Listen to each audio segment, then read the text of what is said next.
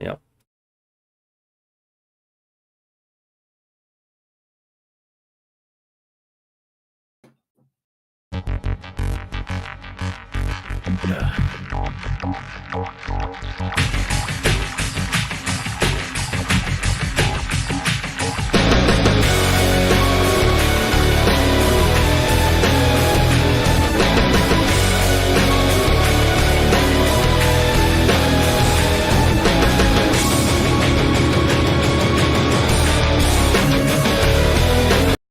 Hello and welcome to day 18 of the Genesis of Androzani Advent Calendar for 2023.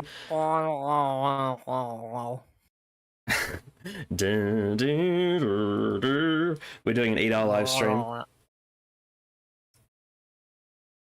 And as always, this is the part of the Advent Calendar usually where things go a bit pear-shaped. As people may have noticed in the last few days, everything's a little bit ever since day 16. But, you know, it is what it is. Most people won't understand what it's like to do something like this, 25 videos in 1 month, especially 25 long form videos in 1 month. It's not easy. It's hard work. And it's always around this part of the calendar when things go a bit woo. But technically in America and the UK it is still the 18th of December, so this is not delayed. No, it's there's 4 hours left of the day. Hello Corporal, hello Luca. Two of my most supportive followers. For some reason Jeb is not here. He will. He said he will be, so hopefully he will turn up at some point.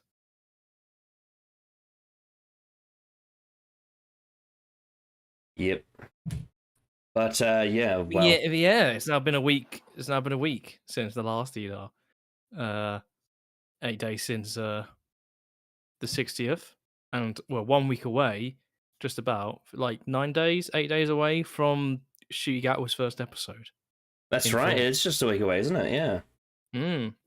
It'll be actually no, yeah, it is literally a week away. It's actually exactly 1 week away. A week from now, we would have seen the first episode. I'll be waking up on Boxing Day morning, and I'll be putting it straight on and not looking at the internet. I will hopefully watching it as it happens. Yep. Hello. Oh my God, Azmat's here as well. He usually watches delayed. I got a good feeling about this stream. I don't know why. It's weird because Jeb's not here, so I shouldn't have a good feeling. But something about this feels right. I guess maybe because I had a good sleep. Yeah, so you've had it. Yeah, very good. I went to a Christmas party for work yesterday. We did Secret Santa, and I put it on Twitter, X or whatever you want to call it. I got my manager bought me for Secret Santa. He bought me a limited edition thing of the Dalek and the First Doctor from the 5 Doctors. Even looking at the figure, it's actually got Richard Hurndall's face. So if anyone asks me, like, what is that? I'll be like, that's the First Doctor. Like, oh, really? And I'll be like, well, technically, yes, but also it's not. Because it's not Hartnell.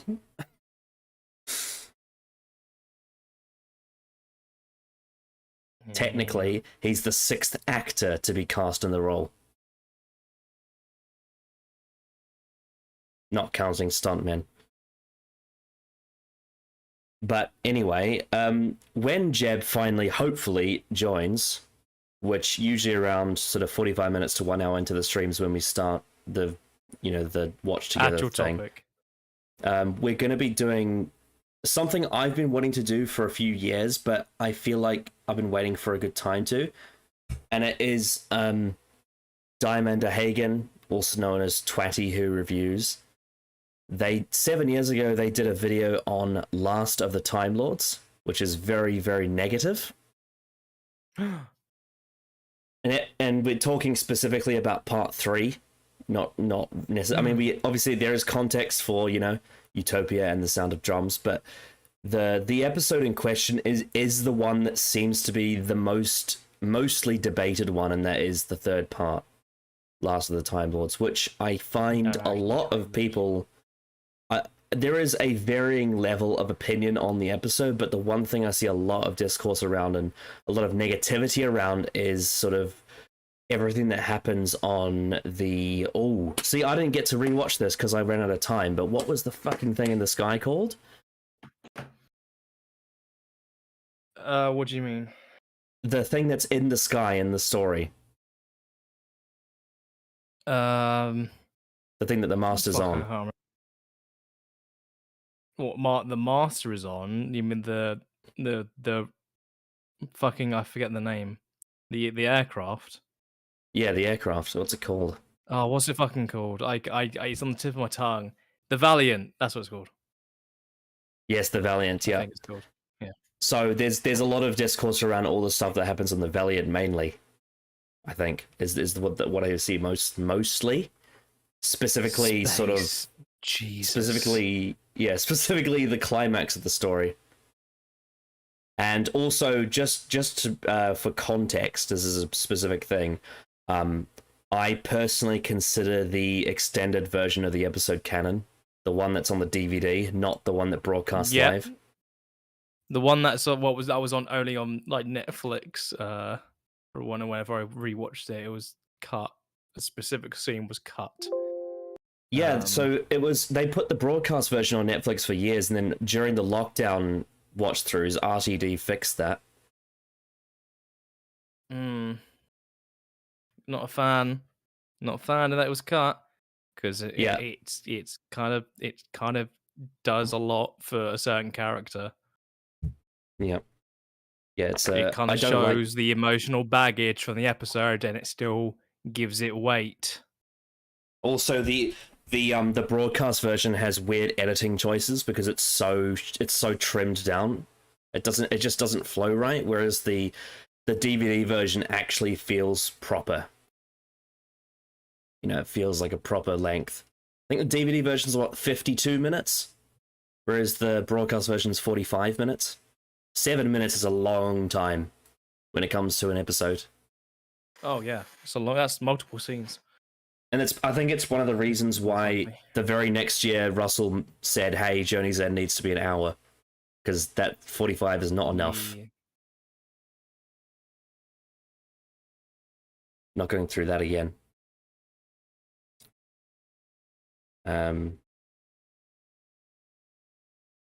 Jed said he'll be on in 15 minutes because he's stupid. Oh yeah, fair enough.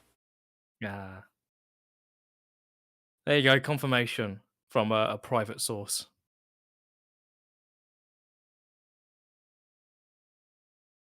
Yeah. But yeah, it is now, yeah, it's been a week since the Giggle came out. Yeah, how, I guess I can ask you, Connor, how, now that you've had a full week to sort of digest it, what are your sort of thoughts on the 60th as a whole, looking back? Yeah, it's interesting. Because I didn't catch the Ecom stream that Jeb, Sky, and Tin did. They were very positive. They were very positive on it. I know they are. I know they're very positive on it. So I'm interested to get your thoughts and Jeb's thoughts when he eventually comes into the call. So what's your sort of feelings on the 60th as a whole now that we've had time to digest it? Just before I answer that, I just want to say to Azmat, so when I say broadcast, I don't mean the one that was on BBC One, because there was a version of the episode, the one that's shorter, that was shown at a preview. It was like a public preview thing, like somewhere, I think, in 2007. It was like an outside theater, and that one was also not the extended. I don't know why, but for some reason there is a cut version, and I don't like that it exists because it is the inferior version. Anyway, moving on. Just the extended version is the canon one. That's the one that I count. So, in terms of the 60th as a whole, I don't think my opinions have changed too much in the last week. I would say there are positives and negatives. I think overall, I think I slightly prefer it over the 50th. In fact, I think if you consider how much I loved Wild Blue Yonder. I would almost say I prefer it pretty considerably over the 50th. When you take into account, I mean, I guess the thing with the 50th though is stuff that's meta, like the Five-ish Doctors and Adventure in Space and Time. That's also got some great stuff in it. But I guess the stuff that is fiction, in terms of like it is part of the canon of the show, I think I prefer the 60th. But I still think there are some things about. Oh, here we go. Perfect. What an entrance. Doctor Who. I'm a goblin. Ah. Yep. Are you going to sing for me? Are you going to sing for us, Jeb? Okay, let's give it a shot. I like killing babies, especially when they Yeah, have let's rabies. go. Woo! I then get the scabies. And then I fuck the ladies. There we go. That's my goblin rap. Oh, you know my one thing about that song that I would have preferred? I would have preferred if the singer sounded like a goblin. That's just my preference because I think it'd be a lot funnier if it was just fucking a female goblin with a good voice, but with like a goblin-esque voice to it. Because imagine that charting. That'd be kind of fucking insane. Jesus I know. Christ. I would love it. I would love it. Yeah, but you can eat some babies. I've already eaten some babies.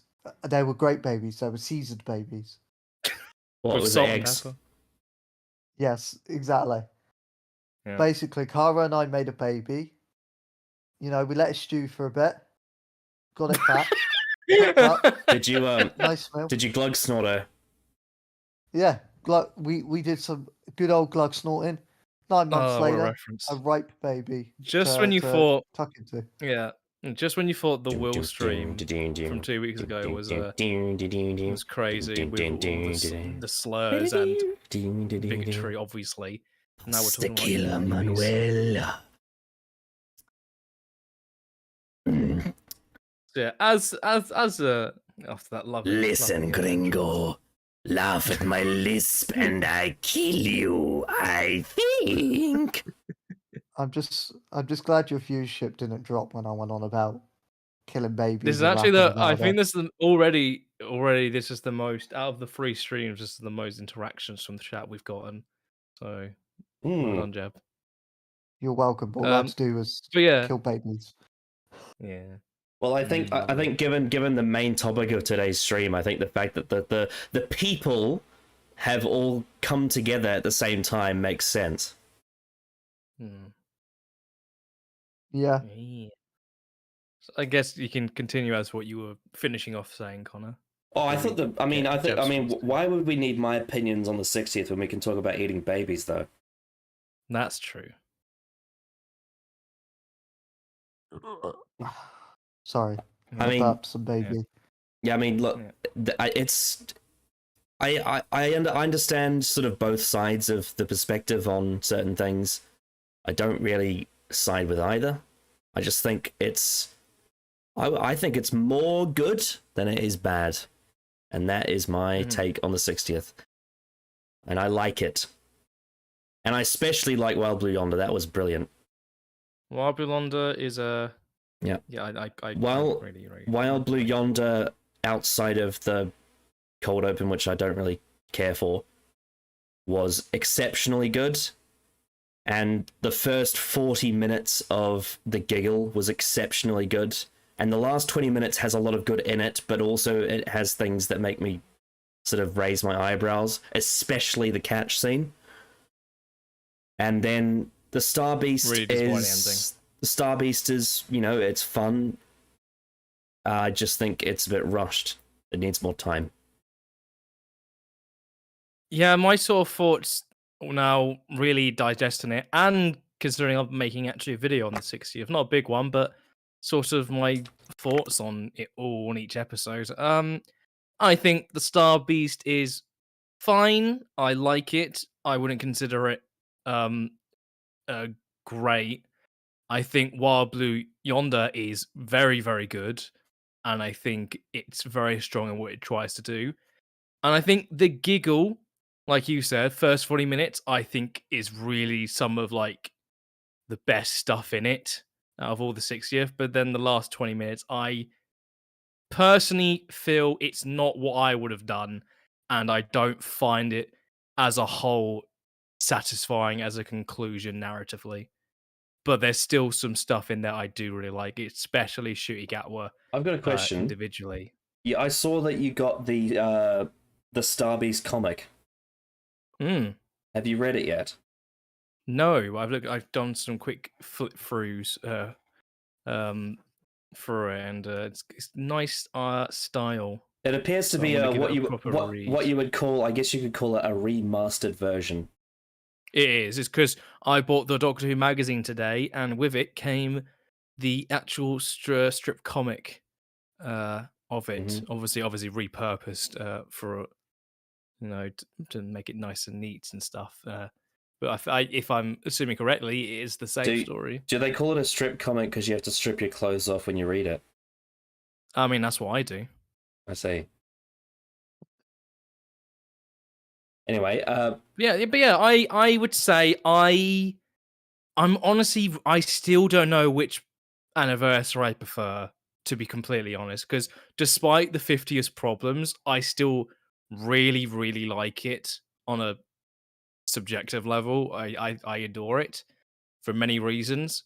I think it isn't perfect, far from it, and I would say the same about the 60th. As a whole, I don't think it's what I would have done, or even probably would want overall as a narrative.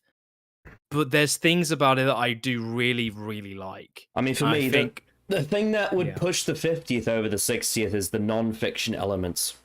So things like the Five-ish Doctors and Adventure in Space and Time are the things I love the most about the 50th. And I think, but then when it comes to 60th, you got stuff like Tales of the TARDIS.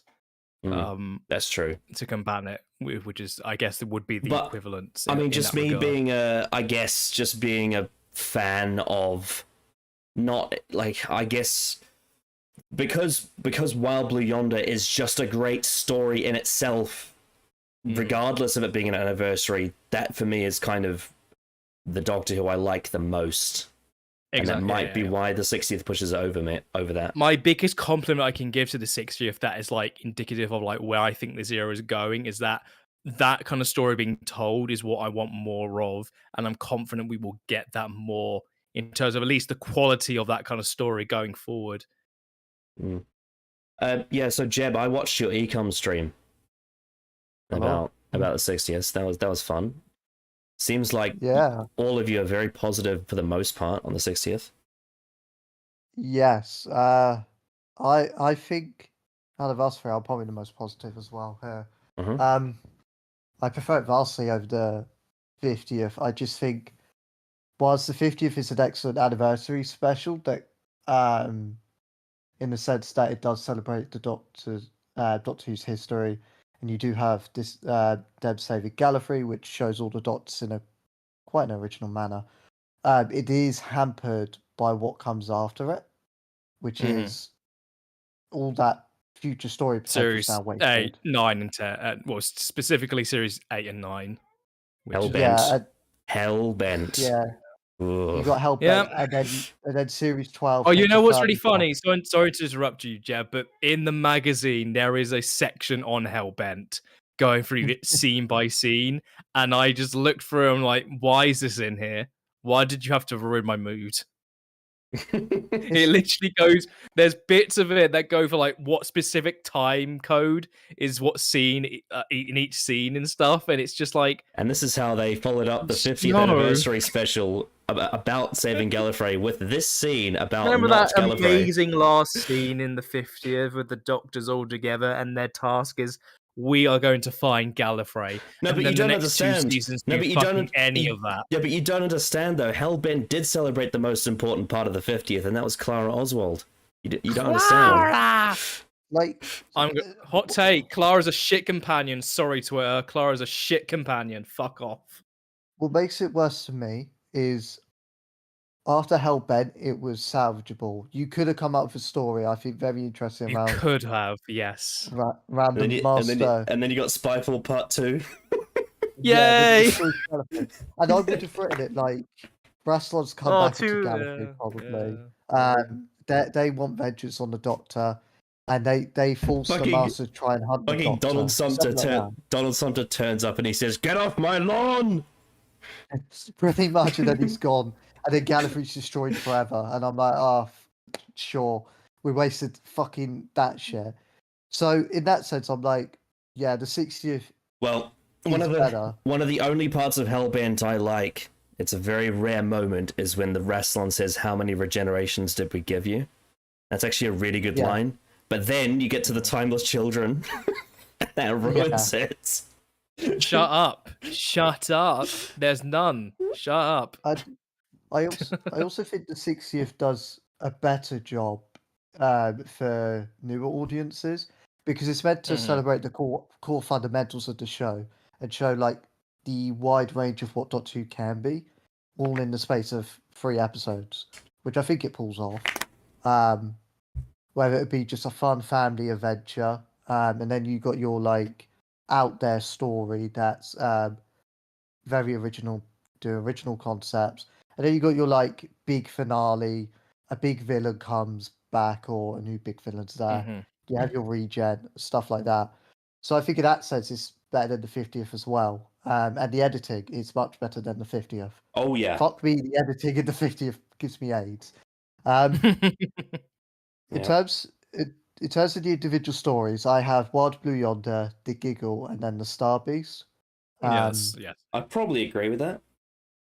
I think that's easy. Just The highs and the giggle are so much better than the highs and the Star Beast. Yeah, significantly, I'd say. The Star Beast is very consistent for me, but it doesn't do anything to make it extraordinary. It's quite a safe. That's the thing. I feel like with the Star Beast, it's really safe. And in a way, it kind of had to be, but at the same time, whereas I think there was still a lot it could have done. I feel like I needed a lot more of Donna and Sylvia talking through the plot, not just before they reunite with the Doctor. I needed more scenes like that. Sylvia being so desperate to keep the Donna away. That kind of stuff is what I needed a lot more of in the Star Beast. Whereas the to giggle reward was, it being like a high stakes story. The giggle was the opposite. You know? The giggle was the opposite. Yeah. It was a dangerous story, and it did actually get quite a bit right. Yeah.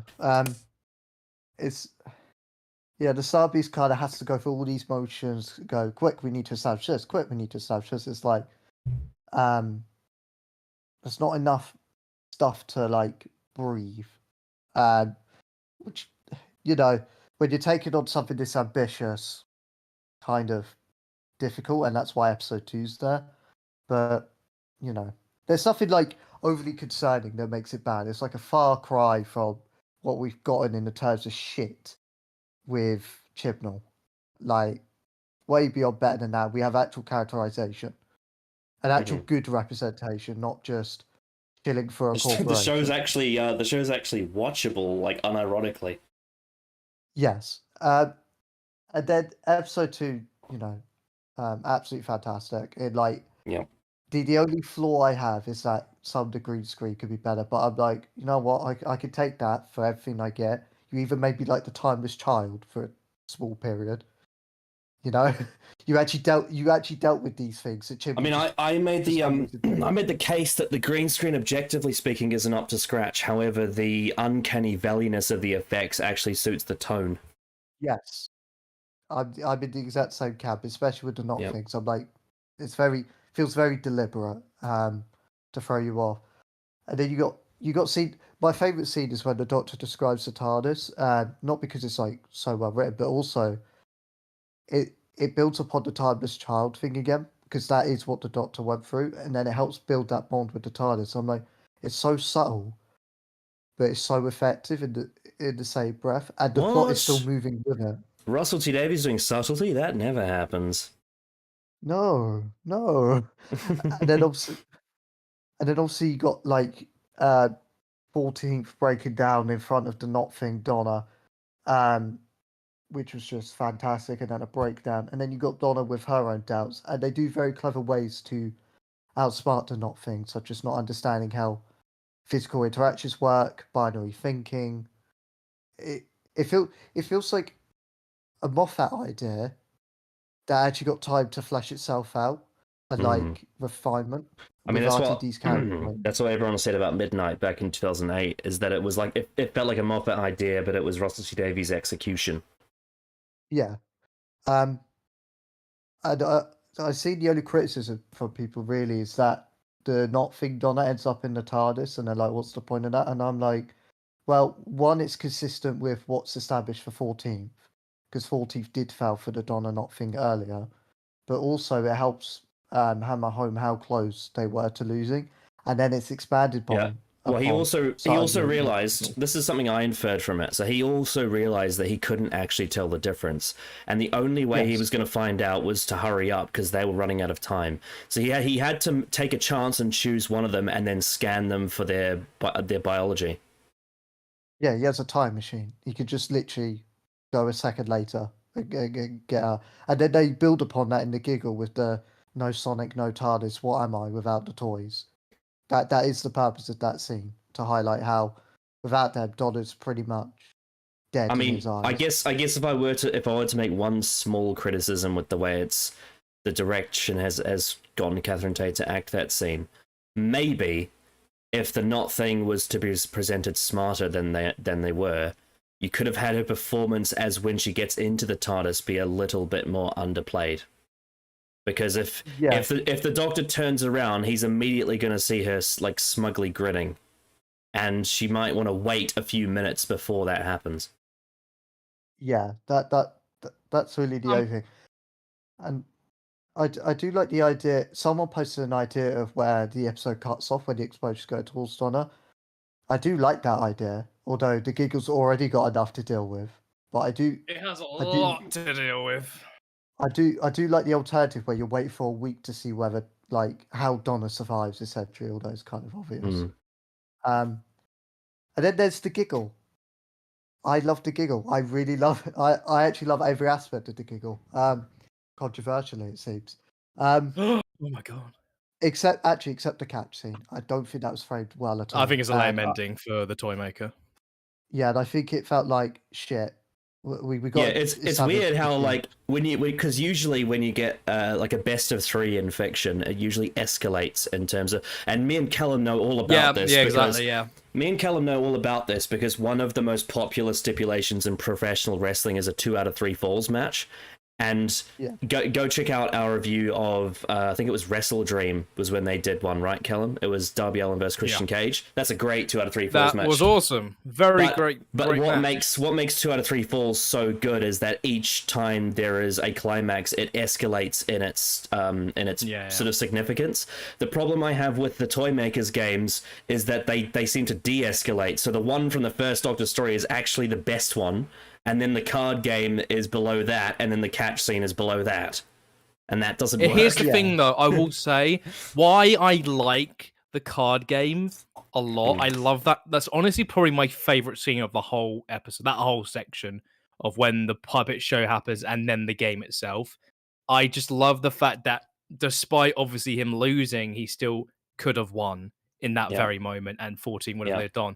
And I really like his reasoning for actually keeping it going, it being best of 3. I think that is such a great way to not only like show off like sort of the toy makers like annoyance from it, but still having to abide by it because what Tennant says is very true. The Doctor manipulated him. Smart enough to do that. Yeah, he exactly. He played his own rules against him and manipulated him. It was really I love good. it. I honestly love that scene.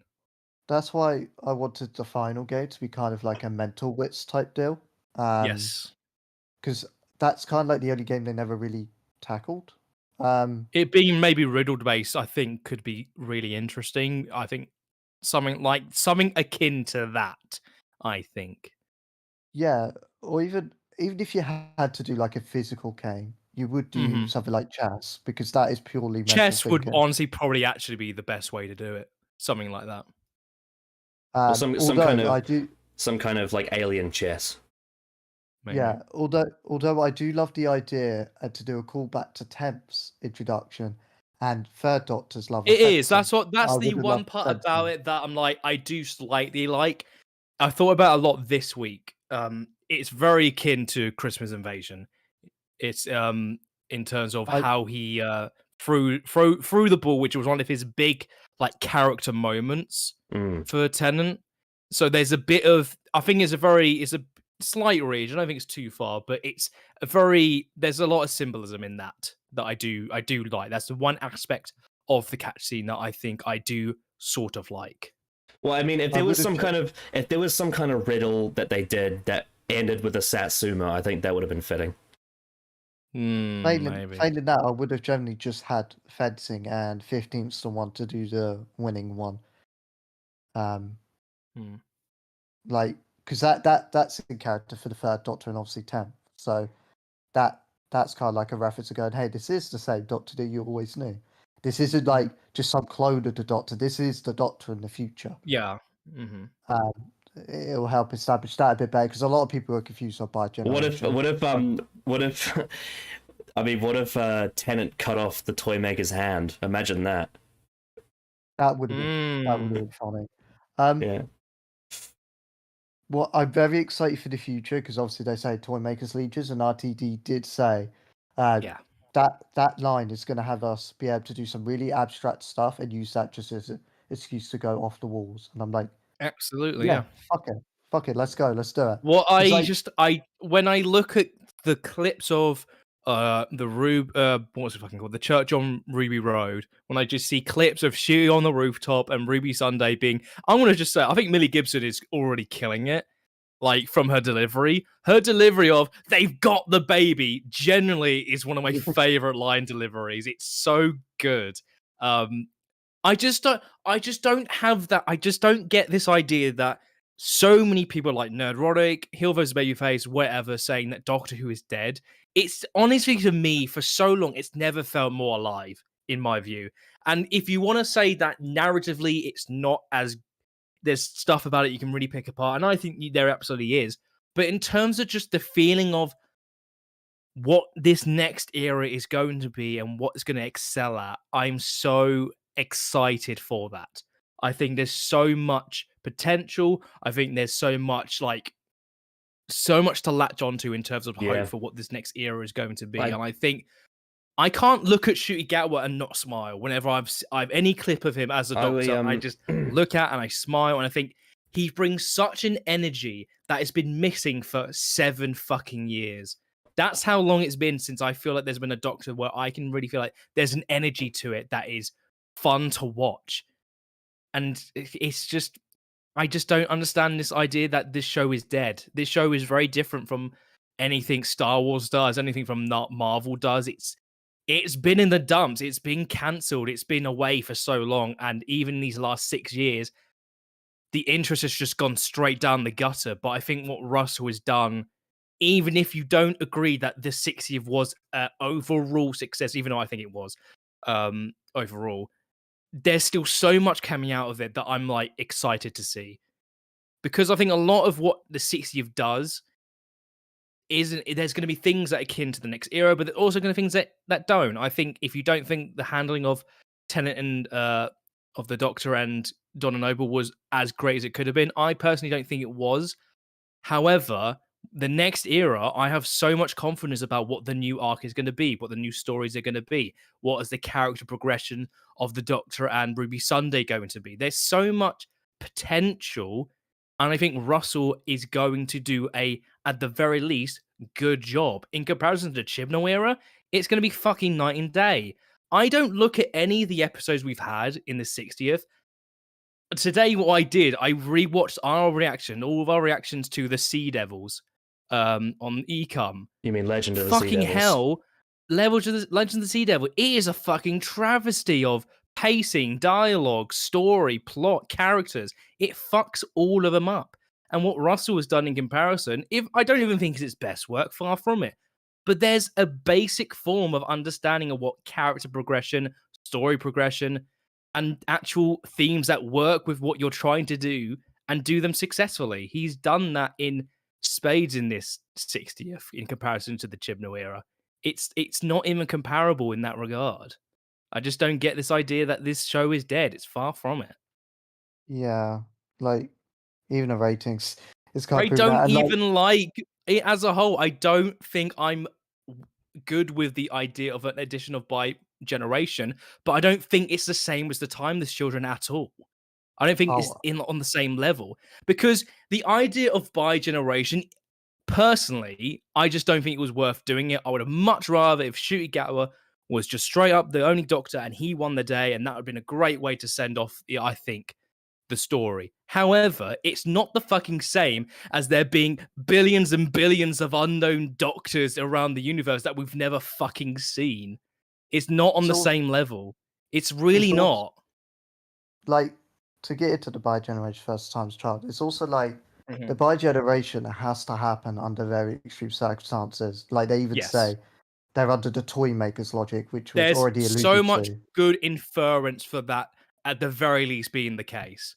Yeah. In comparison to the Timeless Children, where you don't know what the fuck it all fucking means. And then you got 15th assumption, hey, I'm from your future. You need to do this so I become me. And people are like, well, what does that mean? 14 now has to sit out? Does that mean 14 gets involved? Would that not go against his character? I'd argue the opposite, because it's now a fixed point in time. If 14 gets involved and that changes the character, that breaks time itself. Because they'll be interfering with their own time stream and changing their own future events that they already established to themselves.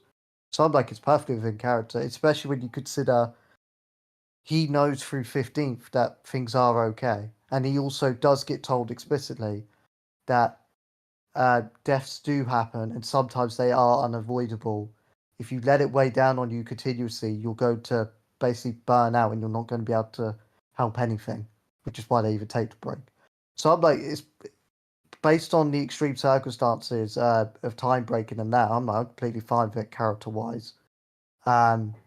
And then logistics-wise of a bi-generation, extreme circumstances.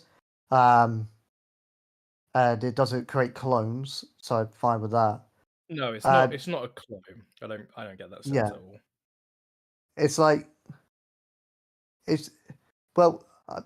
see, Apple, you kind of said that a bit late. They will literally explain that as 14's taking a rest because they are forced to take a rest. I think a lot of people forget that, and I don't blame them because of Chibnall era. But during Moffat and RTD, fixed points of time were a big deal, especially Moffat. And if you interfere with your own established future that you have seen, then you fuck it. That's why Shirley said you're not allowed to know about your future events to 14 in the first episode because of stuff like that. And also, if 14 does do anything, it'll be helping UNIT with information. So, so it works. It works. I just think a lot of people have this expectation that the Doctor must always get involved, and that is a fair one because the Doctor always has. But the point of these specials is to outline why that was a problematic behaviour in the first place. To be fair, Corporal, those adventures of Rose and Mel are just adventures to like New York. It's not like he's going on massive like world-saving adventures. They're literally just visiting, and I think there's enough. Yeah, for me personally, my issue stems with that. I don't like it as an ending for Tennant. I don't feel like it's narratively satisfying for what I think, especially Tennant's Doctor. I don't think that's the ending I would have wanted or think should happen. I much prefer the ending of where Donna has her memory back, the family all around her, they all are happy with where they are, but Tennant accepted his death and turned the shooter. I personally, and I'm absolutely fine when people disagree with me on this. I just personally Callum, would have much preferred that. As what reminds me of, Callum? You know what it reminds me of? So that scene that you're talking about when he accepts it, and then you would say he would just regenerate into Ncuti straight away. It kind of reminds me of when I used to say, there's that line in The Doctor Falls where 12 says, I hope there'd be stars. And then he just sort of dies after that in the TARDIS. I get what you mean. It's a bit like that, actually. Because I would have liked that as an little ending bit. for Capaldi. Yeah. But yeah, 14 doing Avengers Rose and Mal is obviously it's a holiday thing. Like obviously the holiday's like exaggerated because the Doctor can, has a box to travel in. You don't need a plane to Barbados. It's as long as they don't get involved in like alien incursions and that and trying to save all these lives. Otherwise, that will take a toll. Like they even allude to it in the earlier in the episode where Donna's like, "You're just running from one place to the next. You're not letting any of it sink in," and he's actively avoiding it because he knows if he lets it sink in, as he is now, it'll break him. And he can't afford the that. one thing also I would say about the 6th as a whole, I needed more of a reason of why Tennant's face came back. I'm not super satisfied with the reasoning, just personally. Yeah, like I feel like it really needed to be the toy maker being the reason as to why Tennant's face came back and him toy with him, and Russell doing it as more of a theme on what nostalgia has become in modern media. I feel like that would have been really interesting to explore, and I'm not really fully satisfied as the reason as why his face came back. I'm not a massive fan of that. Because it's like I'm just trying to go through the companions. Rhodes is in the parallel universe, so can't have ninth. Martha is in unit, but obviously that causes a lot of guilt. But then Donna causes sorry to interrupt you again, Jeff. I'm getting really sick and tired of people saying Martha needs to come back and be apologized to. I'm getting really fucking sick of that as a take on Twitter. It's really starting to piss me off. She already was apologized to. And the Doctor took responsibility for it. Yeah, like it's getting really old. The whole she was treated badly is getting really fucking old. What about that it line? Really is, and it's getting more popular on Twitter, and it's starting to really piss me off. What about that line in Partners in Crime when he said, "And it was my fault"? That's what I referenced in saying he took responsibility from that, but no one seems to fucking remember it. No, but he has to get on his knees and beg for forgiveness and have a gun to his head. Oh God! Honestly, if Russell did that, I generally would be very pissed off with him. You know, that kind of vengeful thinking is actually really toxic. Wanting people to do that. It's getting a bit toxic for me.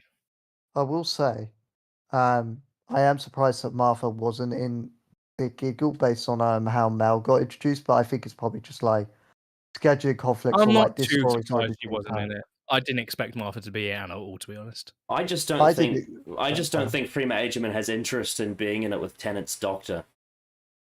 Yeah, which is fine. Which is absolutely fine.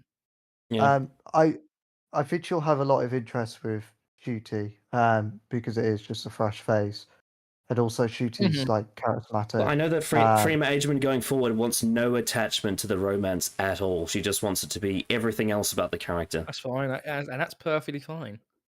Yeah, and I understand that because that arc is ended, so it's fine. It's ended, yeah. It's done. What I love as well, because about the Giggle, it's really an underappreciated detail when they explain like why, for example, Donna and Mel doesn't succumb to the effects. I'm like, that's a really good way of explaining like why Martha, Luke, Rani, Clyde, exactly. The one issue that comes with that is obviously in Power of the Doctor, Kate did travel in the TARDIS very briefly, but then so did Wilf, but Wilf wasn't affected, but Kate was. It doesn't work fully, unfortunately. That's a little bit of a I will say it is not out of the realm that Wilf gets. There is an argument to say Wilf is just so like he is like a great person, and he's right in the fact that he believes in the Doctor. There is something to say about that. I will say. Just to correct you, Kate did not travel in the Power of the Doctor. It was wasn't it the Vanquishers? Yeah, it was she travels in the Power of the Doctor, wouldn't she? Well, she was in the episode. She was in the TARDIS. Power of the Doctor. Was she? Was she? Yeah, in Power of the Doctor. Remember, Conan, when the fucking building collapses and you rage? Oh yes, Kate comes onto the TARDIS. I forgot about that. So she does it. She actually travels twice. I forgot she did it in Vanquishers.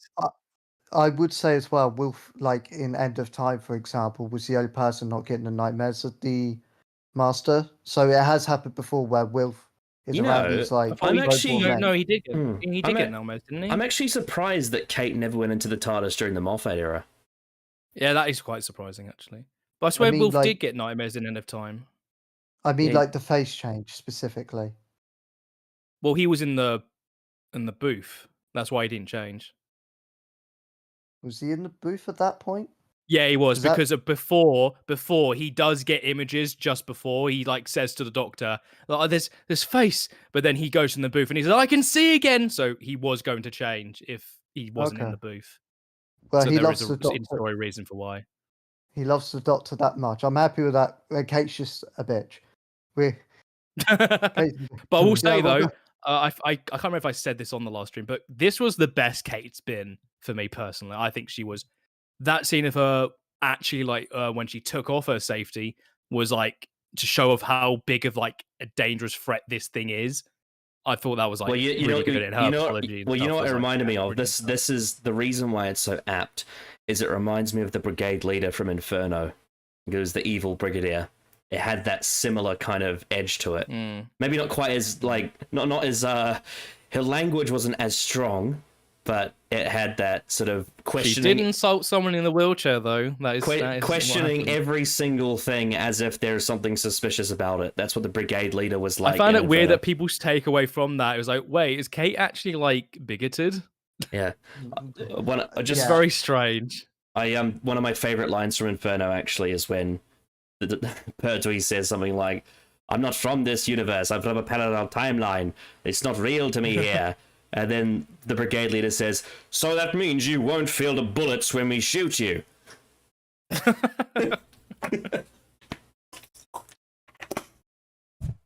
Also, I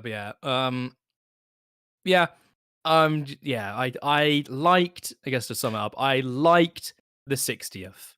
I don't think I loved it. What I was very surprised by is that they actually established Sarah Jane's fucking dead. I was like, I wasn't expecting that. Yeah, really great that they did that. That means that the lockdown special is canon. Yes, it was to be fair. Yeah, it's like, and the Doctor now properly knows. One thing I did think about though, Shiny actually said this to me in DMs. Like, I would like to know where Mr. Smith is right now. I forget if they mentioned it in that. They shut Mr. Smith down in the thingy. I think waiting for like the next group to come along. So just a question. Because the lockdown special is canon, does that mean that COVID is also canon to Doctor Who? Yeah. So that does contradict the Hungry Earth two-parter, doesn't it? Because that takes place in 2020. It could have been early in the year. I forget where it took Literally place. January. It's worth noting Brexit is also in the Doctor Who universe because of Chibnall. Yeah. Even though thanks, Chibnall. Even though the way it's used, I mean, let's just assume that all of the people in the Hungry Earth are anti-maskers. The mum probably is, to be fair. They never heard of COVID. They're in their like rural area. I will be honest. The mum absolutely is anti-mask. I mean, if you're drilling that far into the ground, maybe you are an anti-masker. Just saying. But yeah, I still can't get over that Brexit though because it doesn't work for UNIT. UNIT's a global task force. I mean, that episode's just fucking awful. I do like in the space of 5 years, RTD went from they are out of business to they have an Avengers Tower. They're out in the open, which I think has been long overdue. I think. Well, to be fair, they were out in the open in Classic Who, but it was. Yeah. In the three Doctors, they literally have a sign saying unit headquarters. Yeah, I know. Yeah, it's. I'm glad they are now, and that issue can just go away now. They are out in the open. They are public, which honestly should have been the case ages ago. Which is obviously for their, unit spin-off. That's definitely not happening. Yeah. Never happening. Sure. No, honestly, this is the first time ever where I'm actually looking forward to more Kate Stewart appearances. what I am concerned about is I don't know if Gemma Redgrave could lead a show.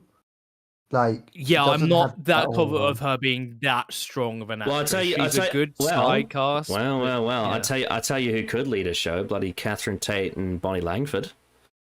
They could.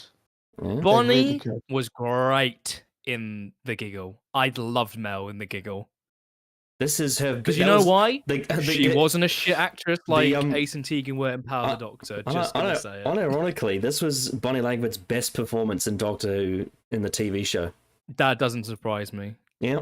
And if her EastEnders work is anything to go by, with how she does dramatic roles, like the death of her in Show's son, RTD, when he does the emotional scene, she's gonna kill her.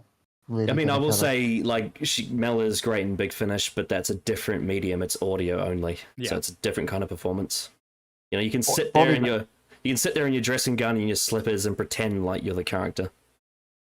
Yeah, Bonnie Langford's a great actress that just hasn't 100%. been utilized properly in the show. She always was. She always was.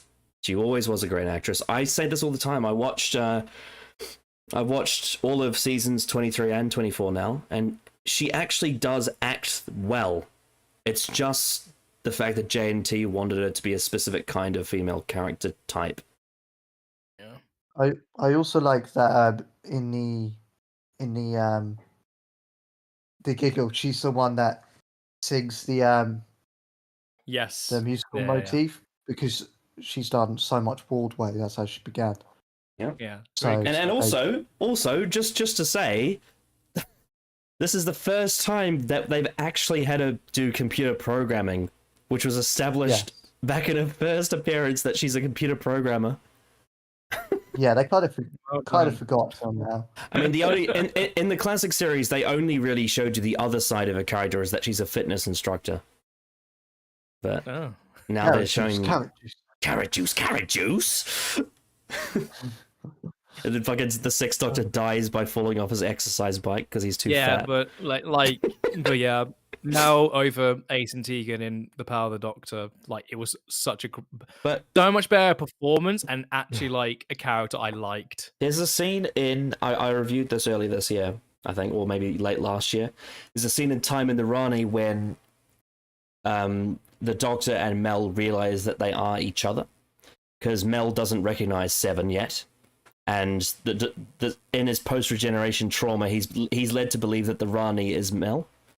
So there's a scene in that story where they realize that they are each other, and it's a great little scene. It's probably the best scene from that story, and it has some great acting from Bonnie Langford in it.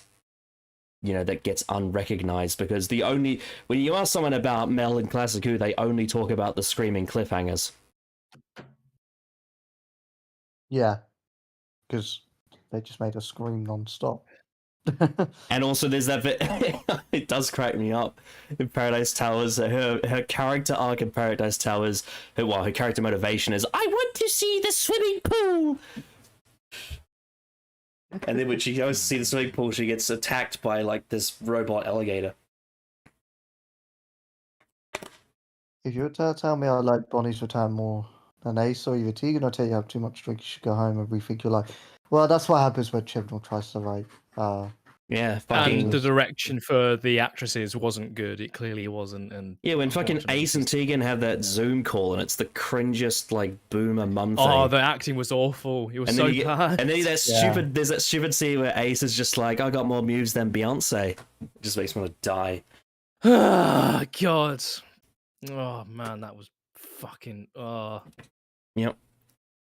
God, that episode is so bad. Why do people like it? It's so shit. Because it has all the old doctors in it. That's the only reason.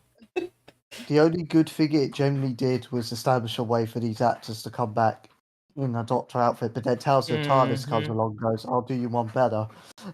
So, you know, what can you do? Also, one of the other things, the great things the 60th does is it takes elements from the previous era and it does them in for the first time does them well.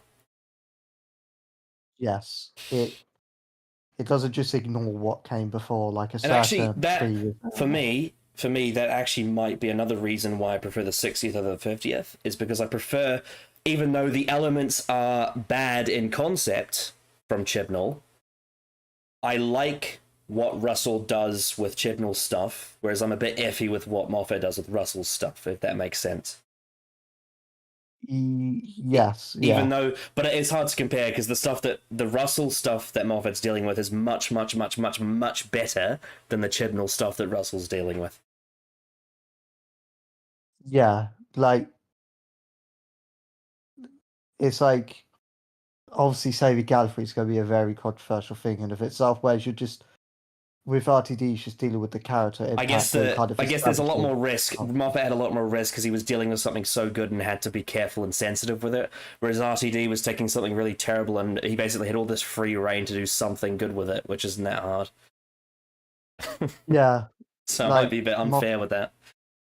Moffat had to conclude a fucking arc. Although, to be fair, the 60th basically concludes the entirety of New Who and all that baggage. Yeah. That's true. It is a conclusion to New Who. I will say. Yeah, that. And it's crazy because he not only is he concluding like the stuff that's actually popular, but he includes Chibnall Who in it and somehow does it well. Mm-hmm. Yeah, and What Blue Yonder actually uses it. Well, I remember there were fucking on one of Nerdworks reviews. They talked about how the fact that they did not like that was included. Him as a MauLer said, "No, why'd you do?" I was like, I understand that reaction. I do. However, the actual material that was actually done, you can't argue that it wasn't at the very least well done. Because I think the actual reasoning why the Not Things use that against him, it makes him vulnerable, makes his heart rate go up, all that stuff, and they learn more about them. It fundamentally works. Shut up. You can't argue. Shut up. It's woke. It fundamentally works, and it actually uses the flux to actually fucking mean something, Nah, it's woke. It's just woke. I understand the hesitance of it. I do. And I think if you had that reaction, fine. However, you can't argue it didn't work on a fundamental level in terms of why the Not Things said that and what it means, Yeah, it's also like as well with Shooty's error, it's still not just going to obviously ignore everything. It's going to deal with it in probably unexpected ways and imaginative ways because Shooty doesn't have that baggage and heaviness. But again, in RTD's first run, he took something from the TV movie that was really bad, the idea of the Doctor being half human, and he transformed it into subtext. So instead of him actually being half human, it's more like, what would it be like if he had a lifestyle that was testing whether or not he could be half human and why that's not possible. And you get that scene in Father's Day, I could never have a life like that. Or, the whole of Human Nature, Family of Blood. Yeah, and he's also doing the thing where like the incarnation's characterization continues on to the next one. And also the thing at the end of Journey's End where it's the meta-crisis is the human the Doctor could never be. Yeah, because like Shooty's Doctor is apparently going to be the most human we've seen, and that makes complete sense given 14 spent most of their time with Donna's family. Humans. Yeah. Similar to like how 9th and 10th are like 10th is a continuation of 9th because of situation. Why I think 15 is going to be very emotionally capable towards others, which I think is something that I'm ready for in comparison to like it's Smith, interesting, Capaldi, and Jodie. Because that's the thing though, is that I've seen a bit of pushback on the idea of the Doctor being human again, but I actually am getting a bit sick and tired of the Doctor being a socially awkward nerd, and I want something else. Let it fucking end. God, dear God, let the character be confident. We got be like, charismatic. We got 12 years. Of God. We got 12 years of it. 12 years in Azkaban. I'm done with it, please. 12 years of shit like the bloody Jay's stream with Vidana 7 months ago that you showed me, Callum, reminded me of so much of I don't know if you know this, Jeb, but Jay did a whole series ranking of all the New Who seasons, and it just went over all the fucking shit in series. They pulled 6, up 7, 8, 9, And then obviously 11. They to pulled up 13 like years, so. deep cuts from the Moffat era that I completely forgotten It reminds about. you that despite Chibnall being worse, which it is, it's much worse. The Moffat era was not that good either. It was really bad. There's that Don't bit where let the Not My Doctors people fool you into thinking the Moffat era it was all sunshines and rainbows. It was fucking horror for most of it. There was only 2 good seasons.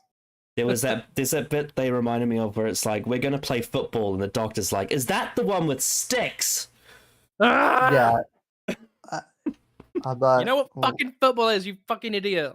Fucking, also, like, Shooty's Doctor, based on that clip on the Church of Ruby Road, I get heavy, like, ninth vibes, but like a much happier ninth, almost like towards the end of their season. Who just sees a ladder and just hops on? Yeah, think of like Ninth and sort of Boomtown and the fun scenes.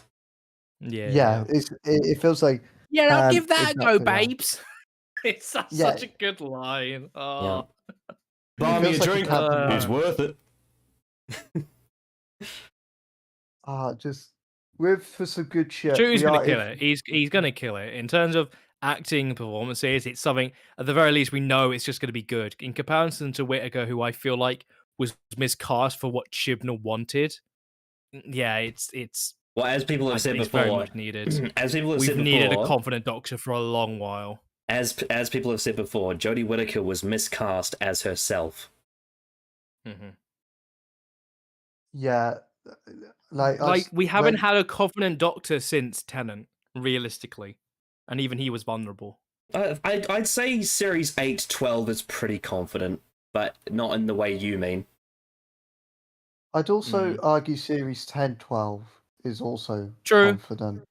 But I mean like a character that is consistently consistent. I get what you mean. 12, it's quite all over the place from each season to season. Well, the thing is, 12 kind of balances both. He balances both, really. He has both elements of confidence and charisma, but he also has elements of being awkward and but when strange. you look at Shooty and any scene he's been a part of in terms of clips and stuff, you get the sense of how confident he is, not as a performer, but the character as well. What you mean is what you're trying to say is that he's the first since Tennant to be a cool Doctor. And it actually be cool and fun, and that's what you mean. Because I would say that Capaldi is very confident in himself, but I wouldn't call him socially cool. I'd say he's still very much an outcast. But he's one of those. Yeah. He's one of those outcasts that people respect anyway because he sort of just doesn't really give a fuck. Well, at least when he's written well, that's how he is. The one thing that Russell needs to do: bring back the coming soon trailers, please. Bring them back. I don't want it just be on social media. I want coming soon trailers that are on the same level as Series 3 and Series 2 and Series 4. Bring those back, please. I'm fully expecting that for the end of. I'll be really special. We need it. The one thing that I don't like is a lot of the BBC trailers lately have not been great. I've not been a fan of them in terms of the vibe and sort of presentation. When Shooty appeared on screen, my mum, who's just not a Doctor Who fan, went immediately when it ended, that's going to be the best Doctor. That person makes me want to watch Doctor Who. And I'm like... Because he's endlessly just charismatic. He really is. Yeah, infectious. He's infectiously charming. The fact we got a talent like Shooty Gatwa, who was on a mainstream show that was everywhere, is quite and he was great in it. Yeah. Yeah, it's really he is fantastic in Sex Education. He was also in Barbie. Yes. He was. I haven't seen Barbie yet, so yeah. And it does remind me of when we got Tennant, but I think even in a bigger sense because of how big Sex Education is worldwide. Yeah. It shows the ambition that this era wants to be and wants to stand amongst. Tennant was on that same sort of level. Tennant was a rising star in the UK at the time. Yeah, I think some people recognized him from Goblet of Fire, but that's sort of. Obviously, Casanova came out the year before 2005. Yeah, he was also in a remake of the Quatermass Experiment in 2004 as well. But that's a bit of a niche. Yeah, like Ncuti Gat was like, I think the perfect. What made me think he would be the best Doctor is every time I hear Rusty Davies go, I already had my mind set on a Doctor, and then Ncuti Gatwa came in the last one, and he changed my mind. So back in what I can say is like back in 2004, like David Tennant was known of by the British public, and I think the take of him at the time was he's about to be a star. He just needs that one role that's going to define him, and then the next year it happened. Mm-hmm. Yes. How long do we think Ncuti will stay as the Doctor? I think he's going to be around for a while. 4 seasons. 4 seasons. I think he'll leave with Russell. He'll do. I don't think he'll leave with Russell because I think Russell'll stay on for another Doctor. But you really think? You think Russell's going to do more than 4 seasons? I'm not sure. I could see either way happening, but I definitely think Ncuti's staying for quite a while. Do you reckon? Do you reckon Russell will do 6 like Moffat did? Based on how they because they're doing the filming very differently, right? They're doing in batches of 2 seasons to make it for easier. Some fucking reason. Nobody thinks because they think it's going to be good when it more so is to do with the fact of deadlines. Russell wants to get it done properly and then not be down the fucking wire. And I also think as well because I feel like the task is much bigger this time in terms of ambition. Yeah. Like RTD wants to establish a whole universe, not just a few spin-offs and then the main show. It wants to go bigger, and I think that's going to take a lot longer than. Do you think maybe what's happened here is he's finally figured out how to get around the issues he didn't? You know, when he did the Writer's Tale, he explained the issues with doing the show. Do you think maybe he's finally figured out how to get around those issues? Yes, I think most definitely. I think stuff like outletting it to Bad Wolf, the changes in attitude in writing in general, include with RTD, and how BBC have improved their standards. I think, it kind of makes sense. I think he said when he got to series 3 originally in his first run, he his mental health was in the gutter. Yeah, and I feel like for a guy that said he was never going to come back, and he's now come back, I feel like he wants to be there long term. And I would be surprised if he doesn't keep going to he might retire. Yeah. This might be his last huge thing. Yeah, well, I know that with Torchwood, he wasn't happy with how Chibnall handled the first series, which is not surprising. So when it came to series 2, he was very hands-on, and that required him working more hours. There was even a whole thing where he went in and he said, this thing that you've changed to this character has to change back to this other character. I don't care what stage you're in, whether that be pre-production, whether you've already shot it, I don't care, you have to redo it with this character. He was very, very adamant about that. Yeah, I just feel like with the experience of the first era, the second era, he's a lot more wise. He's a lot more talented, a lot more planned. The BBC are just I would be surprised if he does more than 6, honestly. But I expect him to do 6. Interesting. 2 Doctor runs type deal. Maybe even 7 in that case. Does that mean you think that Ncuti will do 3 then? I think Ncuti will do 4. Right. Because again, you do 2 seasons, and then you have your break to do whatever projects you want. Because Doctor Who's got some time to air its shit. Mm-hmm. And then you just film the next batch, and then you got more time, and then you got whatever spin-offs may come. Do you think do you think that the Doctor after Ncuti will do 2 seasons, or will they do more with another showrunner? It depends who they get in and on Russell. I just had a thought though, because of the 2-season batch thing, you could potentially, for the Doctor after Ncuti, get a really, really big name because they'd only have to commit to 2 seasons in one go. Yes, you could. Like Hugh Grant, if he ever said he would do it, if he ever said he would, if you're gonna dream, but Jeff, that's someone, a white straight man. You can't do that. No. if you're gonna like if Russell wants to dream cast someone that you never thought he would get, he could get someone, get them in for 2 seasons that are filmed all in one go, and that can be their run. I don't think who could that be? Maybe like a for Gillian me? Anderson or something. Yeah. Although I quite like her as the master, I'm not gonna lie. What about Olivia Colman? Trying to think how you would do Olivia Colman. Like, I see her as the Doctor. I'm just thinking how, like, would she be up for all that running? That's Probably, true. knowing her. That's I true. think she might be. Hugh Grant is up there. There's an actor that I love. I'm just kind of missing out on their name. I'm not too sure myself, really. Dan, I would like Dan Because Stevens. I trust Russell's judgment a lot in terms of. That's the thing, though, isn't it? Because with Shudigawa, no one expected or predicted him or suggested him. He just popped out completely out of nowhere, and people went, "Oh yeah, he would be a good choice, wouldn't he?"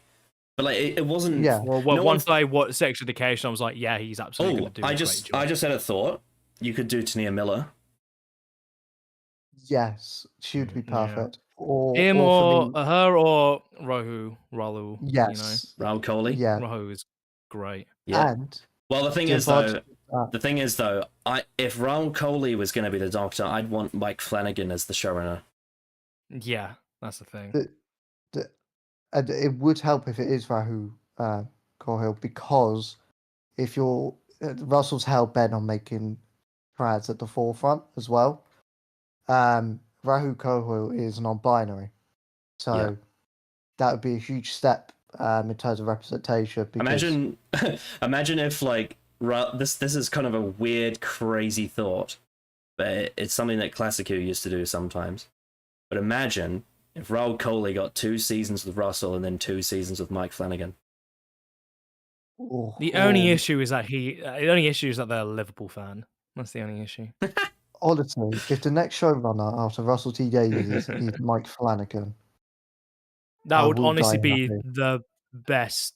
That's the best timeline, because Mike Flanagan and by that time, I don't know how long his contract with Amazon is, because he's now going to be doing shows for Amazon Prime.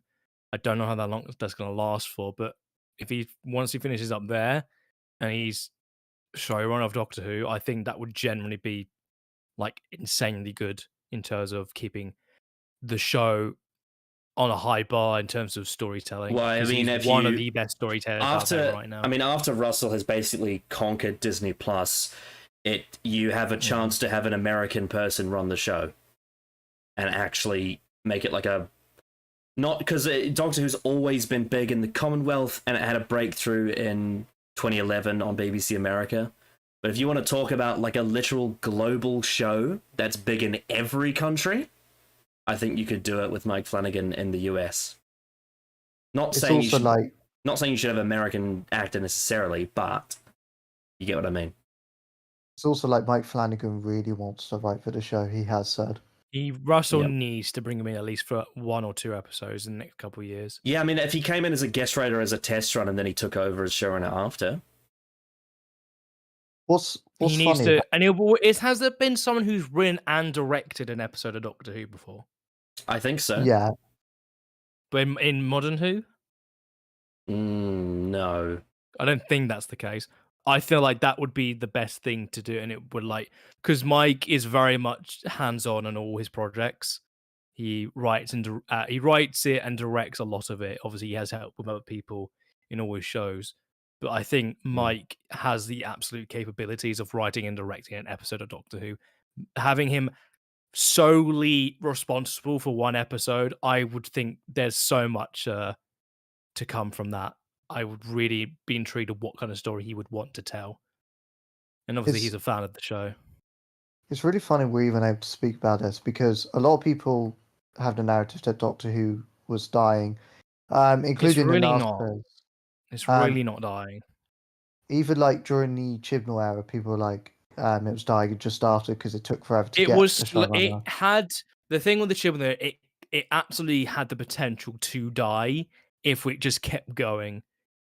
He was very lucky that he decided to stop where he did, and Russell came in. it's also like as well. Like everyone's going like RTD's here to save the show. I don't fully subscribe to that narrative, and there's a reason for that. The reason why Doctor Who is going all out the way it is actually because it is so successful. Basically, in the UK, the Tory government are planning to scrap the license fee, and that is the key revenue with the BBC. Now they have to look at their next big revenue in their TV products, and that's Doctor Who. So what do? They're like, shit, we need to really pump money into this, invest and get the returns, which is why it's going on Disney Plus and such, and why there's plans to make a big expansion of it. They actually now give a shit because they need to give a shit. So thank the Tories, oddly, for making Doctor Who. Yeah, well, mate, they they did it for the wrong reasons, but we got something good out of it. Yes, so you could, if there's one reason to vote for the Tories, it would be that, but don't vote for the Tories. That's why. I mean, I guess the license fee gave Chibnall Who more like steroid muscle in terms of what it can do with its visuals, but the show was ran into the ground, at least from a quality point of view, not necessarily viewership, but from a quality point of view, it definitely felt like the BBC was handling it too much like a product. I mean, I heard a story that apparently during some of the shoots for Series 11, the actors didn't get their lines until 1 hour before they were on camera. It sounds that, not going to lie, at points. Yeah. And like I see people actually want us to go back to Chibnall marketing as well, and I'm like, do you just fucking not no? That was awful. The only thing he did good was hide spoilers, but even then, those got leaked. Like, I was like, guys, even like magazine providers were so confused, I had nothing to say, and they wanted to cover the show. Like SFX was like, also, you gotta remember as well. Like, I mean, Wild Blue Yonder, they had spoilers from that, but people were disappointed because they thought, oh, why is it not cameos? And it's a 60th. It's like, fuck oh my god, off. why is it an interesting story? No. So I like the bit in the behind the scenes where Russell says, oh, the Doctor could go in a room and the ghost of William Hartnell's there. And I thought, nope, stick with the idea, stick with the story. Yeah, he's like, I've actually refrained. No, but he was cringe, and he forgot himself, as a lot of people seemingly are saying about him after the 60th episodes. He went woke. Guys. Come on. Also, have you noticed that a lot of I'm not counting the Jodie stans that say she's been erased, but have you noticed there's a lot of the people that really didn't like the 10th Doctor, they now really like 14 because he's like an old gay daddy, which is like their type. Yeah, it's quite funny that they don't like 10th because 10 is such a a young heterosexual. Well, they have bad opinions, he's like a young jock, even though he's not. I guess my hot take is that I still think 10th Doctor is superior to 14th, like quite. Well, it's kind of an unfair test when you compare someone who has like 3.5 seasons to 3 episodes. Mm-hmm. Exactly. That's why I don't like the fact that people are like, oh, 14th, he's already like top tier Doctors. Like, I like 14 a lot. He doesn't hold a candle to 9. I mean, I'd 10, agree that 5, 4,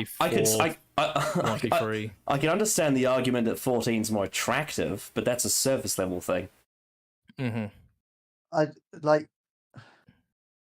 you have multiple seasons of these incarnations with their own arcs that are more developed, and that's not 14's fault. Don't get me wrong. No, definitely not. No.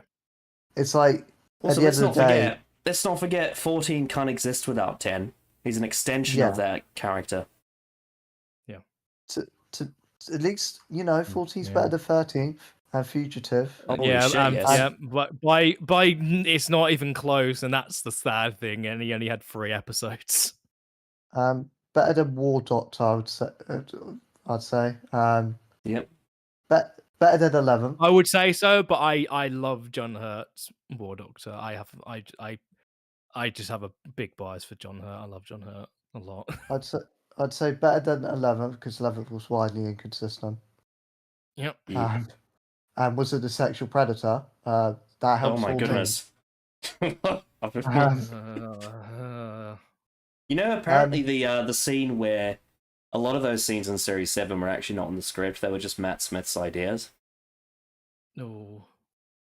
I mean, I think the skirt line is in the script, but like in Dinosaurs in a Spaceship when he kisses Rory, that was ad libbed, and then also the scene in Crimson Horror was also ad libbed. Ah, I just saw someone talk about that on Twitter literally like 5 minutes ago too. Was that worse than the stuff that 13 did for like Grave and queer baiting? It's like, kind of. I mean, they're very different. But those are still quite bad. They're very different, especially in terms of tone. It's all just bad. It's all bad. It's just all bad. I would say the Doctor kissing, a lesbian. Yeah, that's not great.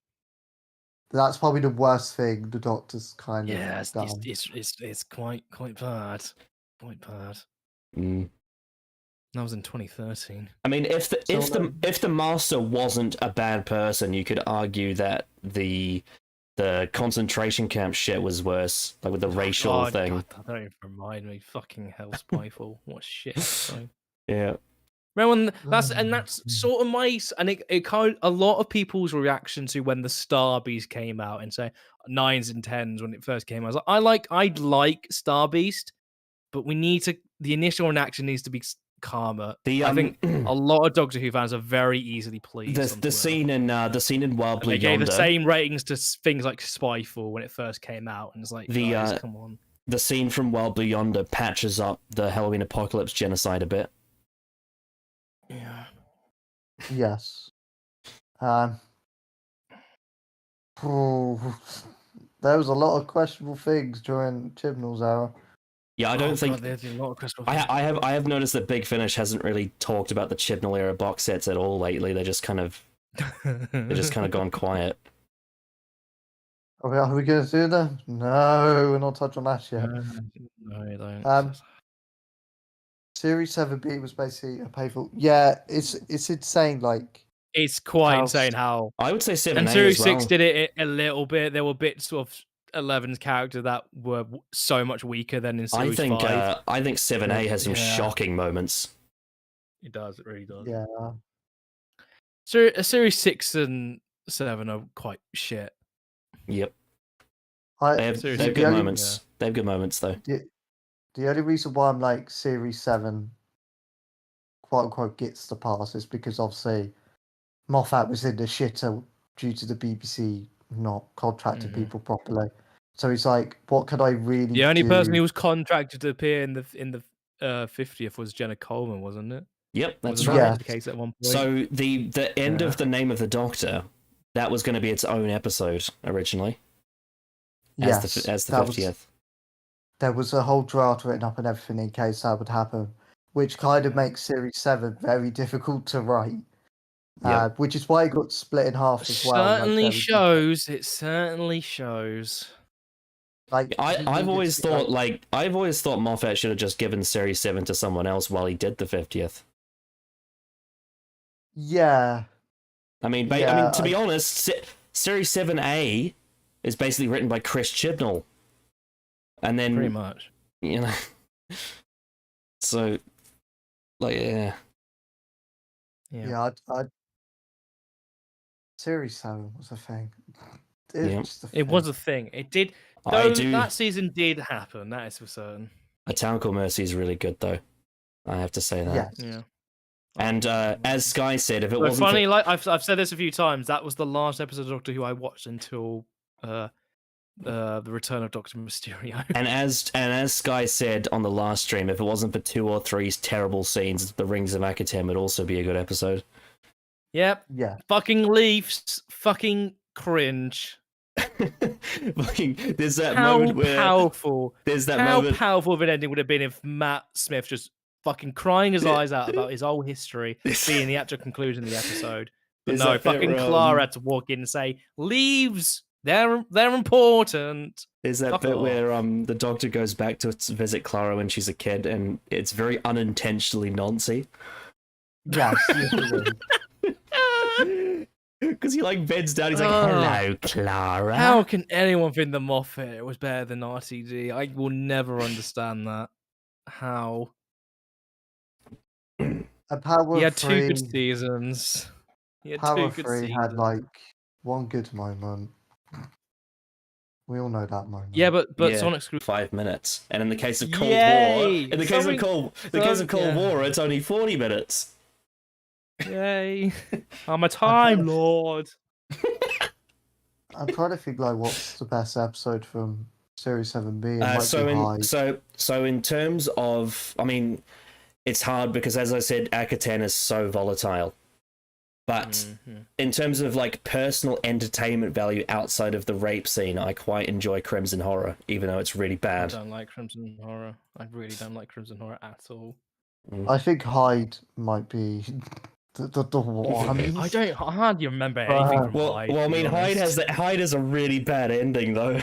It's a really bad ending. And Hyde also has that scene where the Doctor goes, "You're the only mystery worth solving." Yeah. I'm like, really, Doctor? That's the only mystery for you? Yeah. I mean, look, because you don't have much choice. Cold War is like desperate. The Bells of St. John is fucking insane. Journeys to Center of the TARDIS is terrible. Nightmare in Silver is terrible. What's left? The Name of the Doctor, I guess, but that's got a lot of issues.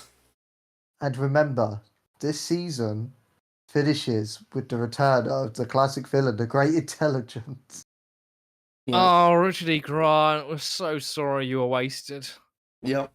The Great Intelligence in Classic Who was really good. He's honestly, really good. Name of the Doctor is such a forgettable episode, but I fucking hate that episode so fucking much. Because was it because of the Impossible Girl doing a wrecking ball through the show? God, and was it so funny? Like that weird thing of like how the Doctor says, "I always knew I was going to Trenzalore," despite the fact in the previous series he says, "I always knew I was going to Lake Silencio." You always knew, did you? You always knew. I will say one thing I do enjoy about the episode though is it gives us like a few seconds of Dan Starkey doing a really cool Sontaran when he forgets about Strax. God. Strax. And then they forget like Sontar's a serious warmongering race. They're just a bit goofy in appearance. They had the library data of River Song say the password to the Doctor's grave or something. Yeah. That's a weird episode. It's a really weird episode. It's a really weird and bad. That's the only reason River had to appear. It's like, well, we kind of need the Doctor's grave to open. Okay, let's introduce River. I do like a conclusion to her again, the 50th time. Right. And then in a few seasons, there's a Christmas special where we say goodbye to her again. Yep. Yeah. So that episode was actually alright. Yeah, Husbands is actually better than Name. It was alright. Anyway, so it's been an hour and a half, and the fans want to see us go to the actual meat of the stream. So shall we move on to what we're supposed to be doing? Yeah. I mean, I let it go this long because it was such a good conversation. I just never wanted it to end. Yeah, we enjoyed it. We enjoyed shitting on. You don't know. Doctor Who. The Doctor doesn't like endings. This is your fault, Matt. You ruined the conversation. I was also going to address something else, but I'll probably save it for another day because my thoughts aren't really finished on it. But I'll I guess I have to put a link to the watch together in the. That would be helpful. Chatter. Yes. So as I said at the start of the stream, we will be doing a watch through of Diamanda Hagen's video from 7 years ago on Last of the Time Lords. And I've been requested to do this one on EDAR for many years, and I wanted to wait until there was the right time and place to do it. And I think now is a good time, because Last of the Time Lords is an episode that gets a lot of flack online, especially the stuff on the Valiant. And here in this live stream, you have 3 people who really like the episode, think it's really good. So I think we're the right people to contend with this. My main issue with my main issue with Last of the Time Lords is actually to do with, I think the presentation of it confuses the audience into thinking something that it's not. I don't think it communicates it that well to the people that aren't really being, what's the word, the less sort of, I can't remember what the word is, but it's the kind of people who watch the episode and don't really pay attention to the fine print probably don't. This episode probably doesn't represent itself enough to them, which is why there's a lot of confusion about the actual meaning of it. Because obviously the most common criticism is the Space Jesus scene. And I think a lot of that is down to how it's presented as opposed to how it's written, because I think the way it's written actually does work. Mm-hmm. Yeah. But it takes really reading the fine print in the writing to understand that, and that might be the main issue it has. And also, there's also the whole other parts of the episode that really work. Oh yeah, it's really that fucking never good. really gets talked about. It is always only about the Space Jesus scene and nothing else. We don't talk about the character work. There are other people. Story. There are other people that don't like Sim's Master, but that's a separate thing altogether. Yeah, but they have shit opinions. And again, this is kind of like what Sky said in the last stream about some people just don't like change. Like hot take, John Sim is the best master we've had in New Who by a long distance for me.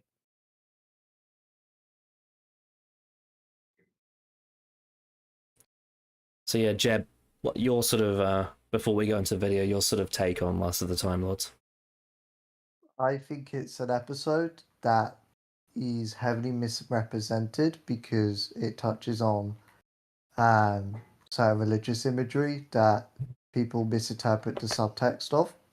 Yes. Because they only had, because most people's exposure to religion nowadays is they hear like the service level, so they don't think it's subtext so much.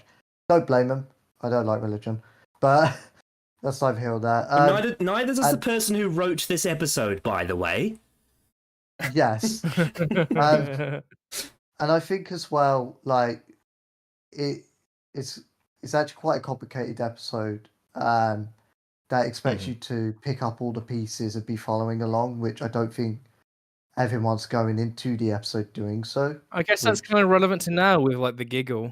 I guess it's very, very similar in that regard. Yeah, RTD's writing is very much like gives you the pieces, you will work them out as we go along. He respects you to think about what you're watching, which is really good.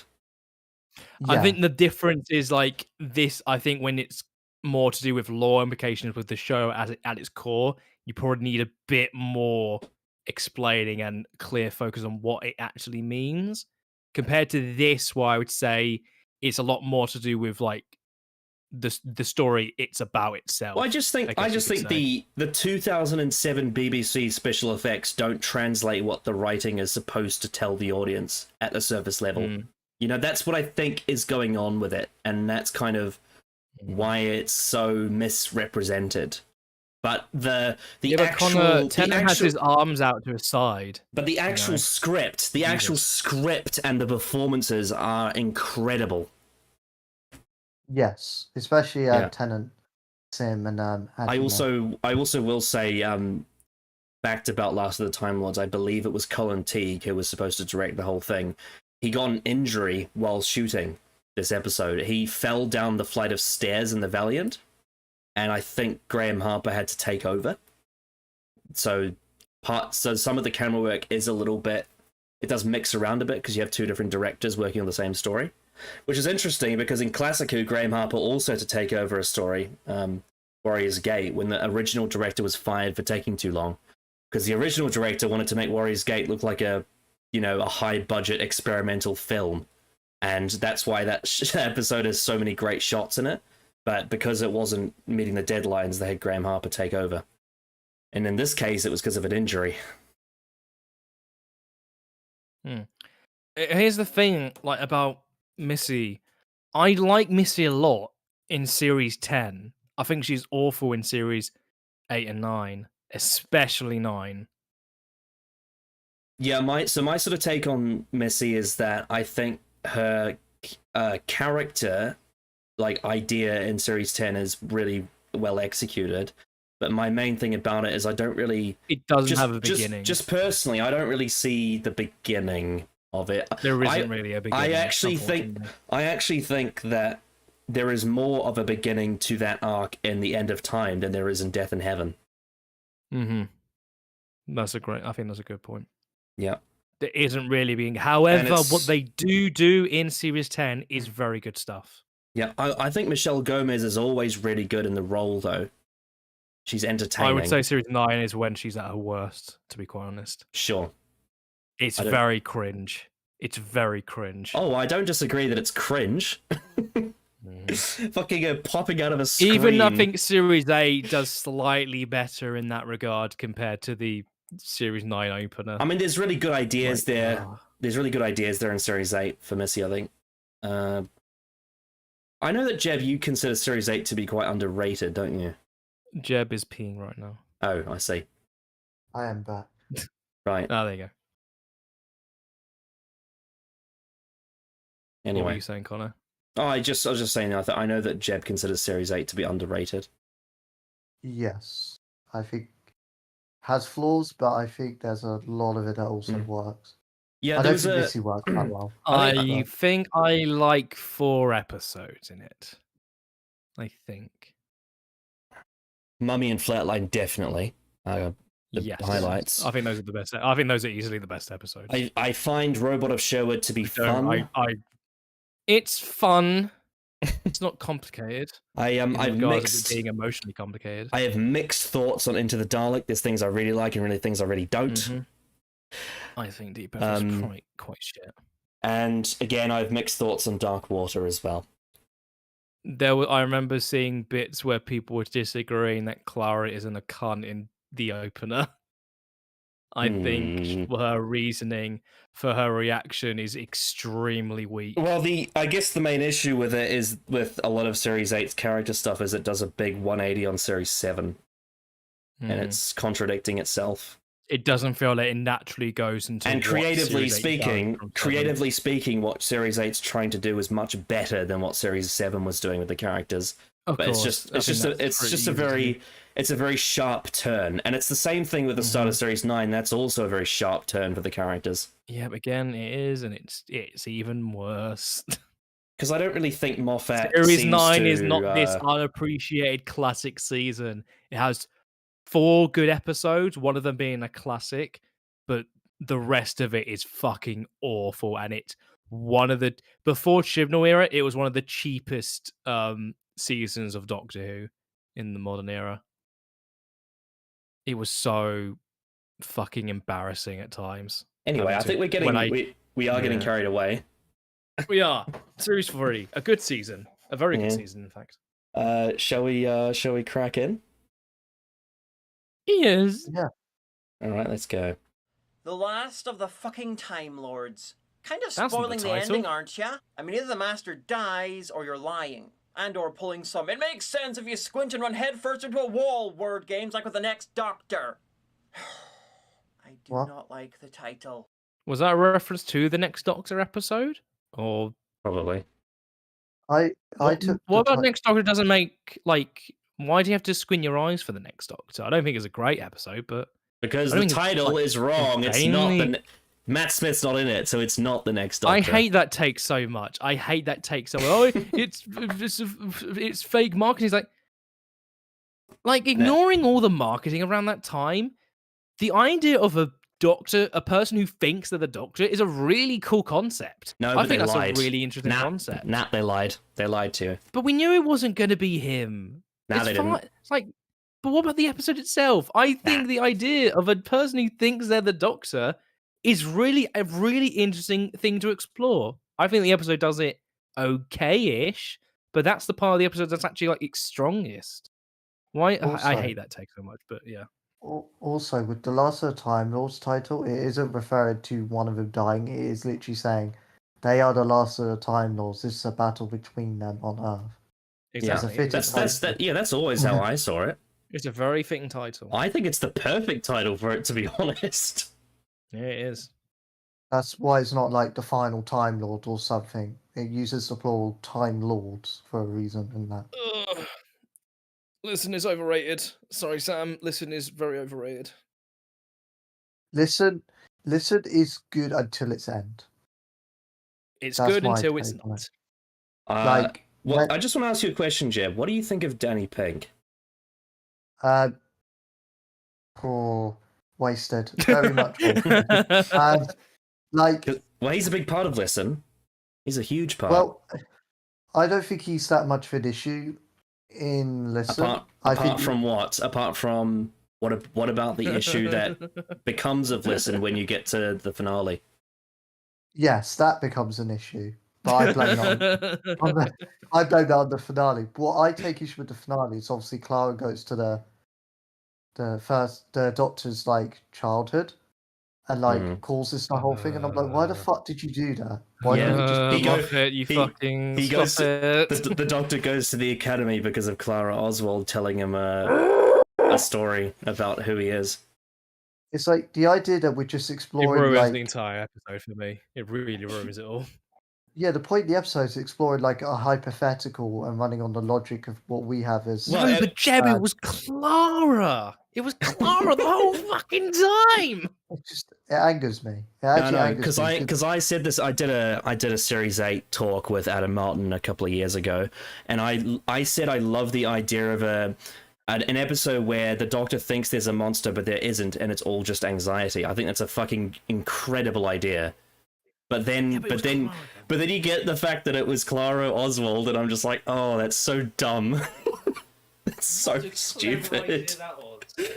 And it's even like the episode runs on the whole Moffat like ability to take an ordinary thing and make it absolutely terrifying, and then they just removed that, and I'm like, why did you?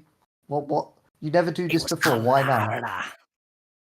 It generally could have been like the best episode of Series A, and even not Series 9 because 7%, but Series 8, and it's like, nah.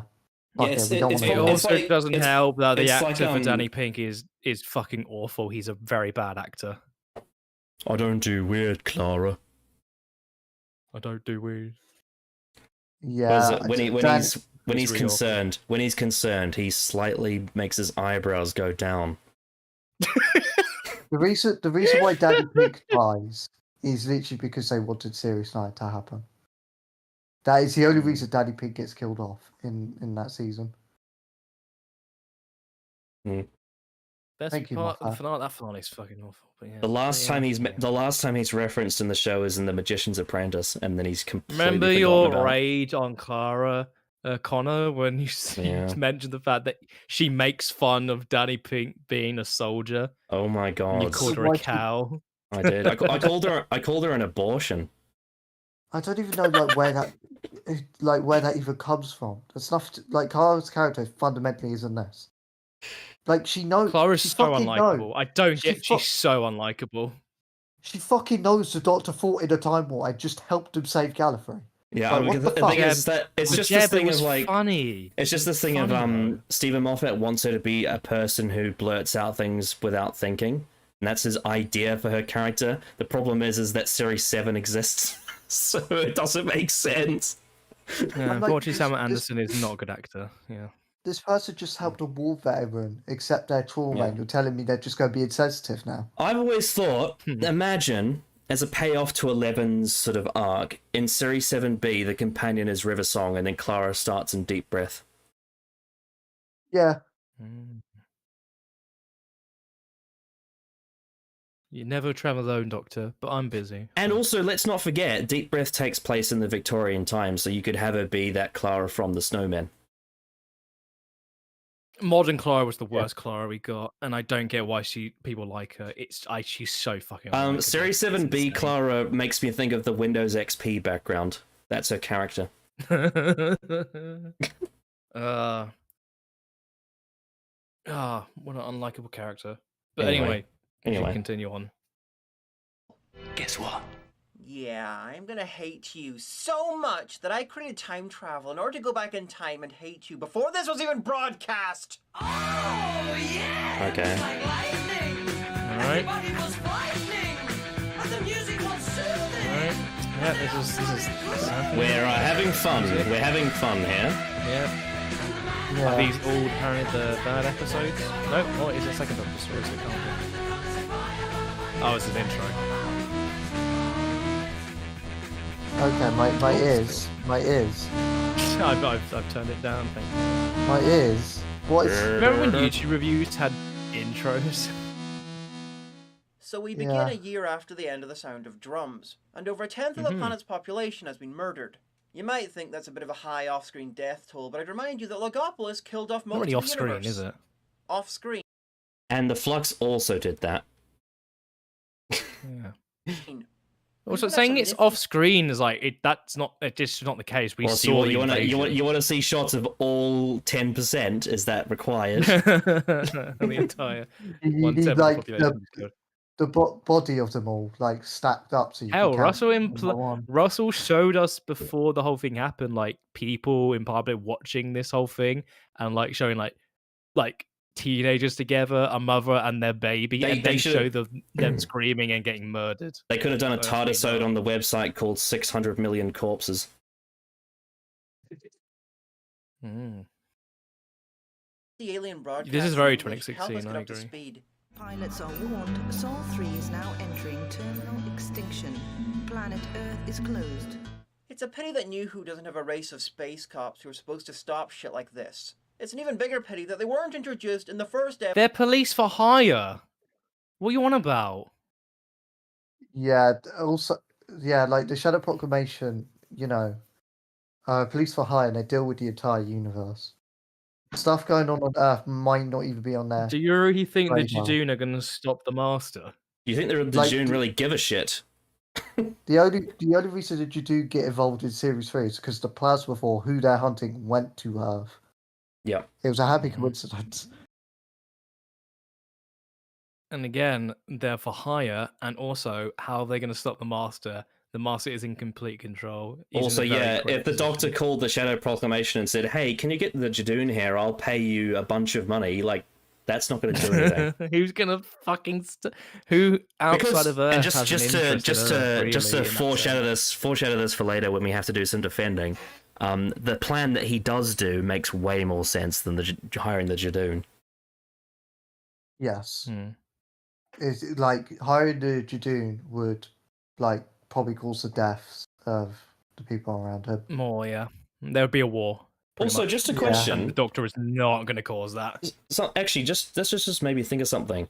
What was the rationale behind the Judoon being in the Pandorica Opens? Were they hired, or was it their own?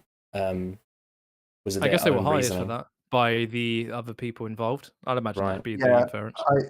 I guess they were just kind of told by the others, "Hey, we need an alliance, or the universe just fucking dies." I just imagine like a parody version of that scene where he's locked in the box and all the villains are like talking about how they're against them, and then you have the Judoon look at the Doctor and they say, "We are getting paid union wages for this." They're just like, "It's nothing personal, Doctor. We just don't want the universe to end, and we get money." Yeah, we paid for this. We're just the bodyguards, really. The cost of living crisis is affecting us all. Well, it's the same as I imagine there'll be races who have money a part of the Alliance. It's not just Cybermen and Daleks and some Sontarans, it's a lot of different other creatures who all have different backgrounds and stuff, so it's not the craziest inference in the world. The Judoon is funding a slot machine party at the Byzantium. So yeah, the point is so try harder. Next point. Anyway, episode of this season. I get why no aliens are coming, and it ruined the story you wanted to tell, and that's fine. But here's the thing: okay, if we didn't have the broadcast, we could have assumed that no one out there had noticed, because on a galactic scale, the Earth's the equivalent of a small island full of nothing but bird shit. But let's be honest here: there are any number of Doctor Who races who would hear about the planetary extinction, and being told to keep away would just make them travel here faster. So Martha has set up a resistance using the 10 or so % who are immune to the Master. Like all the events that happen, the Master takes over the planet. Would they? Like, realistically, let's say the Daleks arrive, like the Cold Scar at this point. Actually, no, Daleks wouldn't be there because they cannot be there.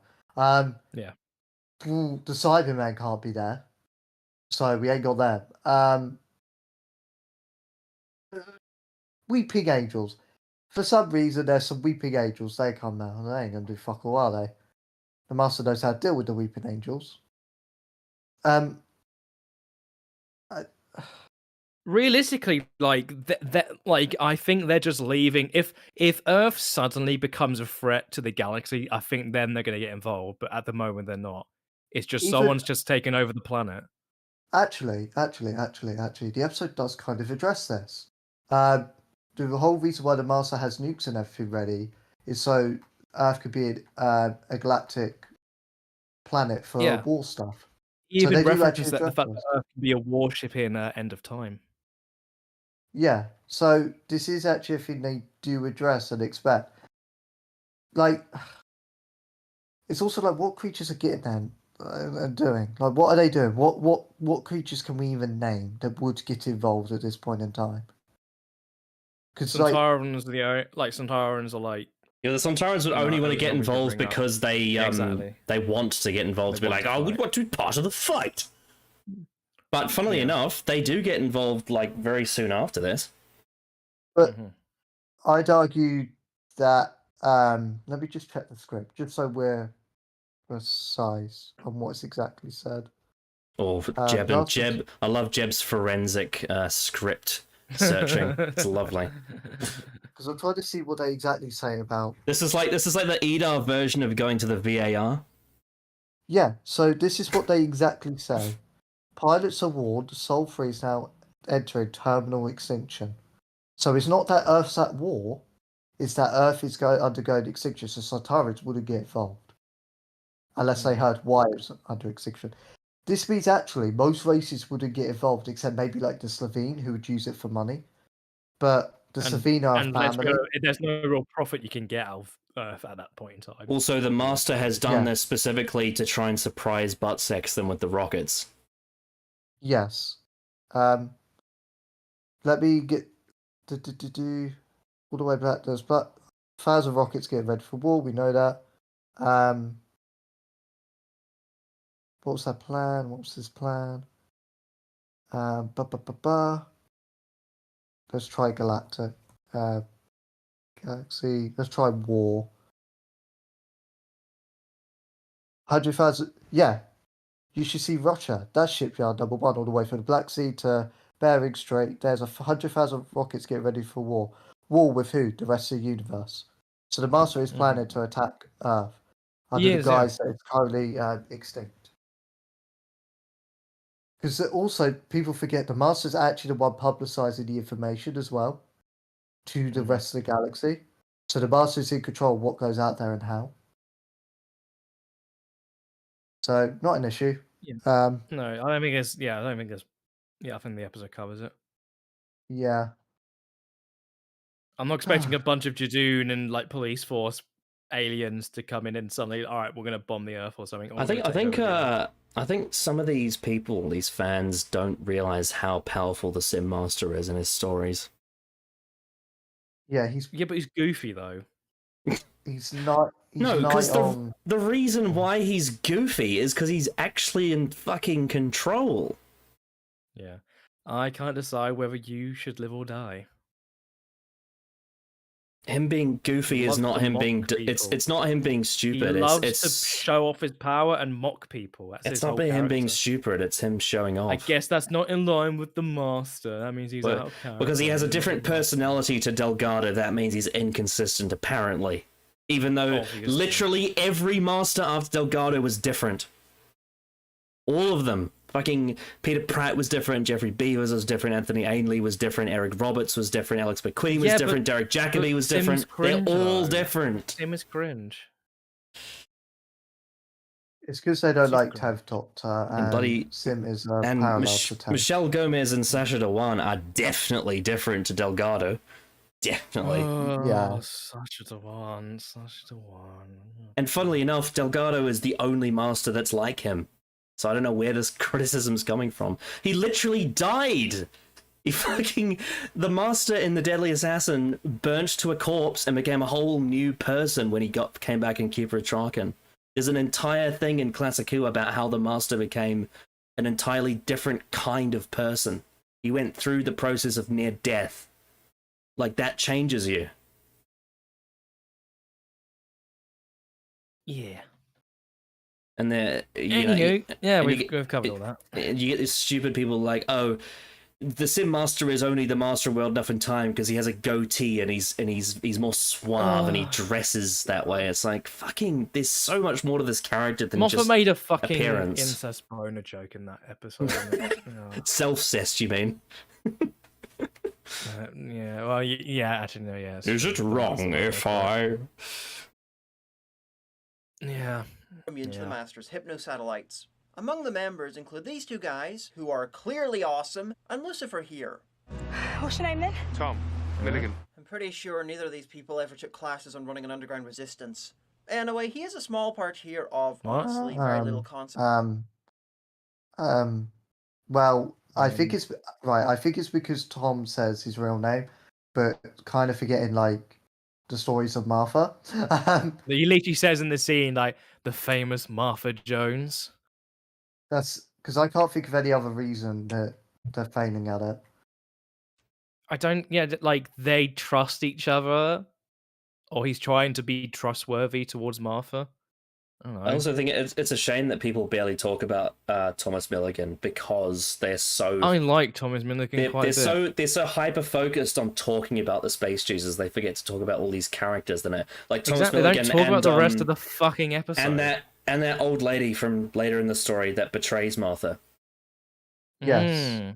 For personal reasons. Yeah. And then at the end, in the extended version, Martha gives her flowers and she has no idea who she is. Oh, that was cut too? Yeah. Oh, fuck that. Yeah. That's a great scene. It's a great scene, yeah. Mm. Martha should have stayed with Tom. I don't get why Russell mentioned once or broke him twice, up. and then in Torchwood we find out that she's married. The natural assumption is to him, but then at the end of time we see that she married Mickey. Oh yeah, literally, I was like, yeah. I didn't like this. I agree. Well, one of the main reasons it's an issue is because they were supposed to be in Children of Earth, but then they weren't. Even then, it's I find it strange as a change from Russell, but it's not something to really work yourself up over. Well, as I said, you may not feel that way if you saw the context. Possibly. Who she had about 3 on-screen lines with. It's bad because the only thing we have to go on is things that we guess. That's the main issue with it. Mm. And also the fact that Noel Clarke's a sex pest, but that was something we learned much more recently. Yeah, in the last 2-3 years. Now, they all got together because Russell the Davies finds Smith and Jones to be hilarious. Even if that involves destroying a relationship and sticking the only 2 black regulars together, regardless of screen time together.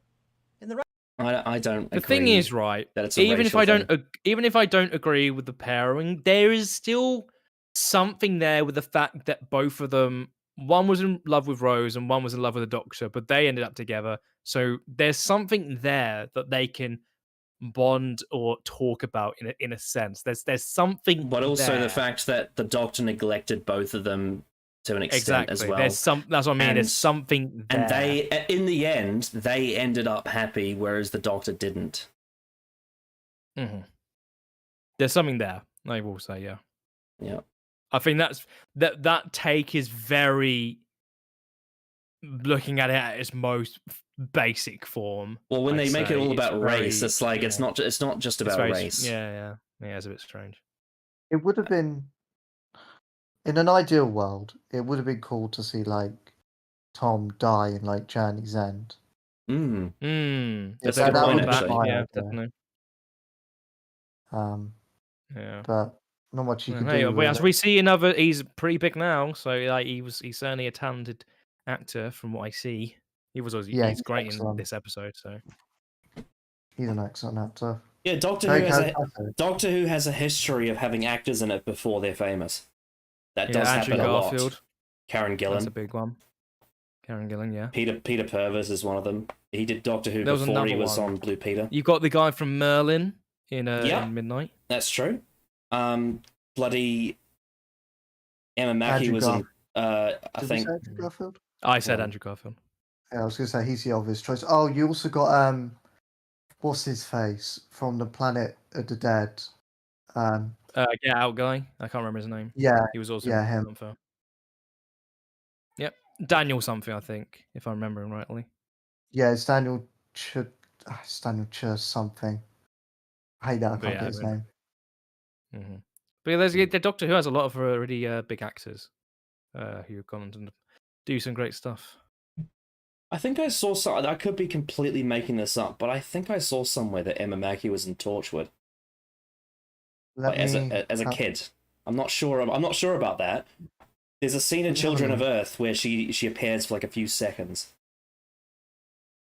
Do Control Earth as like an extra. It's not in her Wikipedia. Let's see. It's not in her Wikipedia. No, it's not on there.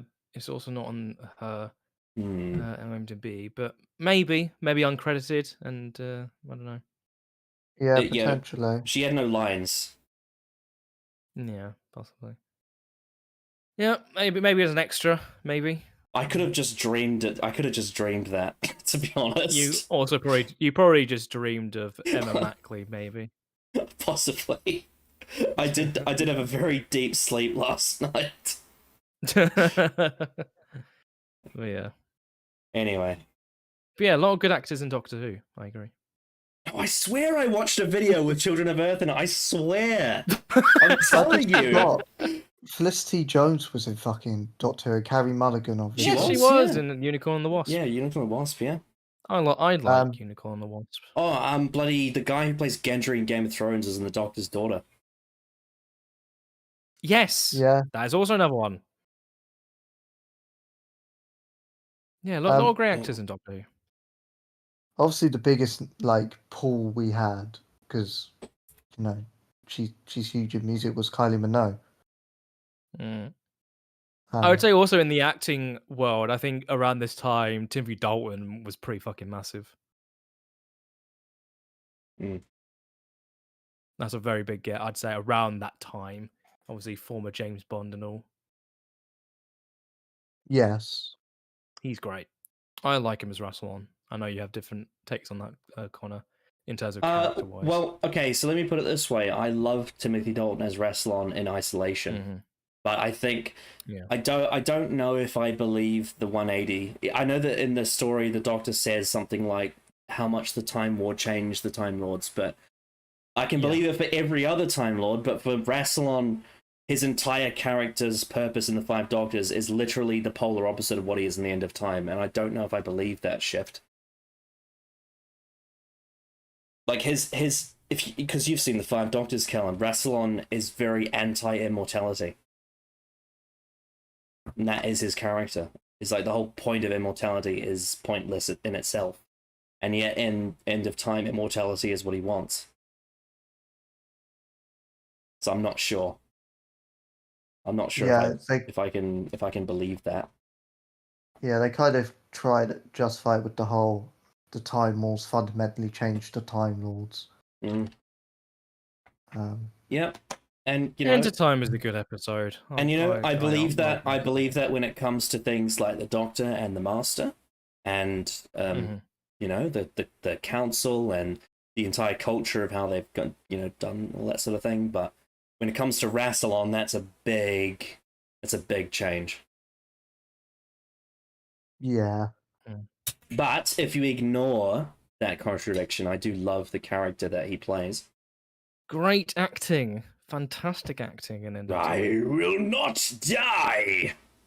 Compared to the other Rassilon in New Who. Who become creatures of consciousness alone. Well done, Moffat. Did a great job with that. I mean, the cliffhanger at the end of Time Part 1 with Timothy Dalton's one of the best cliffhangers in the show. Oh, it's so good. The cliffhanger is so good. It's the cheesiness of obviously everything to do with Sim, but then the actual ending is... Oh, what an ending. Oh, I love it. For the victory! I remember being I was 9 at the time. Yeah. And I just saw the Time Lord robes. I was like, what the fuck are we doing? I was actually surprised to hear that Jay said the End of Time is really strong in everything. It's just a bit cringe. So I was actually quite surprised to hear that. I was worried that RTD might go out finding a way to keep Gallifrey alive again. Like, I'm very glad he didn't. Yeah. Yeah, that was my big concern. The last 20 minutes end of time is fucking breathtakingly great. So good. Love it. Yeah. Yeah, the main issue with it is that because the biggest problem in the story happens at the very start, it has like a sort of a snowball effect on the rest of it. Yeah. Yeah. But yeah, I guess we should continue. Yeah, we should. Writer's Tale, Russell came out with an off-screen reason for why Martha and Lucifer broke up. Hang on. No, I have to address this now. Jeb, you've watched Children of Earth. In episode 2, there is a scene where someone gets covered in liquid, right? And in episode 4, there's a scene where Jack kisses Yant on the floor. I fucking know I've seen this. I know I've seen this somewhere. I'm sure I didn't dream it. Fucking... I know it. I was wondering where you were going with that, then I remembered. I know I've seen it somewhere. I'm going to find it. One day, I'm going to find this. Going to find this. I'm not going crazy. And that reason is that Lucifer here abused her. He set up a believable, though off-screen relationship and threw it away for a pointless joke with unfortunate implications, then explained it away by invoking domestic abuse. I don't think that's what happened at all. Remember the this? closest, I haven't heard about this at all. The closest line you ever get to anything does happen in Torchwood, I think, where Jack goes, "Have you dumped that rubbish fiance of yours?" But that's just Jack. That's Jack flirting. Yeah. That doesn't imply any domestic abuse. That's Jack being Jack as a character who is very flirtatious. Yeah. I don't remember ever hearing the reason they broke. I feel like people complain the fact that there wasn't a reason. I feel like that's why here. That's exactly the case. There is so never. I feel like to say, there is a reason. It was domestic abuse. It's like that's the first time I've ever heard of that. Yeah, and I don't think I can't really comment on it. I guess it's also it's not part of this episode. It's not part of the episode. Why are we talking about this? It's not part of Last of the Time Lords. I don't think Russell would do that anyway. Yeah, I'd be surprised. Doctor Who fans' obsession with third-party content is cringe. Yeah, it's not canon. Sorry. Well, I mean, even if it was canon, it's not in the episode. Yep, it's also not in the episode. That is also very true. And it's not in the TV show before the episode. Like when someone asks me, what continuity do I go on when I watch an episode of TV Doctor Who? I say every episode that aired on TV before it. That's what matters. Yes. I don't like how they've typed out Time Lords in the title. Yeah. Oh well. The L should be capitalized. And it should be aren't time and Lord separate words? Am I correct in saying that? Well. Yeah. The actual title is separated, isn't it? I think so. Also, the fur should be capitalized because it's referred to a race. Yeah. The episode is called Last of the Time Lords. The in Last Time is not capitalized, to be fair. I always, I think I've said this before, they really missed a trick with the Timeless Children. They should have called that episode First of the Time Lords. Yes. No, call it Last of the Children. Yeah. Wouldn't have saved the episode, it's still fucking garbage, but yeah, well. I whine and shit on New Who a lot, but it doesn't often make me feel as distinctly uneasy as this.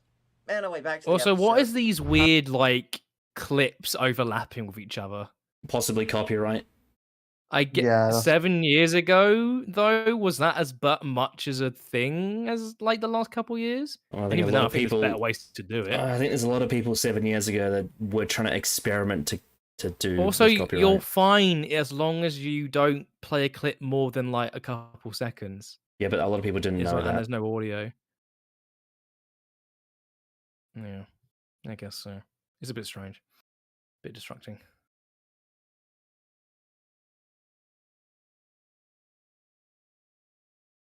How long since you were last in Britain? 365 days. It's been a long year. So you left the day the attack happened?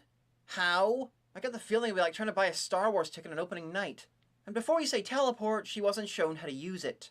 Plus, she doesn't fucking use But she was given it by Jack. She absolutely wouldn't be able to figure out. Even if she accidentally did it, like, all right, like she uses it at the end of the previous episode. She says, "I'm coming back," starts running away, and you can absolutely infer that she probably teleported. She's also not. Yeah, she ran. She's also She didn't teleport straight away. She didn't teleport straight away because she was running to a safe shelter so she could figure it out. That was my inference. Yeah. Yeah. Very strange. Like we also didn't see her use it. It's like, okay, but does that mean she couldn't have? I think that's like you're being very unfair to the episode. That is really bad faith. At the start of the previous episode, they teleported from the end of the universe to 2008 or whatever it's supposed to be. Yeah. She then also actually does use it just before the episode ends. Before she does it to escape the ship. She just presses it, It happens. Yeah. So yeah, doesn't the vortex manipulator similar to a TARDIS have a mental link? That's why it's on your wrist. I can't remember if that is the case or not, but it might be. I imagine there is things you have to do, putting coordinates of it. Does Jack at the end of the episode type anything in or anything, or she just gives it to Martha? No, I think it might just be I think it is a mental thing, not possibly. The coordinates is determined by I guess it was thought, but I'm not sure. And also, she could have been told how it was used during Utopia or Silent Drums, maybe. There's that whole section where they make the perception filter keys. And that takes a long time. That also helps her. That's the whole thing. The perception filter keys does help. Yeah, well that's why the Toclafane don't go after. That's why the Toclafane don't go after her. Exactly, that's explained in this episode. Well done, Connor. Yep. There you go. So let me roll it back. I want to see what you said specifically. A lot, but it doesn't often make me feel as distinctly uneasy as this. Anyway, back to the episode. How long since you were last in Britain? 365 days. It's been a long year. So you left the day the attack happened? How? I get the feeling it'd be like trying to buy a Star Wars ticket on opening night. And before you say teleport, she wasn't shown how to use it. Plus, she doesn't fucking use it. Why not have her say 10 months or something? That'd be believably unexaggerated. What? Why are you so worked up over this specific amount of time? Why saying 10 months would make it better than a year? Well, isn't it supposed to be exactly 1 year? Because that's the plan. Exactly, it's exactly 1 year. The whole reason why she's coming back to Britain, the reason why she's coming back to Britain on this date is because that's when they planned to do the whole thing. Yes. This is when the countdown's going to be, therefore it has to happen now. Yes, that is correct. And with the master being such a showboating character, his idea is, on the 1 year anniversary of me becoming prime minister of this world, I'm going to launch the rockets. But that just makes sense, right?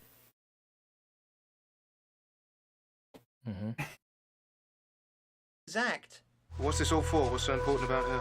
Sorry, the more she could have planned it also in terms of her travels. No, he met you, he's helping you, and you're the prophet of the great Toclafane resisting Dr. Cult. He cannot be at any more risk than he already is. The only person made more at risk by him knowing is you. But that's not heroic. What?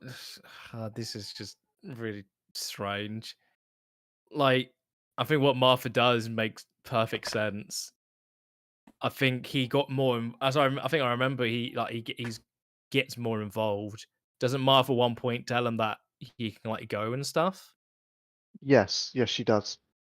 So for her, he's basically just someone to help her travel to get to a certain point, and that's it. He decides to get more involved. Here's your answer, Callum. Adpocalypse was 2016, 2017.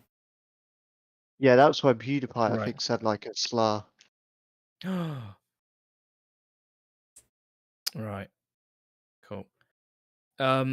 Yeah, there's stuff where he could. I swear there was a part of the episode where she says that you don't have to stick around or something like that. I feel like that was definitely part of the episode. And like, Yeah. so what she saying like, oh yeah, yes, he's in danger, but telling her, why on earth would Martha tell him the whole plan and like to put him on? If he knows things, that absolutely will put him in more danger than he already is. She's not saying that he's in no danger.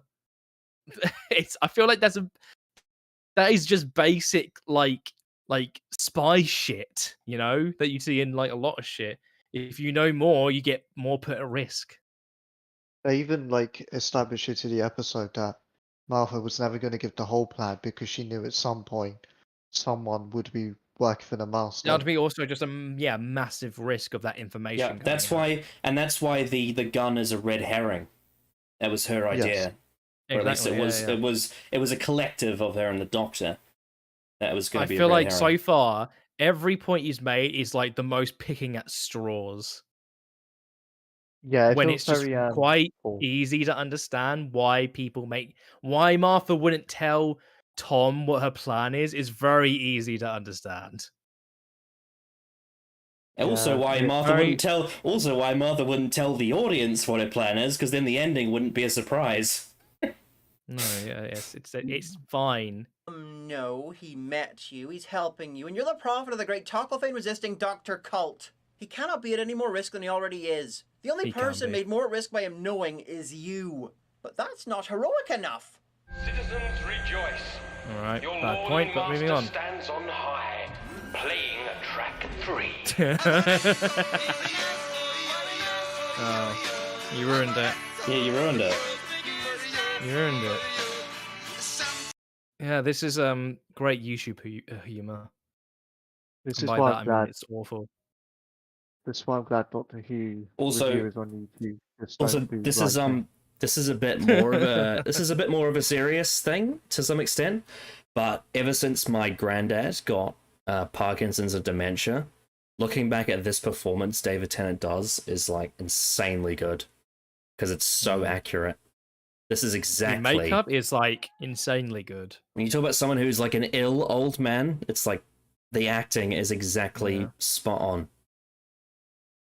Yeah, you ruined it, unfortunately, because the song used in this is so like perfect for the actions the Master is like he is on top of the world, and he's just mocking and toying with the Doctor. Yeah, and he's committing who's hate in a crimes. fucking doghouse. Basically, He puts an old man in a doghouse and he enslaves black people. Like, it's the most villainous shit ever.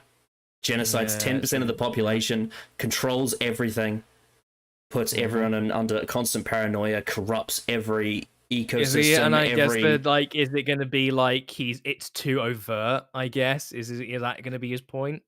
What? Fucking. Like, he's an arsehole, so we have to do all this to show he's an arsehole. Well, I mean, if the world's most tyrannical politicians had full control, I think they would be very overt. Oh yeah. I mean, yeah, just look at fucking Hitler. Yep. You know, I mean, that's what he's akin to. Basically, he's doing like he's worse than Hitler. Like, he took over he killed 1/10 of the entire planet and is enslaving people and he's turning it into a war planet. I just want to say, yeah. Obviously subtlety gets praised a lot in storytelling for its the kind of effort and complexity it has, but this idea that a lot of people think that subtlety is the be-all end-all of storytelling. But this idea that overt storytelling doesn't require effort is a lot of bullshit. Overt bad is Chibnall era. Yeah. When they don't do actually think like humans or talk like humans. It's because this misconception that show don't tell relies on not being overt, when that's strictly Also, not true. there's a lot of things about this episode that aren't It's overt. if that's a rule and not a guideline, and not like a guide, you know, something you can use. The word to use is not overt. The word to use is layered, because there's a lot going on. Some of it's overt and some of it's not. A lot of things going on in this scene. I think here's the thing, right? The tones of the moral issues of the episode are overt, whereas the plot explanations are subtle. And I think a lot of people who watch Doctor Who want it to be the opposite way around, where plot explanations are overt and tone is subtle. I think that's why a lot of people don't like this. because they want it to be all about the plot and have all the political stuff to be really subtle and like under it. Just a bit of off-topic news. Jonathan Majors has been fired by Marvel Studios. What, officially fired? Officially fired, and he's been found guilty of his assault and harassment charges. Is this the guy who plays Kang? Yep. And that was sort of announced in the last hour, and the last half an hour. He's been the next Avengers film title is a bit awkward. Oh god. This is the thing. They kind of shot themselves in the foot because Kang is meant to have like loads of different faces and be different people. But no, it's all the same face. Yeah.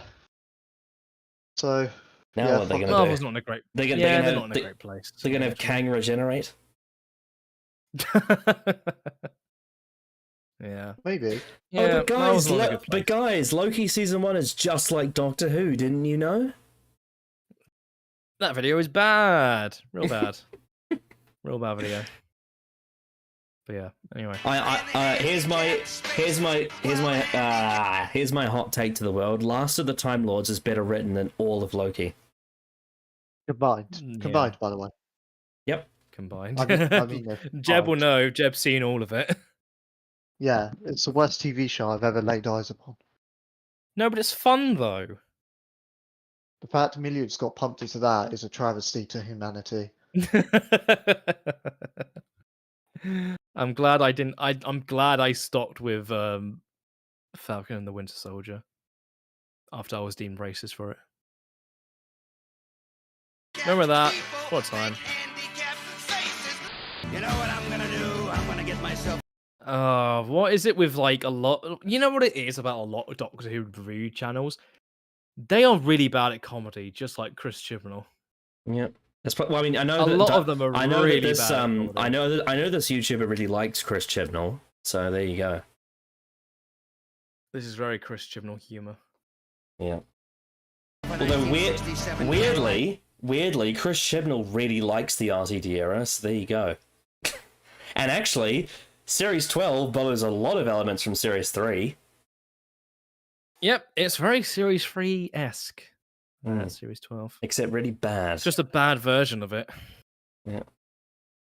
Eldorado convertible, hot pink with a whale skin hubcaps and all leather cow interior. We're just killing time right now. Seal eyes for headlights. Yeah, and I'm gonna drive around in that baby at 150 Jesus Christ! How long is this gonna go? No, seriously, how long is this gonna go on? We get copyright flagged for this shit. Exactly. We probably already have been flagged for it. So much for the adpocalypse, eh? Yeah. I gave up. Yeah. Like, sorry. I apologize. I believe Diamanda Hagen's a she. I didn't know. Well, the Avengers the Kang Dynasty is now being referred to as just Avengers 5. Okay, so I correct myself. She made a bad video. There you go. There you go. This is a very, very... Is that better? Yeah. We're just going to use they because you don't know either, Sam. It's that simple. They is a good default, actually, if you don't know. I find. Yeah. Getting 1 mile per gallon, sucking down quarter-pounder cheeseburgers from McDonald's in the old-fashioned, non-biodegradable styrofoam Still going. Still going. I just want to say I'm really disappointed that Diamanda Hagen, who I believe is Irish, has resorted to Yank humor. I think that's quite disappointing. Then again, the Yanks do come from Ireland originally, so I guess there's that. Yeah, this is again fucking. Why are you wasting your time? Get on with it, please. This is what a lot of reviewers on YouTube need to learn. Get on with the fucking video and the topic. Don't wait. I'm gonna wipe my mouth with the American flag, and then I'm gonna toss the styrofoam containers right out the side, and there ain't a goddamn thing anybody can do about it. You know why? Because still going. We got the bomb. Still That's going. Why. 2 words. It's Nuclear not getting any fucking funnier. weapons, okay? So Martha's family... Finally! Oh my god! Jesus Christ. So what was the point of that? Ugh. Just to waste our time, I guess. All right. He couldn't even hasn't even made the point of like, yeah, it's that scene is a bit overt. See what I did? I made it. See how overt it is? Yes. Now, I just want to say how much I love the Jones family doing their dog whistling under the Master during this. It's so good. Yeah, this scene is great. Beautiful. What? Jack going? Wow! Here we go again, getting sharp. Imagine a story where they have to outsmart the Master. Oh my god! What does he say? Like, what was the specific term he said after like they did the plan and the Doctor can't use it? I can't remember what he says. Something like surface controls or something, and I love the delivery of it. Being forced into embarrassing outfits and forced to be maids and shit, and the Doctor's living in a tent in the conference room. I'd say the Master is a firm believer in keeping his friends close and his enemies closer, but nah, it's just plot convenience. An old Who. What? How is it plot convenience? They're trapped on the ship, you idiot. The reason why they're there is so that the Master can rub it into their face every waking minute of every day that he controls them. They're prisoners. Do you know what happened when slavery was legal? This is exactly what happened. Is the old bloody white crackers would come along and shove it in their face because they're massively racist. That, even if they are, why is this? How is this convenient? What are you on about? This all happens because the plan that they come up with, that Martha executes, is that what he really? Is that what they really said? That like, this is fucking. I'm. That's. It happens. It happens because the plan that they come up with, that Martha executes, is something the Master couldn't have anticipated. It's something that goes over his head, and it's really good. Plot convenient. Fucking hell. We would have had them locked away in a secluded torture kingdom that was made of cardboard. The Master's wife also seems to have suffered a mental breakdown. That and the bruise in her face are the only explanation we get for what happens at the end of the episode. Spoiler: it's subtle. Yeah, it's subtle. Why is this a complaint?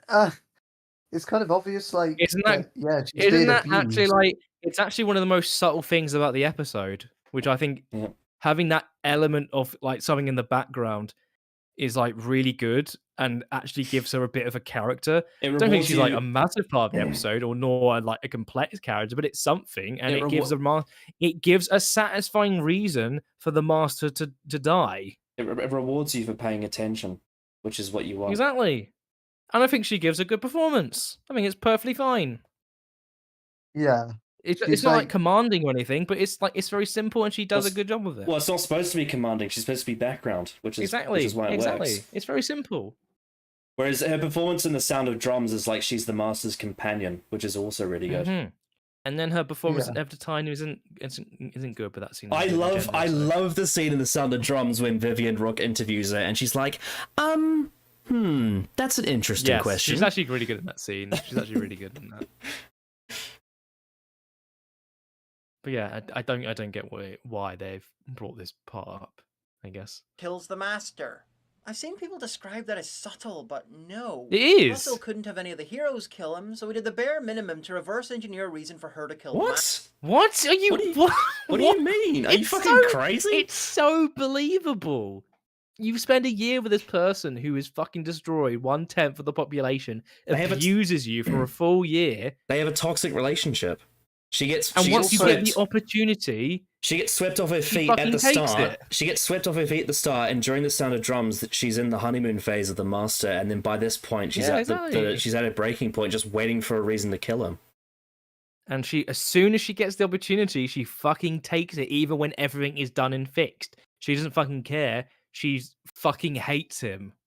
Yep. It's also funny as well. It creates the implication that the Master wouldn't abuse her, like as if like the genocide, the slavery, and that was believable, but abusing their other half's too much. That's too far. That's too far. Oh, you know, what about all the times the Master abused Joe Grant, or all the times that the Master abused bloody Tegan, or what about when he abused Grace Holloway, or when Derek Jacobi abused Chantho, or what about all of that? Does that count?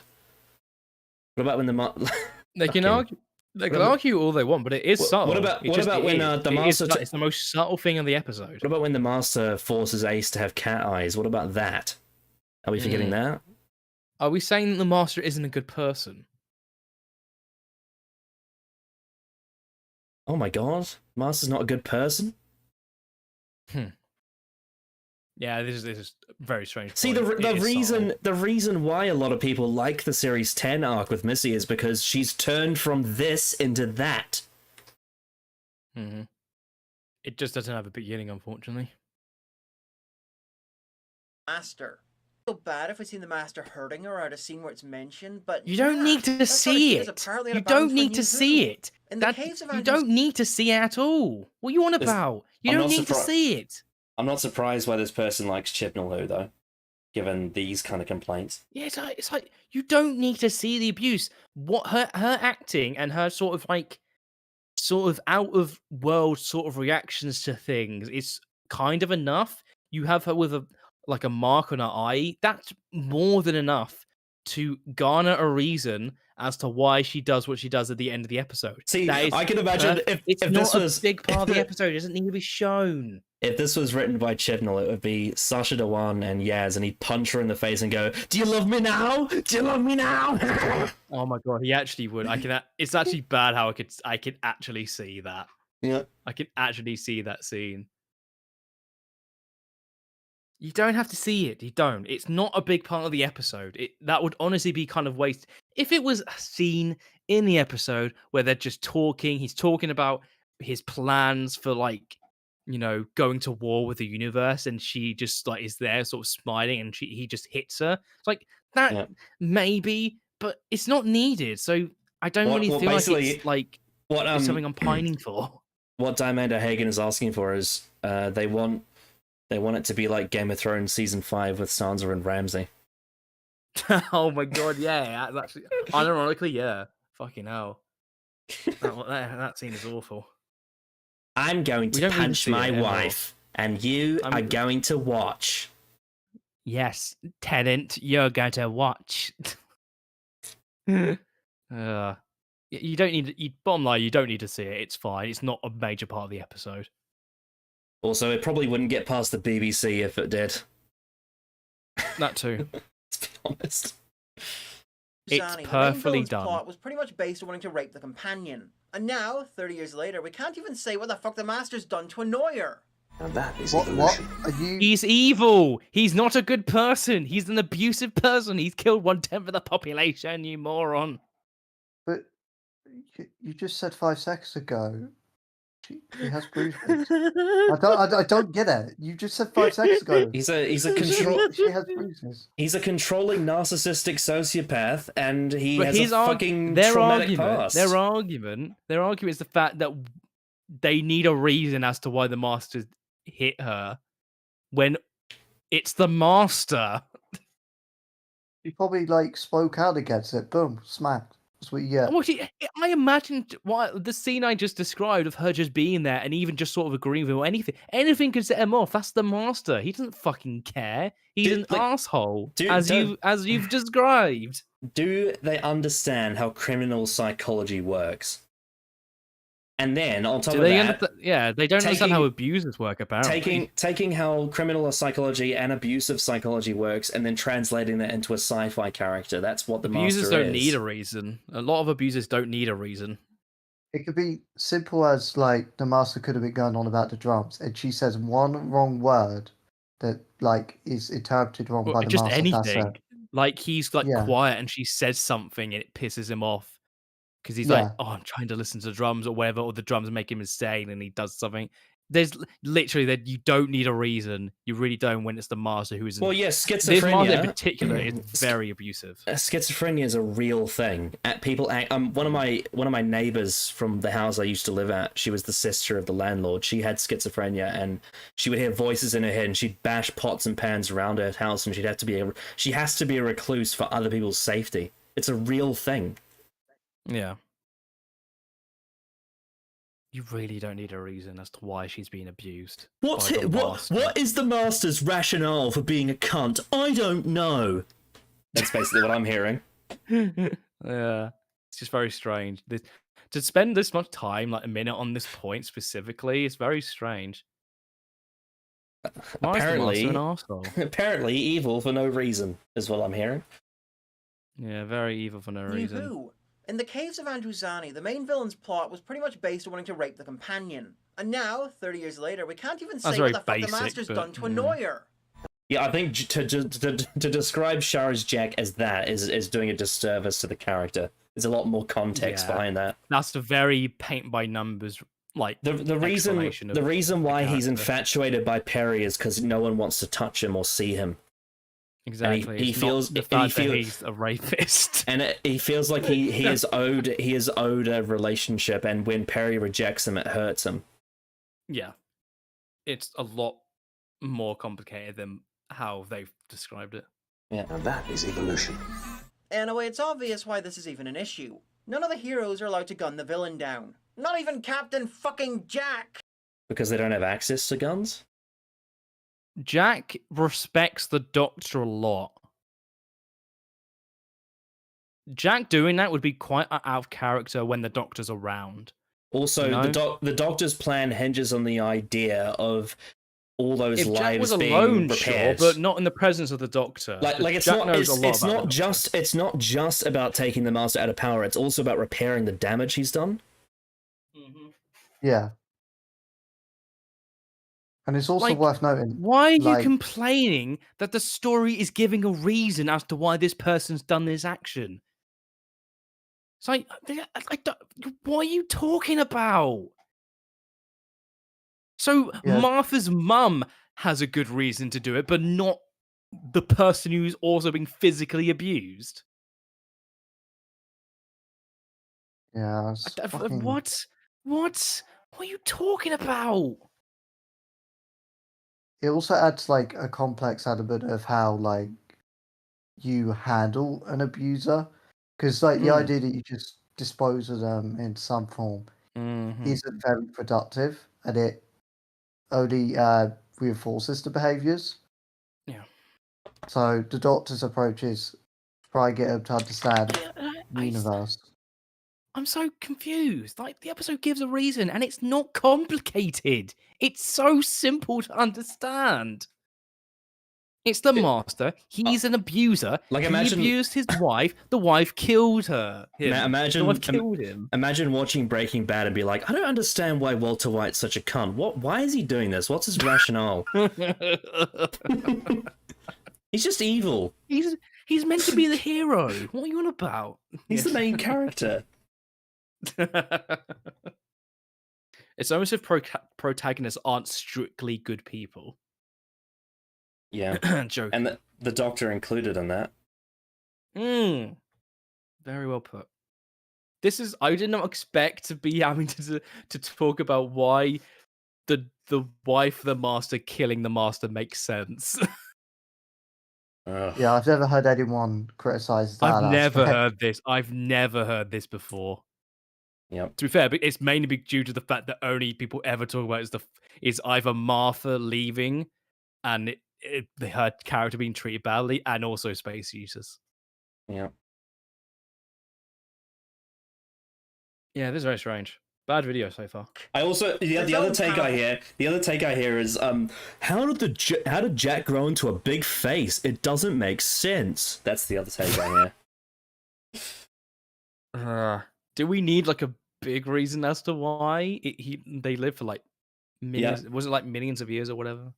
Yeah, it's the same thing of like the same thing I hear about Gridlock. And like, how did cats turn into humans? It's like literally evolution. That's how evolution happens. There could be cat humanoids in space. I don't know. They could be a million aliens. Reasons. Could be fucking aliens. It could be a million fucking reasons. They could be from an alien planet where instead of monkeys turning into humans, it was cats. Because of the climate. Because that's how evolution works. That important.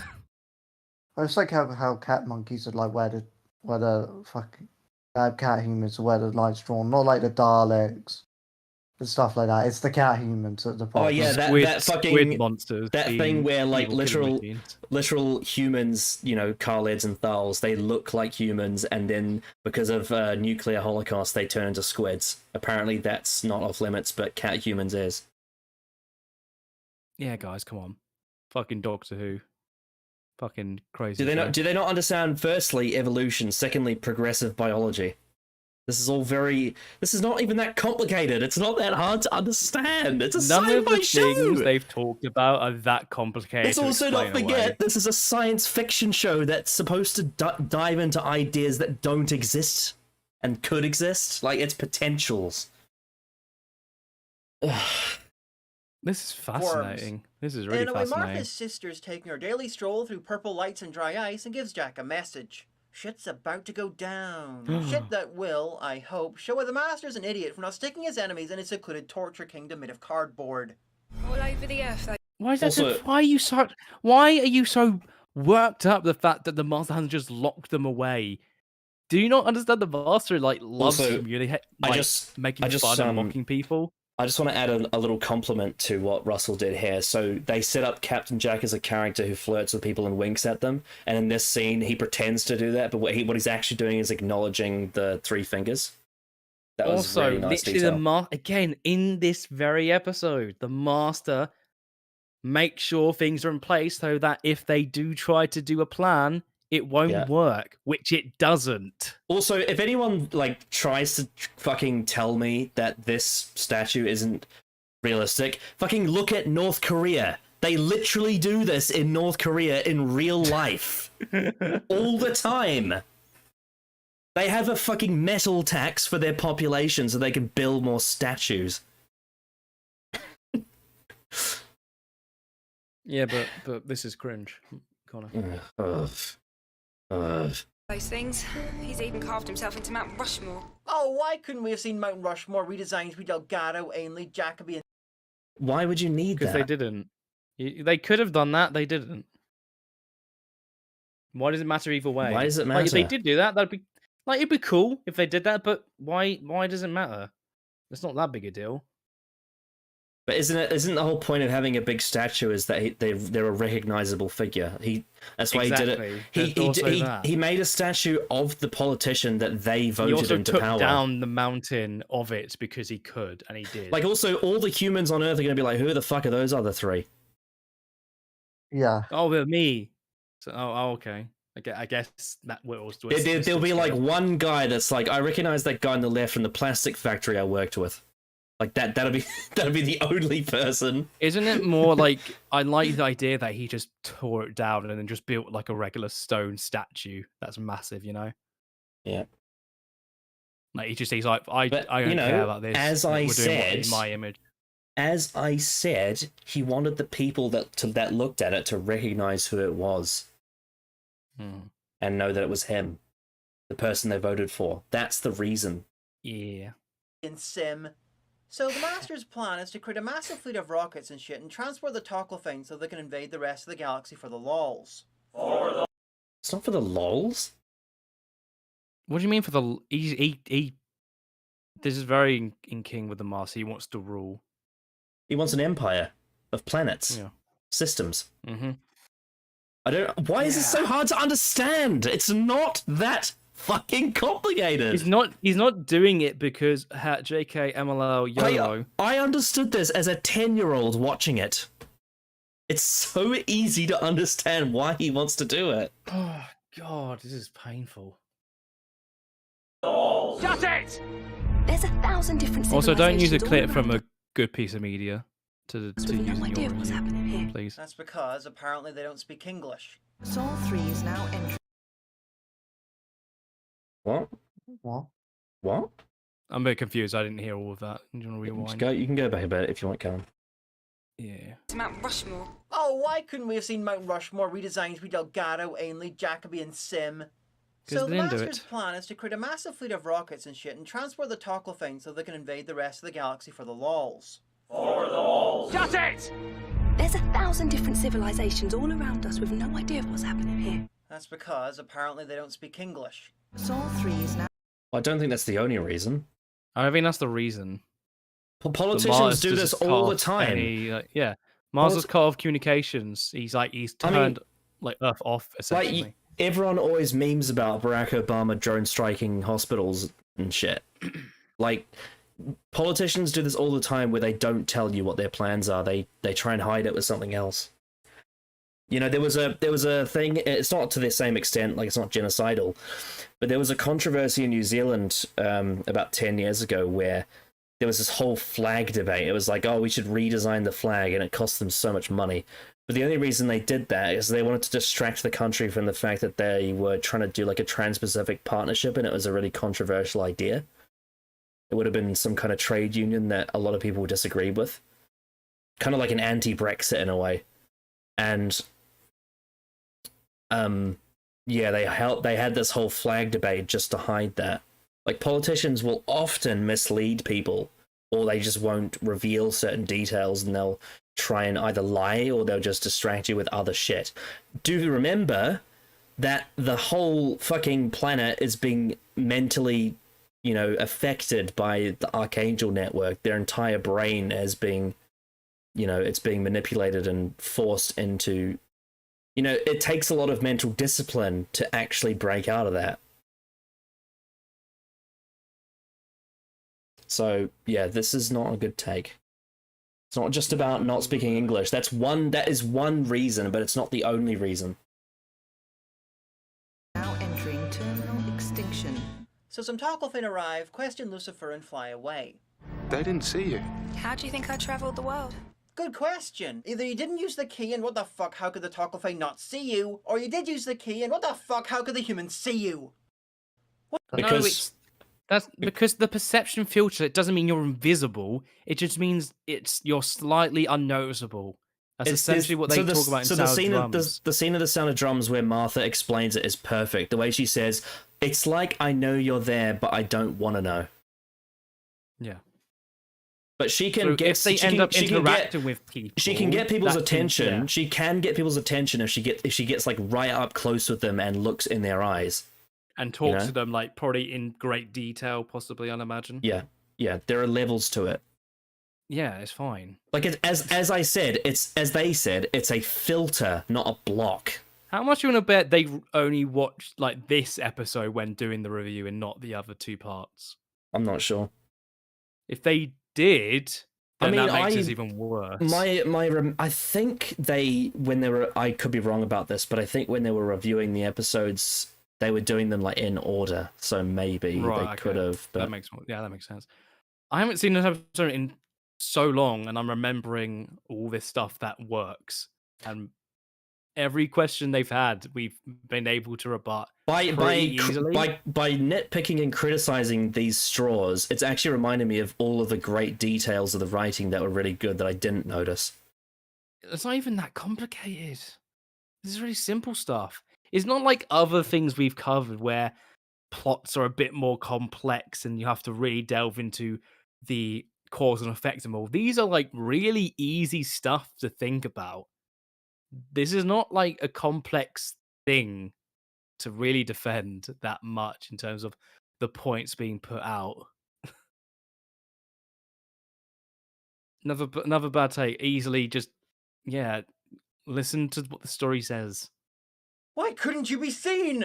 This is my invisibility key. It means I can't be seen. That's not what they say. They don't say it's invisible. They literally say this in the last episode. Martha literally says it. This really comes across that I really hate this episode, but I don't know why. So therefore, I think these reasons. It's really strange. I think it's okay. Yeah, it's all good. All right. I don't know what happened there. May have been slightly overloaded. Maybe. It's slightly buffery, but it's back for me now. Matteo Julio Morales has said, oh. The Master. What could it mean? No. The O Master, Sacha Dewan. He's back. Did you know that Matteo is Peruvian for master? You know what my favourite line from Spyfall is? In order to figure it out, we have to find the spy master, because that's the person who's going to know everything. What the fuck? That's the person with the answers to our questions. My favorite line from Thank you for telling me what a spy. Thank you for telling me what a spy master is, Chibnall. I couldn't figure it out. My favorite line from Spyfall is "Kisses. That's French, isn't it?" Oh my god, that episode's so bad. Just Clever, to let you know, huh? Chibnall, there's more countries in the world that kiss than France. Just letting you know. No, France is the only places where anything happens. I know. You're like, after you got like castrated from Torchwood, you had become like the most sexless human of all time. But you know, it is what it is. How can I see you? Well, there isn't an answer sarcastic enough for this, so let's just end this scene. Because they talk. They've been actively talking. Oh, is this the stupid thing of like every conversation has to have some kind of sarcastic quip in it? Because we can't just have a conversation between two characters. Like, again, like he's there, and I could have. Here's the thing, right? There could have been something to talk about, the fact that he does notice her, or doesn't, initially, but it's not massive. And there is humor. Him. There is humor in the scene. It's just subtle. It's really subtle humor. The way she's cheeky with him. She's like, "I'm invisible. They can't see me. I have a perception filter." Like, but this point is like, at most you could say they probably should have acknowledged it a bit earlier. At most, I guess so. Yeah. That's the most you can really say about it. But it's not like, because again, she approaches him. They approach each other, and she talks to him actively. I guess maybe when they're on the beach, Tom might say something like, "There's something I can't like. Why can't I look at you? This is weird." Yeah, so I feel a bit maybe like he feels nauseous, something like that. He feels a bit nauseous talking to Martha. That can initially come as being him, and that could actually nervous. That could lead into them eventually building a relationship, because she'd be like, "Oh, is it?" Definitely. There's certain things that in those little bits, certainly could have done. She's like, "Oh, you feel nervous talking to me, do you?" However, that doesn't fucking ruin the episode. It's not a plot hole. Scene. Actually, the real answer is worse. Much, much worse. Well, I can see it. That's because you wanted to. That suggests that the hip. Oh, there you go then.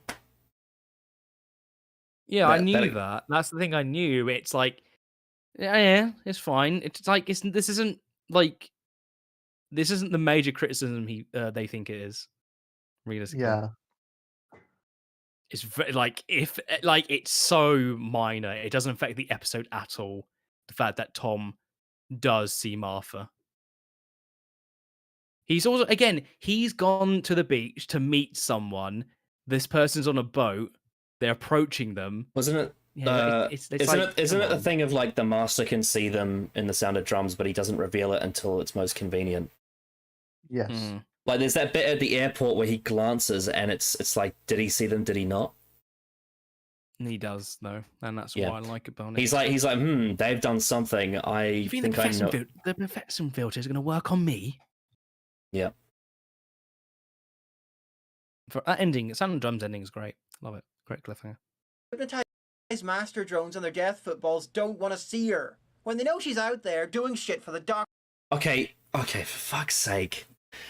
She says the line "wants to see me," it's different to what it means when like the Toclafane are searching for Martha Jones. Like that's not what that means. They're not actively searching for Martha Jones, from what I remember at this point.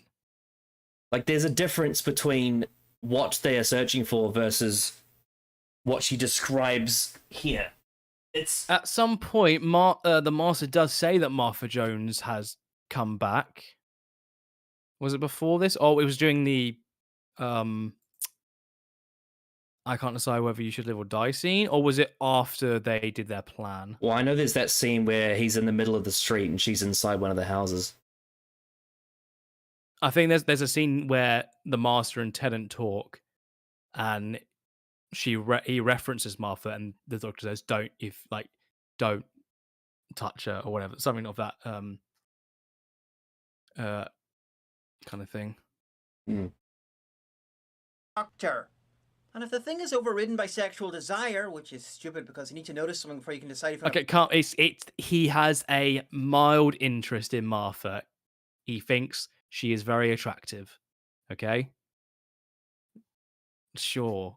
Don't have to paint it like that. It's very strange. Well, there's a difference between there's a big league of distance, and I don't know what what this is like in their lifestyle, but whatever. In a general sense, there is quite a league between seeing a person being like, oh, they look nice, and I want to connect genitals. Like, that's a very big distance. Okay, so the part where I'm thinking about is literally the second scene of the episode. The master has, they say anything. Oh, but you broke your hearts, didn't they? Those Toclafane. Ever since you worked out what they really are, they say Martha Jones has come back home. Now, why would she do that? The doctor says, leave her alone. And the master says, but you said something to her, didn't you? On the day I took control. What did you tell her? Yeah, and then he's like, oh, I've wanted to tell you, you know what it is, which is the forgiveness stuff that is paid off at the end of the episode. That's pretty much it. There's no real indication that they're actively looking for Martha at that point, if I remember. Because then you have the message later in the episode where the master, what does the master do? Makes the doctor older, and he's like, message understood, Martha Jones, or something like that.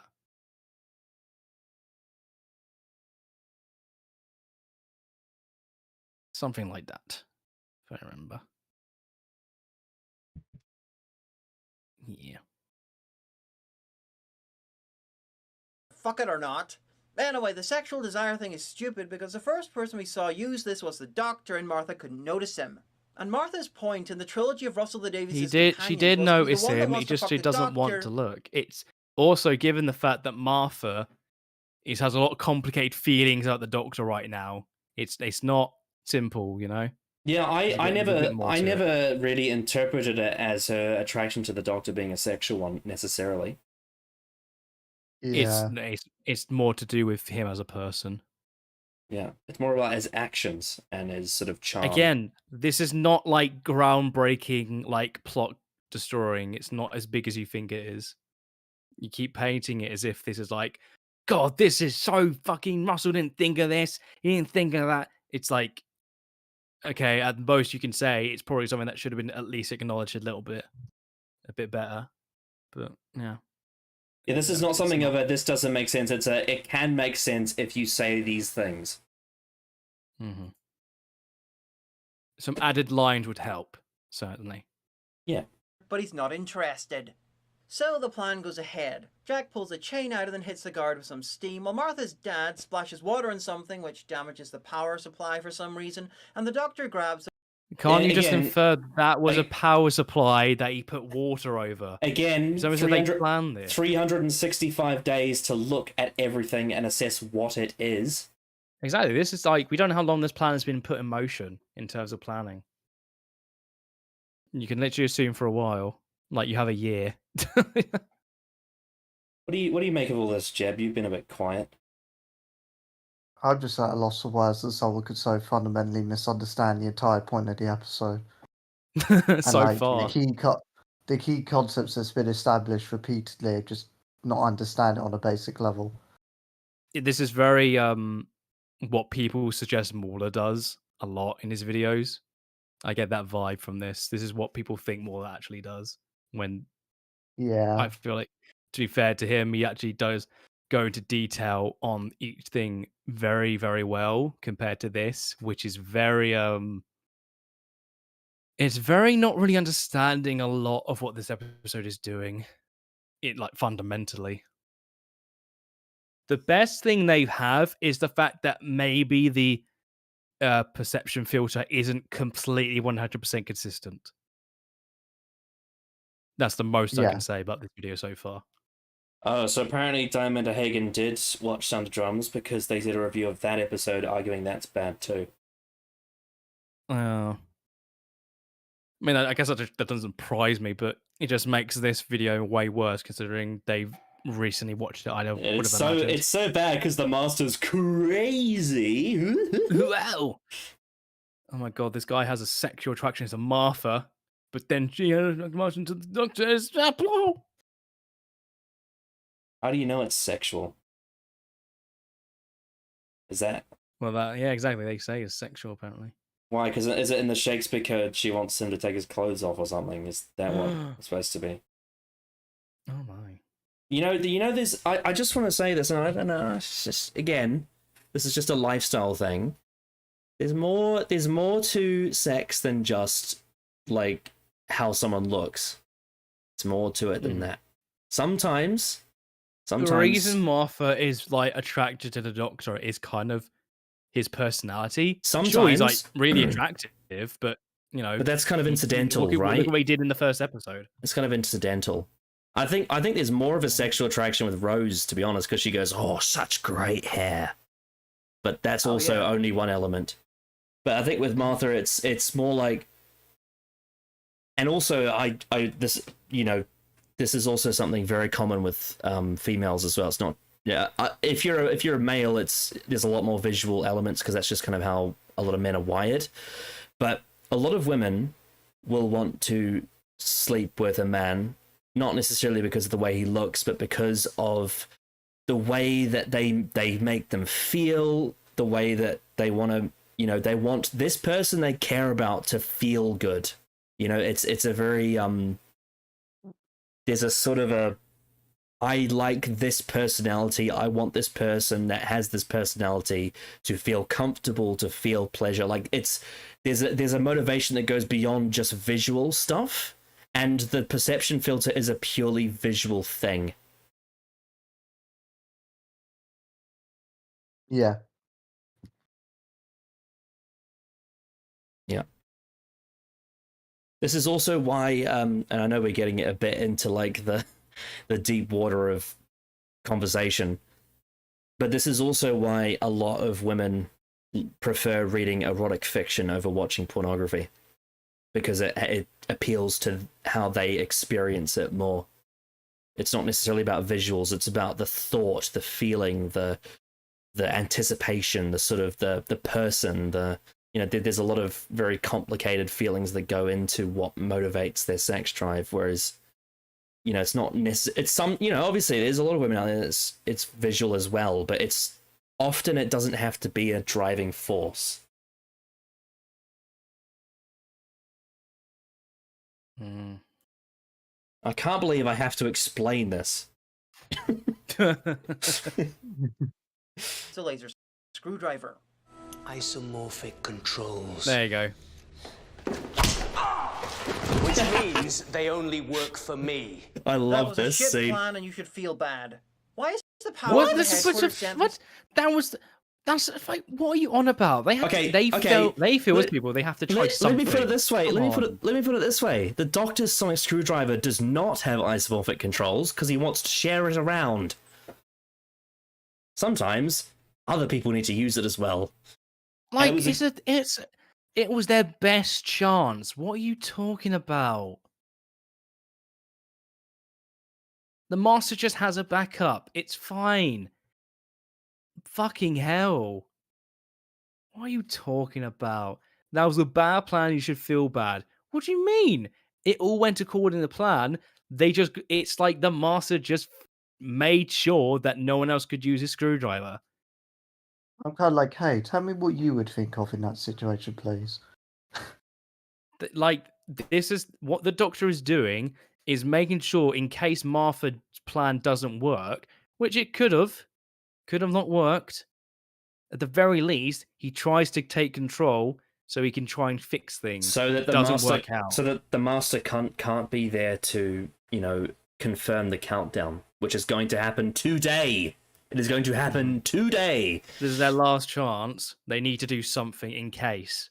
Yeah, and also he creates multiple plans in place so that it makes the Doctor seem like, in case things don't work out, I need to make sure that I at least try myself, and we try something. And then when this plan doesn't work, he's not going to kill us.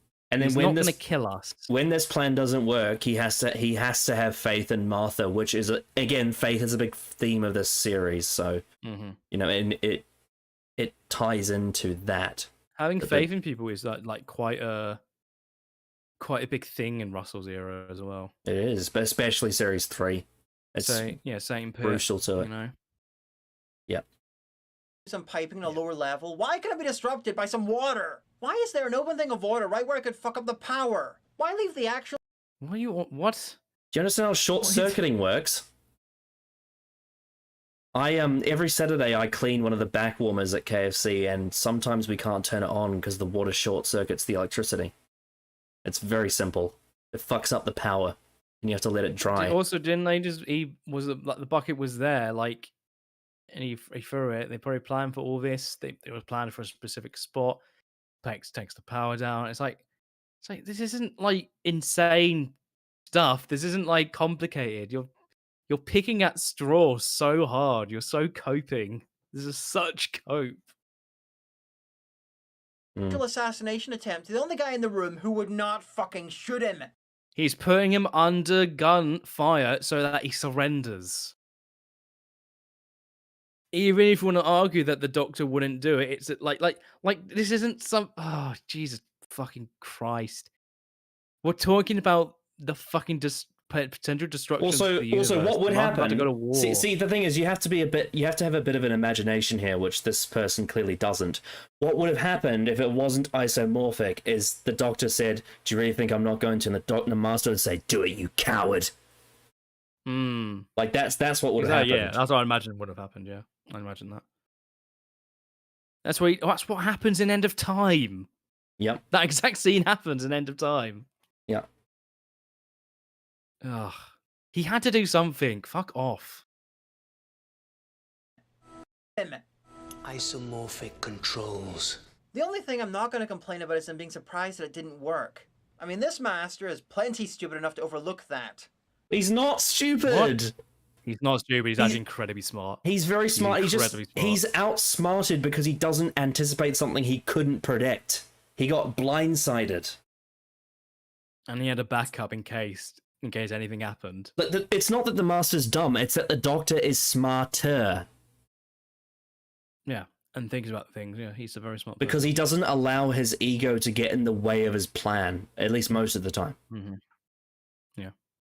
Because the master, what he does is he injects too much self-indulgence into his plan, therefore he allows cracks to exist. And he doesn't realize they exist, because he thinks his plan is bulletproof, but it's not. And that doesn't make him dumb, it just means he's not vigilant enough to see the issues that arise, because he's too focused on wanting it to do it his way.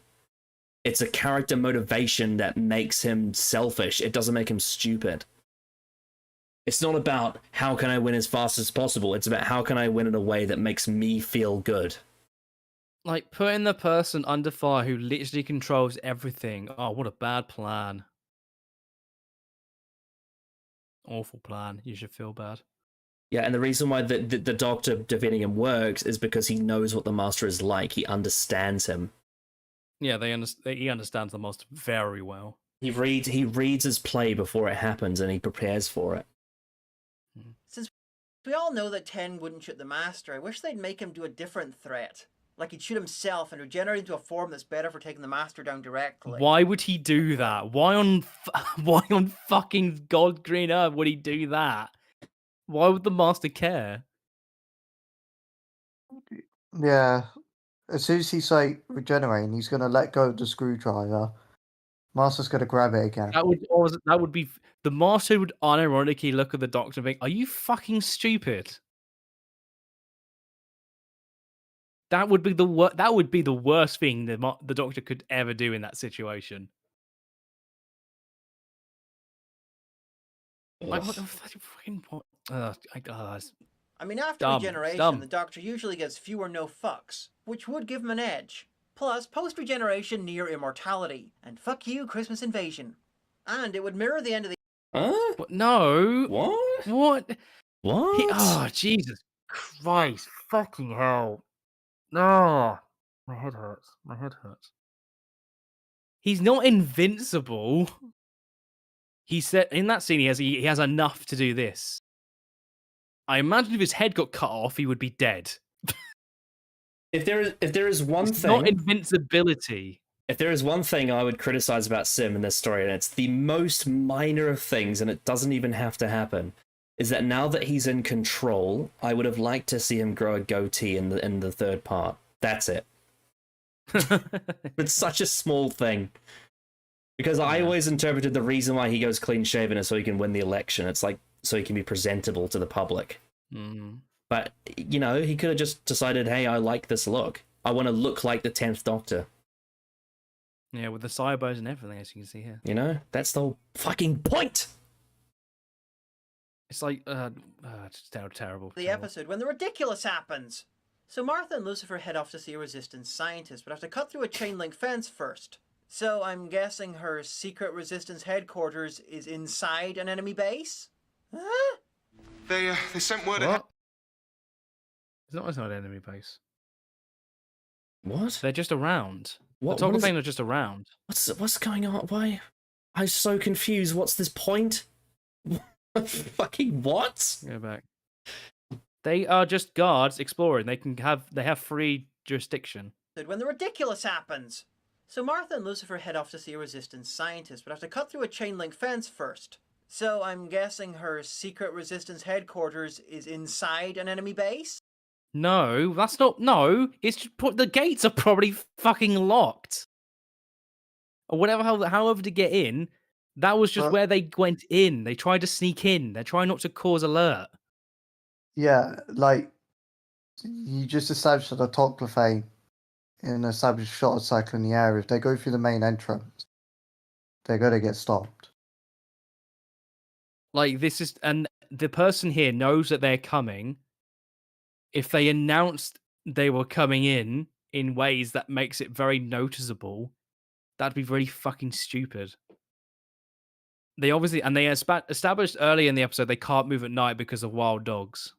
They get eaten alive, so they have to go through the day. Yeah. Why would you then assume this base is under like the Master's control, like under the Toclafane and stuff actively? If anything, it's deliberately designed to be the opposite, yeah, so that the betrayal can work. They sent word ahead. I'm Tom Milligan. This is Martha Jones. She can be the Queen of Sheba for all I care. I'm still busy. Oh, I guess she wants to fuck her too. They watch a broadcast. Oh, what? For God's sake! For God's sake! Firstly, that's just a shit joke.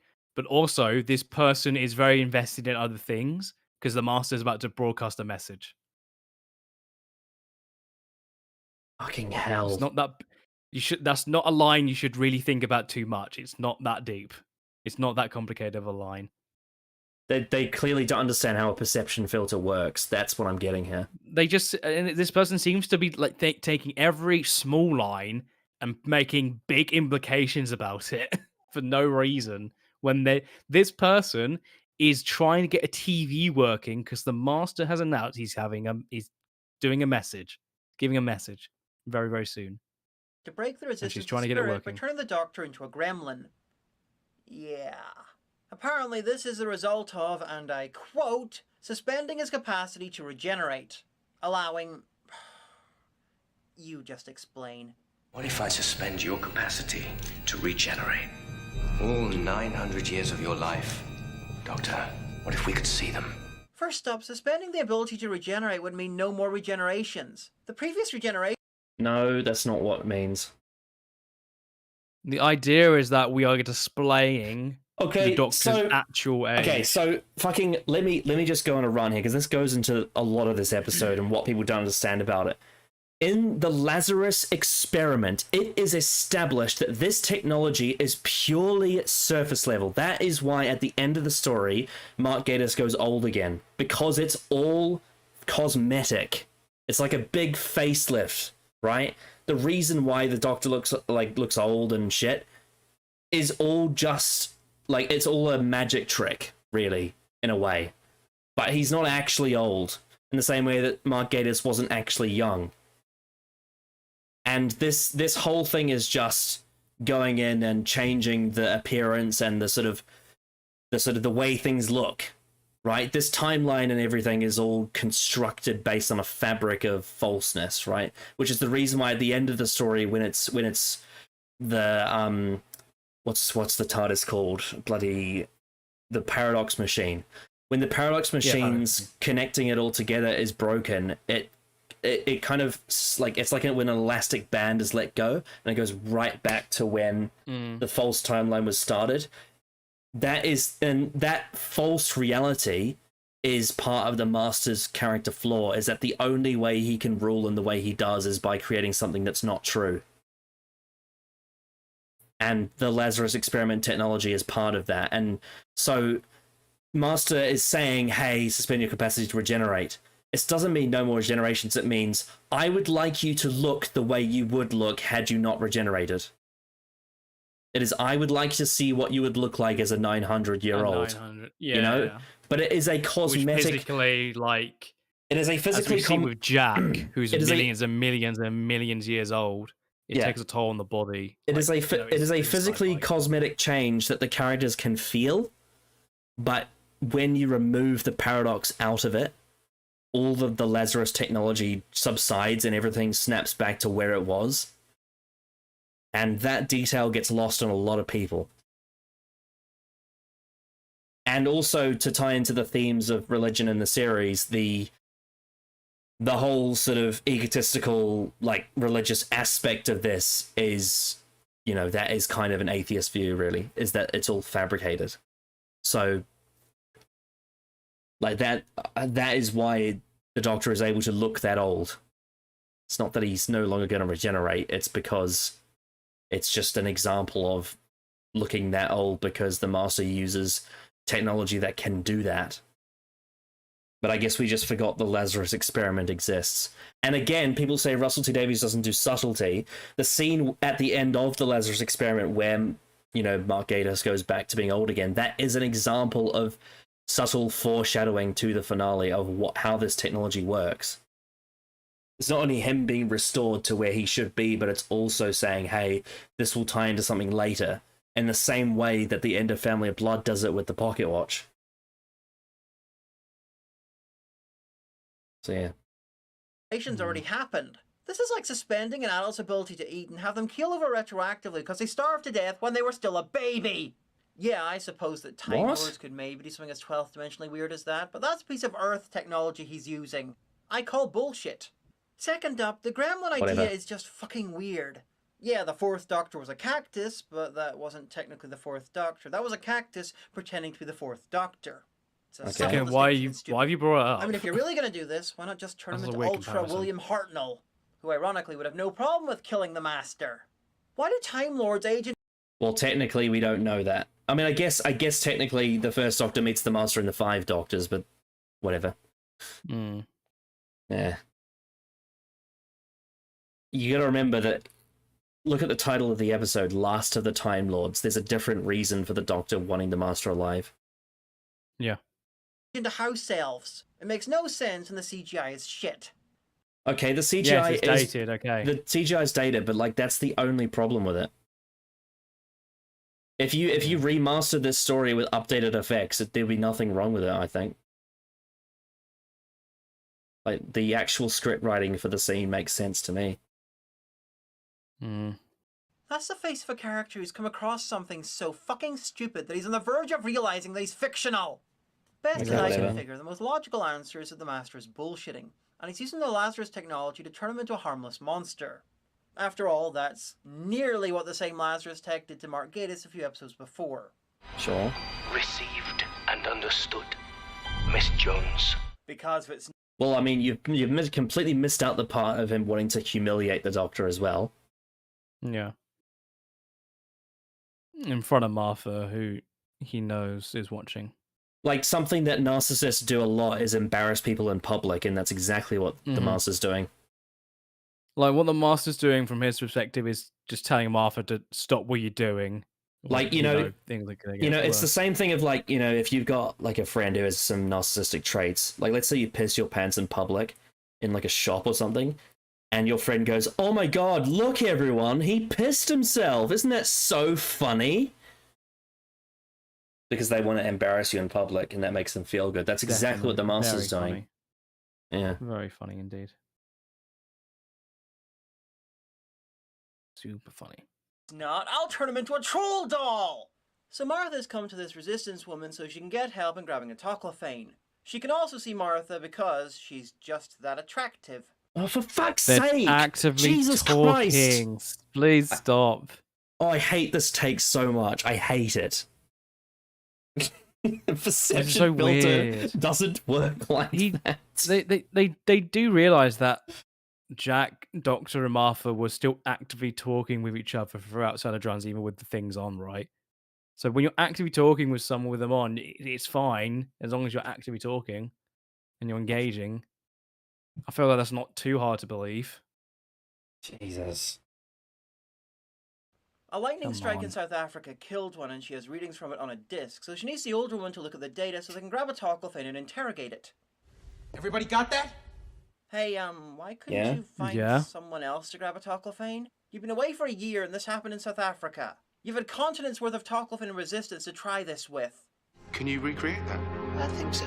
Easily, yes. Unless she has been trying this everywhere, and each time it goes wrong. The resistance die while she wanders off. What are you on about?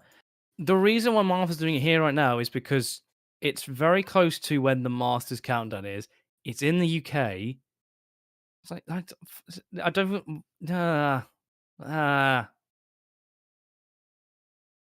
Again, let's also not forget Martha is setting up a red herring, so it has to happen on the last day.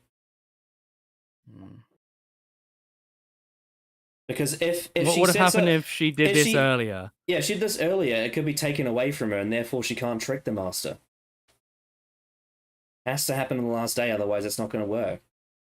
Would it matter? I'm just baffled. Invisible when the script calls for it. So their plan to grab a tocylphane is for Lucifer to shoot into the air and run for it, lure it into the Resistance woman's trap. Okay, fine, but what's Martha doing? Apparently she has a job. You ready? Do your job, I'll do mine! Giving a signal. That's what she's doing. She's just giving a signal. As soon as she sees Tom, she's going to run back and that's the signal to get ready to turn it on. Is it that complicated to understand? Oh no, but you don't understand. She's just a damsel in distress, Callum. What are we doing? Now all she does is run off as though she's being chased when she's fucking invisible and it's chasing Lucifer. She's giving a signal. She's not invisible. She's not invisible. She's not invisible. Shut the fuck up. She is not invisible, for God's sake. Again, it's around a corner. She'll be the first one to see Tom to give the other woman time to be ready to turn it on. This isn't complicated. Jeb, how do you feel about this? It's pretty bad, right? I don't believe they watched the episode, quite honestly. I just can't. If they did, they watched it. They watched it blindfolded or something. Yeah, but like, Jeb, why is Martha running and telling the person if they're ready? Like, what is she doing? Am I right? Like, I don't understand. Like, I've never seen people make these criticisms, and I've seen a lot about this episode. This Jerry actually might be one of the worst videos we've seen. 100%. This is actually stupid. This is like basic understanding of just basic storytelling. The only thing I can think that is worse than this is the videos that just don't talk about things. You know what? Like this is worse. I think this is worse because this is exposing themselves to not understanding how stories like operate. I find this worse because of their smug attitude. Yeah. Oh, that's fair enough. That too. That's very true. Like, that is true, because what they're doing is they're embarrassing themselves by not understanding basic things and then trying to act smug for it, which makes it worse. Yeah, exactly. Trying to make really shitty jokes like, "Oh, guys, look how bad this episode is. Am I right?" It's like you're embarrassing yourself pretty hard here. You're complaining because Martha is in a better position than rather sitting next to the other woman. She will be the first one to see Tom, then run back and give the signal. This isn't hard. This is so easy to get. This is very embarrassing. So this would work better if Lucifer was being chased and the invisible Martha was there to spring the trap. Please Back stop. on the Valiant, Martha's parents are engaging in their... She's not an expert at this. The woman is. You fucking... What are we doing? What is this? What is this video? This is awful. This is really bad. This is a really bad video. We're only 11 minutes in. Fucking hell. Kill me now. Usual foreplay, because they're together again, I think. Anyway, foreplay. Talking about killing the master. Why is there so much sex references? Was this written by Stephen Moffat? My job. I'll get him. Trish, they've not been in prison long enough for that.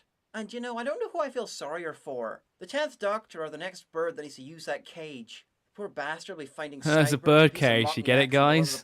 The birds. And I wish that someone had taken anyone aside and told them that a quiet, dramatic scene between a hideously overacting silly person and a TV budget CGI Stop, Yoda he's was not never gonna come out overacting. well. He's not Back on Earth, overacting. the Resistance woman is unboxing a Toclophane. Now she is clearly going to die. Yeah, there's a difference between overacting and being emphatic. Also, why is she about to die? His performance is very layered. It's just he's very emphatic. He's very emphatic. Tim and does a very good job. Yeah. If you want to watch overacting, if you want to see overacting, go watch Sacha Dhawan in The Power of the Doctor. That's overacting. But it's good. But that's good. That's actually good. There's no reason they need her for any of this. She's basically there to give the other two a dialogue break. Wait, they're saying that she should die for story reasons, like conception. What?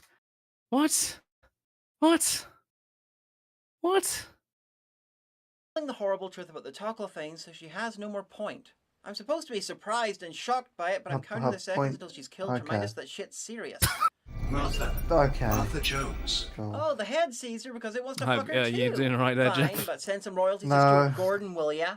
Martha assumes this one is the little boy she met in Utopia, but nah, that'll be far too downbeat for this episode. So instead, they share each other's memories and he's in a different ball. Not much better, really. And Wait, hey, what? the humans from Utopia all... Didn't the thing say, reference the little boy? I don't know. It doesn't really matter, really. Their argument is that it's not apparently the little boy, but I'm kind of like, isn't it more horrifying that they all share the same thoughts? The reveal, the kid still died and was used to be in Toclophanes or whatever. Isn't it just the reveal is that the Toclophanes are humans? Isn't it like if that singular Toclophane was the little boy, that would be fucking contrived as hell. Like if it was it just wouldn't that... really matter either way, even if it was. But the fact that it's mixed in makes more sense to me, and it reminds her that the little boy is part of that. Yeah, true. And they share that sort of common knowledge. Mm. And the point, yeah. It kind of plays into the horror aspect that they're all a hive mind, but also children behave all together in groups and they show similar behavior. Yeah. Also, I just want to add, I think the Toclophane is an incredible concept. I love it. Yeah, definitely cool. And apparently, if the Terry Nation estate hadn't allowed the Daleks in Series 1, RTD was going to do the Toclophane. Yeah, glad he kept on to it. Oh yeah, for sure. fit inside a moderately sized sci-fi rocket, and yet there are 6 billion moderately sized. That thing's fucking massive. How the fuck is that even possible? They need to do a fuckload of breeding, which seems unlikely, given that they were dying out to such a degree that cutting off their heads and sticking them in robot spheres seemed like a good idea. What? Why are you so angry? Why are you so angry over that? Hang on, I don't even know what they're complaining about. I don't either. I'm very confused.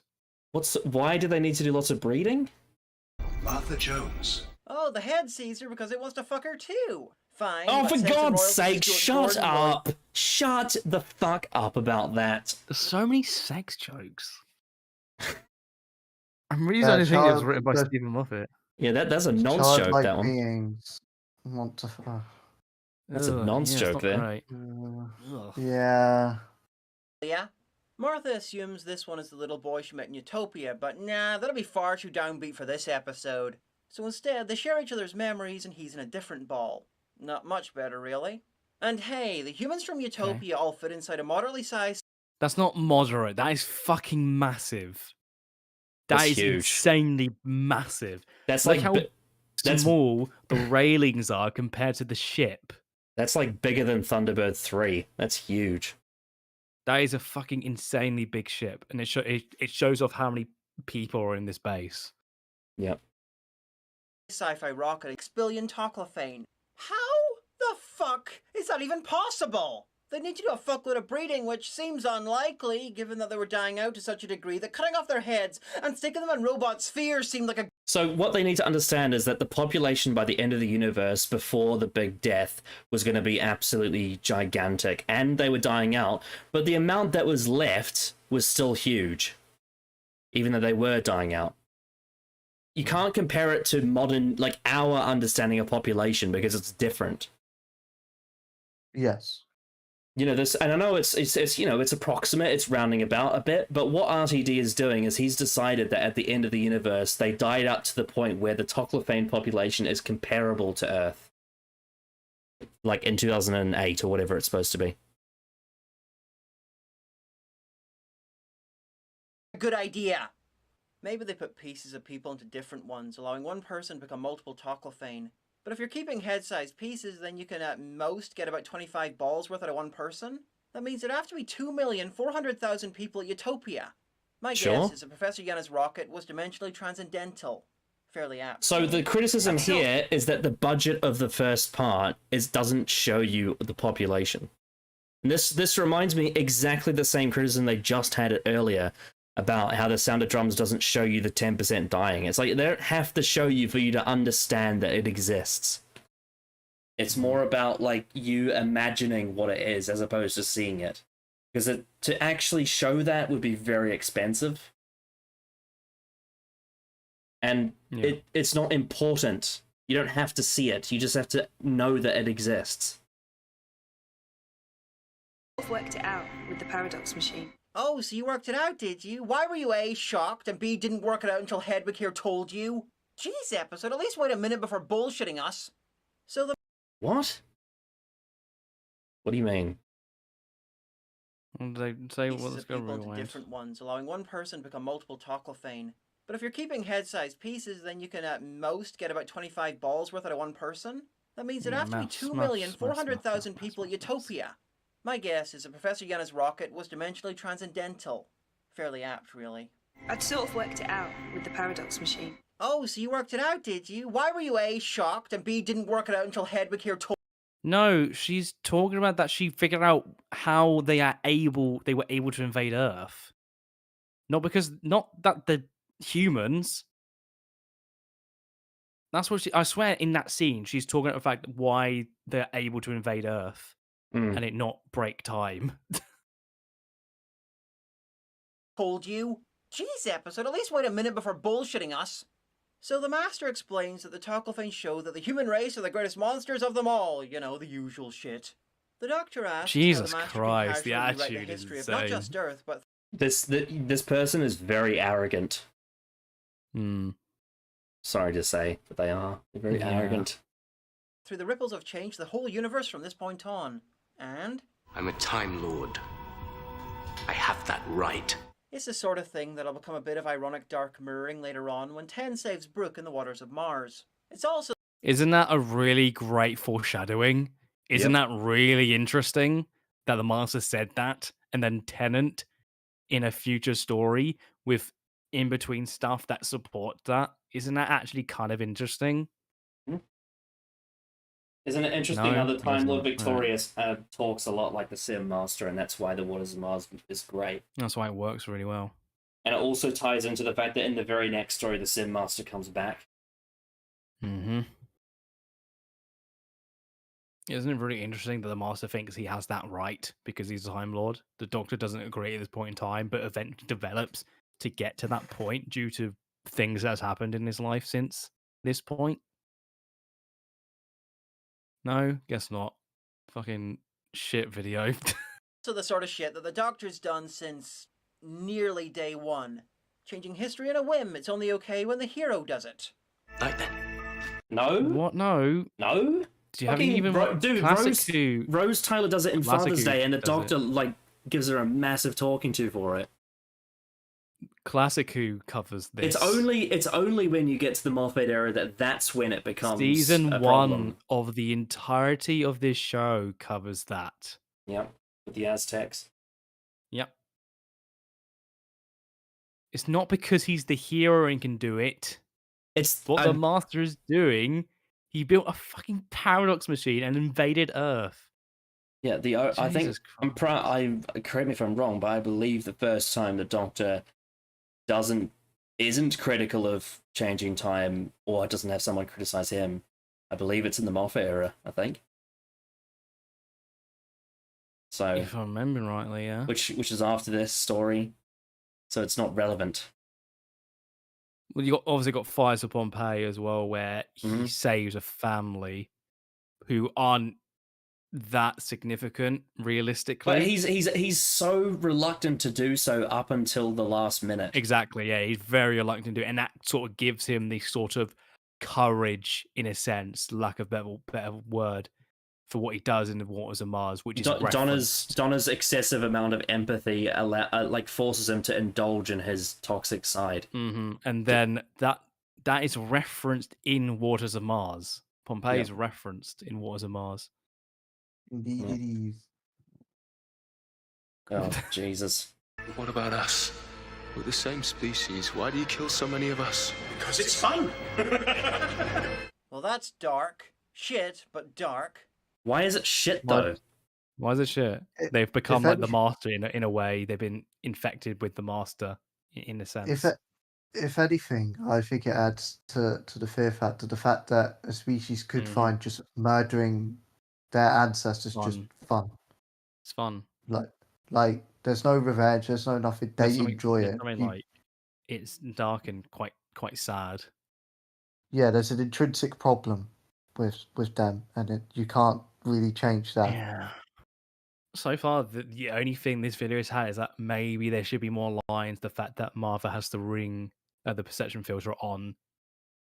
That's literally all I can really think about as of things that I'm like, fair enough.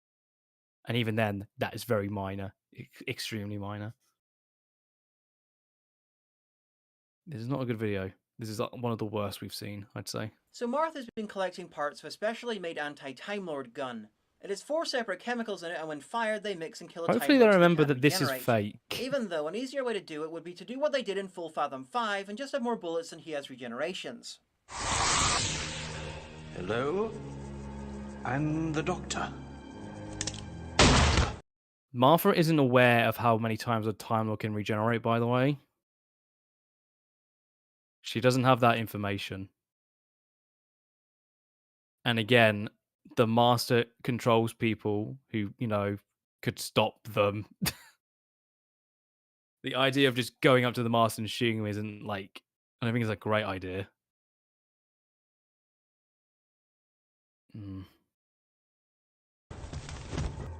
I wonder how many more lives this bastard has left. Anyway, Turn Left showed us that all you really need to kill a Time Lord is to get them damp while they're not anywhere near Donna Noble. Okay, that's just been unfair. That's just been extremely unfair. Even fucking Moffat covers this. Oh no, End of Time covers this. If they are killed again before regeneration, then they're permanently dead, which I think is a good rule.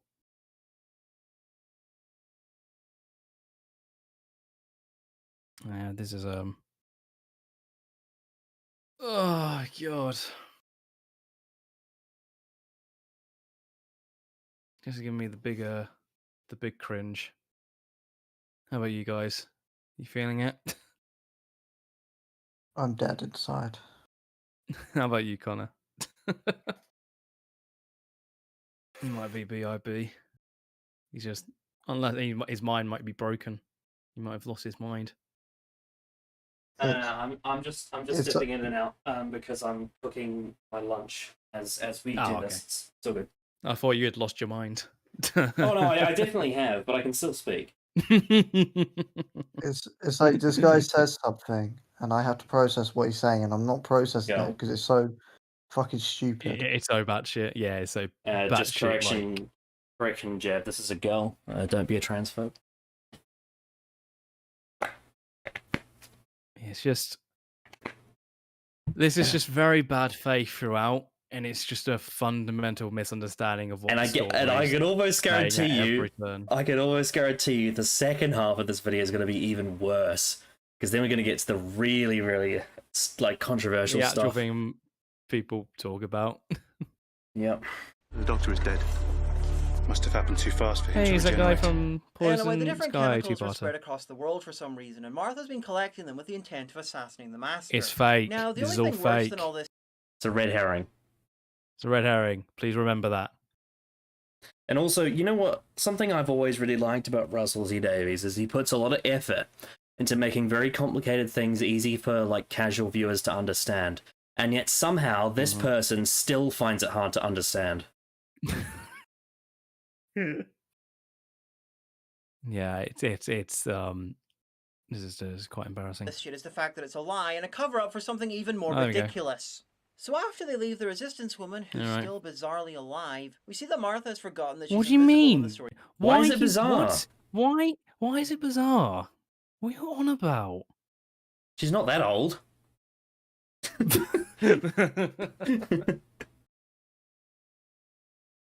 Like, they talked about the fact that she should have died because she served her purpose.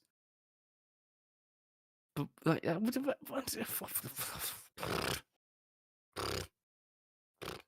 Story calls for it. She then starts to preach to a whole cast of a Ken Loach movie shacked up in a small house. yeah, preach. But if Yeah, Martha yeah. Jones became a legend, then that's wrong because my name isn't important. There's someone else.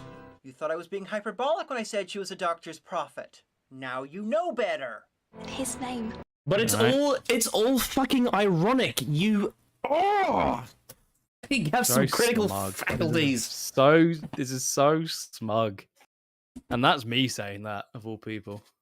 The reason why she's being presented as a prophet is because she understands that this is how humans respond in a crisis. They become faithful. They go back to their roots, their religion. It's not pro-religion. It's understanding that this is what humans do. And it's this. She learned this in Gridlock because this is exactly what humans did in the F5 billion. That is very When they true. when they were stuck on Very that true. when they were stuck on that motorway, they sung the hymn of old Earth because of that's what happens when they're in a crisis. They come together. Are you saying this has been set up, Connor? Yes. It's the doctor. Access prior. There's a reason why she speaks to them the way that church pastors speak to children. It's the same thing. Yeah. She's setting up a narrative for them to believe in. But Jesus. But Jesus. What do you want? Oh, treachery. That's why she's still alive. But it's just a reason for it. Even if they didn't do that, why would she need to die? This is so weird. I find this is like the weirdest part of the whole She video. cares about her It's weird. daughter. She has a rationale. For fuck's sake. Was it daughter or son? I guess it doesn't really matter. Whatever. I can't remember. Like, because she's still alive, it was to do treachery, not that she just could have lived. She could have just been a normal person. Diamond Hagen's talking about this character like, oh, she was secretly evil. And that's the only reason they're alive. Like, they're so perplexed why this character is still alive for some reason. They've served their purpose. Why are they not dead? This character has done this, and that is it. Why aren't they dead? Talking about characters like they have an expiry date or something. That really comes across as like,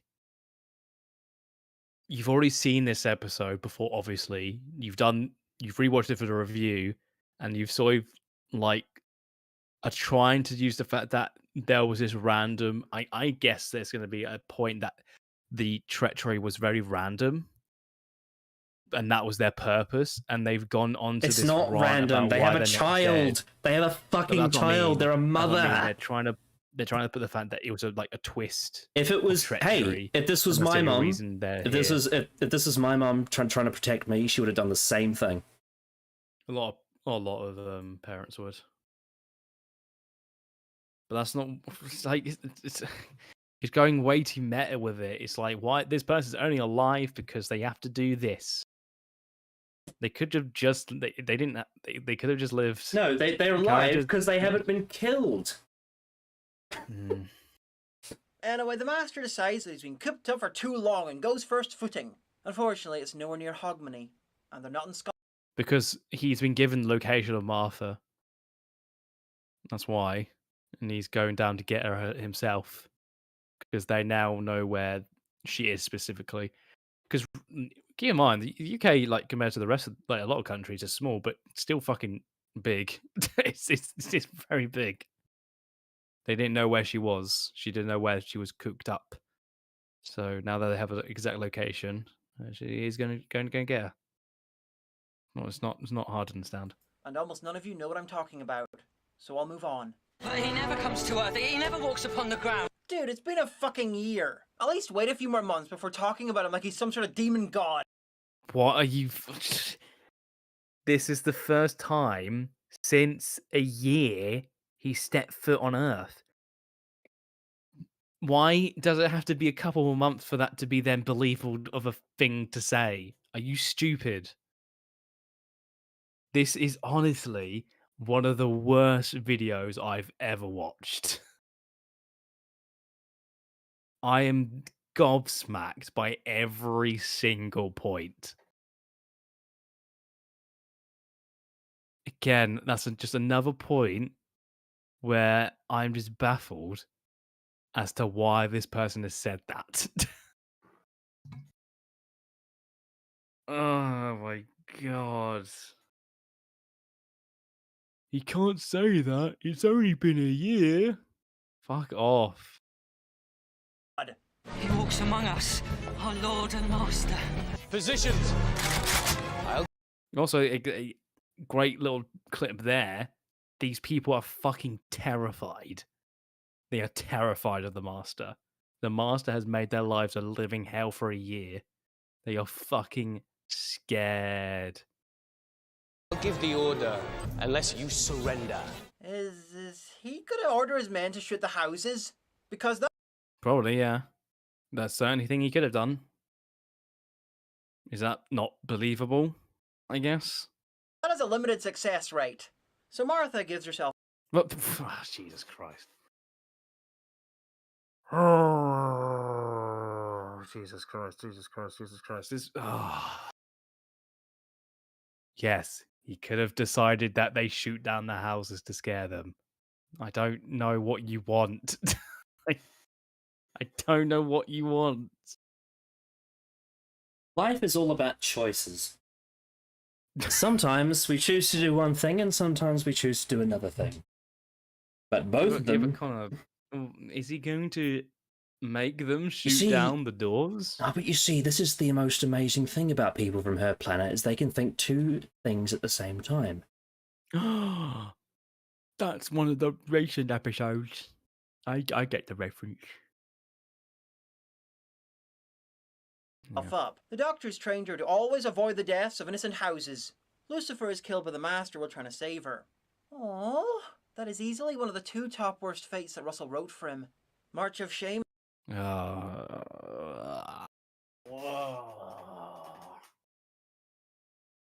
cringing really hard over here. Like, no comment on the fact that he sacrificed, he like tried to save her.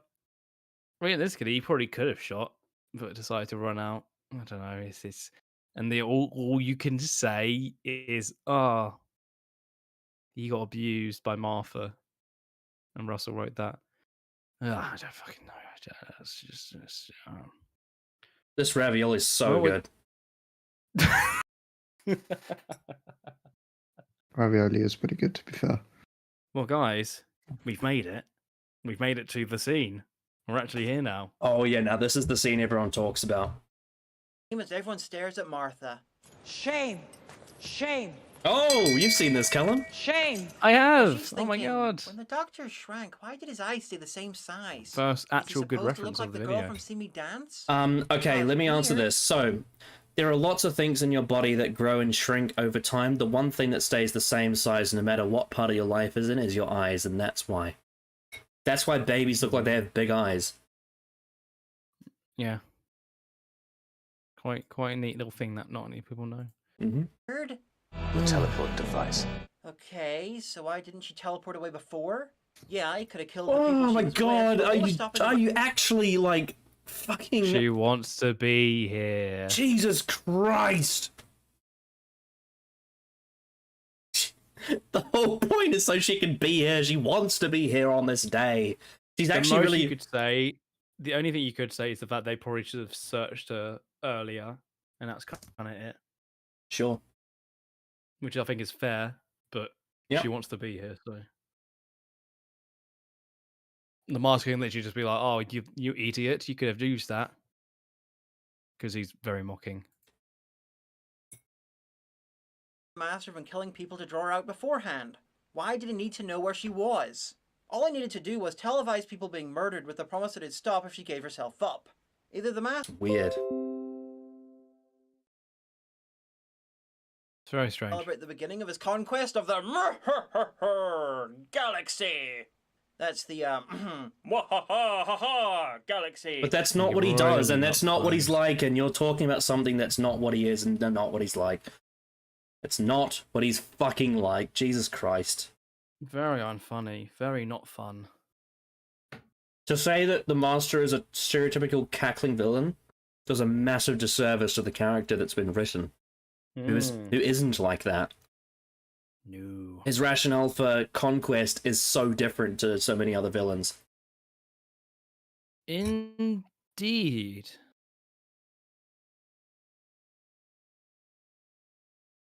Evil laugh. Not a galaxy called Mwahahaha. But given you whose things for weird names in space, I would not put it past them. Such a disappointment, this one. Days of old, Doctor.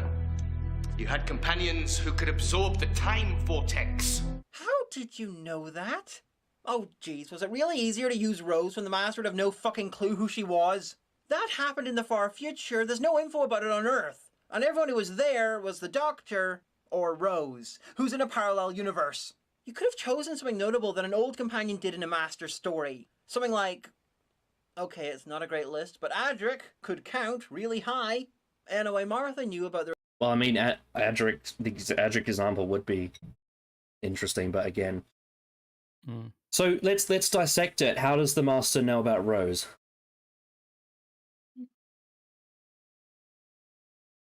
I don't know. I mean, maybe the Doctor told him. That's one way. No, I assume that, and even then, it's not. Is that the other big of a deal? You want to know? You want to know another little bit of detail that could definitely support this. Is that Harold Saxon was running for Prime Minister during Series 2, when the Doctor and Rose were on Earth, and he was paying attention. True. That's also part of it. But here's the thing. I probably would concede that that's probably something you shouldn't know. Jack Harkness. It doesn't change the episode at all. Jack Harkness is also another person that knows about this. Yeah, and again, true. But even if I were to say, yeah, you probably shouldn't know about that. It's a bit weird that he does. It literally does not change a single thing. Oh! No, we're completely wrong. Yana overheard the Doctor talk about Rose absorbing the time vortex. Oh yeah, you're completely right. You're completely right. Actually, I forgot about that. Well done, Sam. See, Sam. If I had rewatched the episodes yesterday, I would be able to tell you that. Yeah, true. I would have. And if this person had watched the episodes at all, they'd also be able to tell you that. That is like embarrassing when they've actually rewatched them and we haven't. And like, I bet the argument is like, well, he was distracted. It's like, come on. The reason he remembers is because of those details. That's actually really bad. When you think about it more, that is like even worse. That's even, oh my god. Ah, that's awful. I like how we could come up with good faith reasons even without the Yana thing, and then is actually in the show. So what the fuck? Like, the reason he remembers is because of that conversation. He's listening to that conversation itself. Literally, Rose is mentioned by name, and the Doctor talks about the events in detail. That. Yeah, I remember now because the Doctor talks about the time vortex, and Yana has a trigger. Yeah, that's why he's triggered by it. Yeah. So the literal scene, the Master gets triggered, is what he's referencing. Oh, that's awful. The Resistance woman being a traitor and deliberately got herself captured so she'd be here at this exact time. Not even addressing Coincidentally, it. Well the done. same exact time that the Master's going to launch his conquest of the galaxy, giving yourself an epic amount of wiggle room there. She's been preaching the good word of the sideburns skinny twat and told people to channel their goodwill to the Doctor at this particular time, not worrying about little things like her not speaking all languages or... I mean, they did know that, didn't they? Martha told them, didn't she? Yeah, I mean, down to the second, sure. I mean, I would say down to the day, more like. Because, I mean, the second will be... I mean, the countdown will become obvious once it starts. And you just have to be there for the countdown. It's not like you have to teleport in 1 second before it goes off. You just have to be there on the day the countdown happens.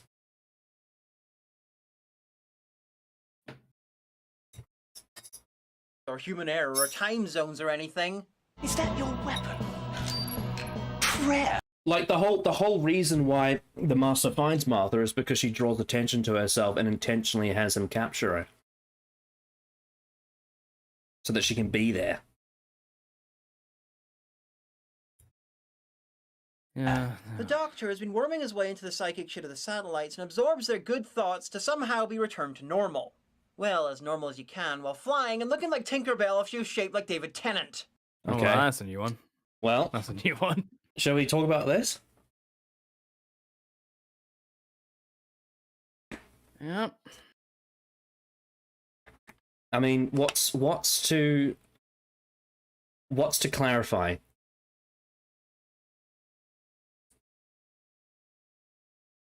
It's all said in the episode.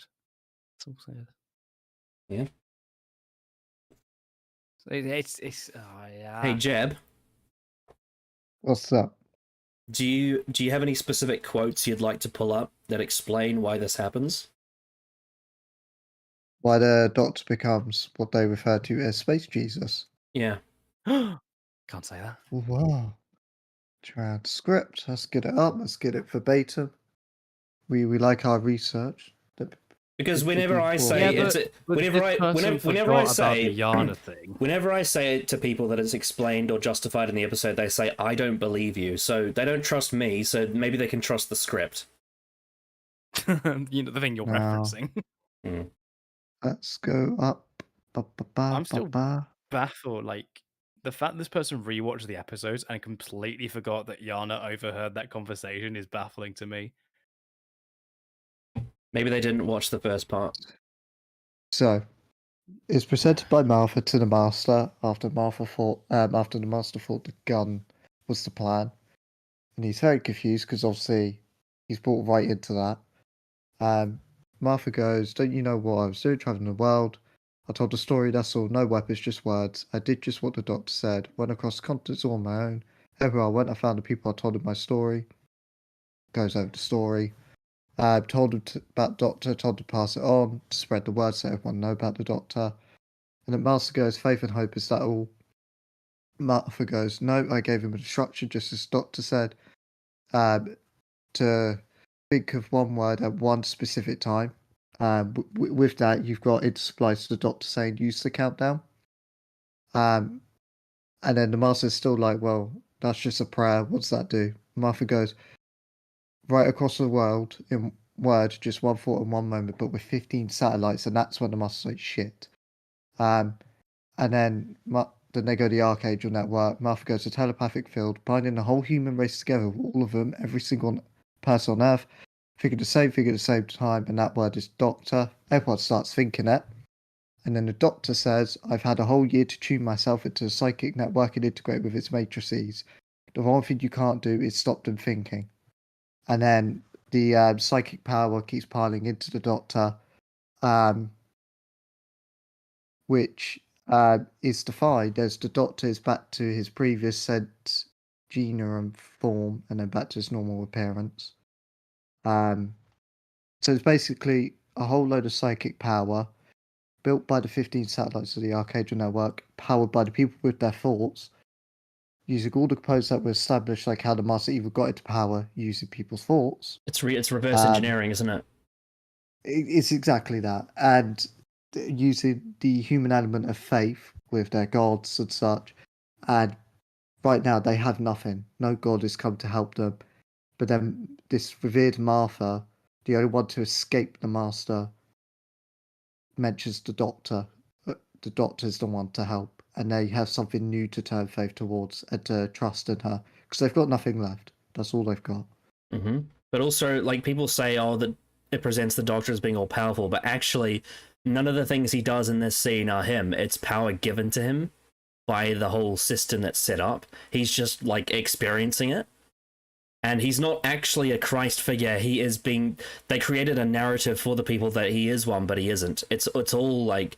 Not necessarily a lie, but it's all a narrative for the people to believe in so that they can all be trusted to actually participate in what the plan is, right? That's the whole point of it. Is that knowing what humans would lean to in a situation like this and using that against the Master. Exactly that. Yeah, but guys, it's Space Jesus. Yeah, and a lot of people say, oh, why does the Doctor use the Force on the laser screwdriver? Like, but a lot of people think that's bad. Doesn't make sense.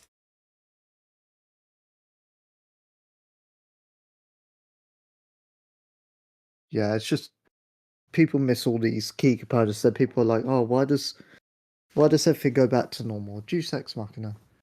But it's not though. But it's not though. But it's not though. Like the whole timeline is fabricated. It's false. Exactly. Like he gave the entire of Earth a facelift. And that's why the Martha Jones' mum's scene with the gun is really important. Yes. Because they still lived it. They were still traumatized by that year that never happened. Because they were in the eye of the storm, so they retain their memories. Yeah, I think that's a good enough reason to justify it. To justify the trauma. Yeah. The Paradox Machine had enough power to retain the timeline that happened on the Valiant, but not any further. Yeah. Exactly that. Because Russell wanted them to remember, and it still mattered to them to their trauma. Yeah. Again, the visuals are very, the visual effects are very 2007. It's, it's very flashy. It's quite camp, but it makes sense. It's earned within the actual script itself. So I don't see what, like, outside of some people saying it looks cringe, I don't really see what the issue is. Mm-hmm. And this is why I always say about Last of the Time Lords is that it's visually misleading for a lot of people. They miss the actual details of the story because they're too preoccupied by it looks like something I don't like. Some people seem to say that, but the people don't know what Tennant looks like, so how would he be restored to what he looked like before? I think I heard, was it Jay made a joke about, like, what if he came back as just like a medical doctor with like a stethoscope and a white coat? Yeah. No, because it's not about restoring him to his image. It's about the fact that that image of him is the truth. And the old man is something fabricated by the laser screwdriver. It's not about it's not about the humans being like, I'm visualizing David Tennant at 37 years old in my head. Jones showed us a picture. She showed us a picture. Yeah, but it's not about that. It's not about them visualizing what he looks like and getting it perfectly right. It's about the fact that this is what he actually looks like. And the visual and the feeling that he experienced of him being old is a trick that is created by the technology that Lazarus had. It's a cosmetic change. Yeah, but Space Jesus. Yeah, so, and also, again, the Christ symbolism is also misrepresented. So a lot of people, especially people who don't like religion, will look at this and say, oh, I hate Christianity, and it's trying to say the Doctor is akin to Christianity, therefore episode bad. But that's not at all what it's doing. It's actually the opposite. It's that the Doctor, in the eyes of humanity, represents that Messiah for them because that's what they believe in. But it actively goes against the idea of idolization. Number one, because the Master builds a statue that is the definition of idolization. And number two, all those people forget who the Doctor is because if they remembered, they would treat him like he was the Christ. But he isn't. He shouldn't be. And the Doctor is very against the idea of him being like that until, of course, the Waters of Mars, which is when he goes off the deep end and, you know, indulges in that idea. But that's different. This is not them saying the Doctor is a representation of Jesus. It's them saying the Doctor understands that humans would band together around a religious figure. He takes the form of one that is within the culture of British, you know, history, sure. You know, maybe if this was a show from, say, China, he'd be a Buddhist figure, or if it was from India, he'd be a Hindu figure, or if he was from, you know, an Arabic country, it would be an Islam figure, right? Maybe that kind of visual imagery would work for there, but this is a British TV show. The Eye of the Storm is in London, so he represents the Anglican Christ, which makes sense to me, I guess. I just, like, I've never really seen what the issue with the themes here are, because I feel like it is inherently criticizing religion and understanding it to a deep level, really. And you've also got to think about the parallels, right? You know, he's an outcast in a way in New Who. He's last of the Time Lords. He's someone that has special powers. Like, there's a lot of parallels there. I don't know. I've never understood why people take such an issue with the religious subtext in Russell's era.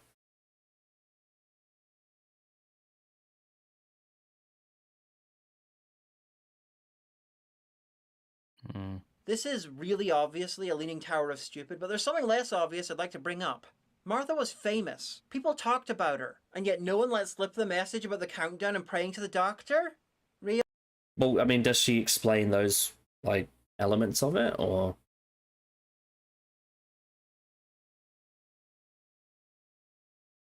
Why would someone let it slip when they're fucking scared? And there'd be no reason for them to. Also, isn't it like specifically she says, like, on this day, you need to all say this name when you see it. Like, it's, I don't know, fuck. What do you think, Jeb? Do you think there should have been people that let it slip? No. Nah. No. Well, actually, let's be you know, logical. There would have been people that probably would have let it slip, but the point is that there is enough power. There's a certain level of power required, and it doesn't have to be every single one person. Yeah, they never say in the script it literally has to be every single person ever. It's just and like also, what could they have done if they started, like, I guess they could have started shooting everybody. Yeah. But, like, even then, it's like, yeah. I guess the big overall question that this person is trying to ask is, how did the Master not find out about Martha's plan because of all the people she told? Well, the argument you'd have is she was just passing a story. There's no indication because he's so focused on the other plan, right? She's just passing tales as she meets no people. one seemingly is like under like gun, you know, like, you know what I mean? It's not like they're in camps, they're not in like under siege, that kind of stuff. They're just hiding away and they're scared. It's the Toclafay and that are just sort of like, you know, going around. Yeah, they're supervised. They're being supervised, not oppressed. There's like Tom, who's like going around, who's allowed to go around because he's got like obviously his pass and stuff. Like, it's like, yeah. Imagine go to the Master. Yeah, she told a story about the Doctor. It's like, okay, no one's actively being like investigated or anything like that. No one's like, you don't have people like the woman in this episode who's like, who gives Martha away, you know.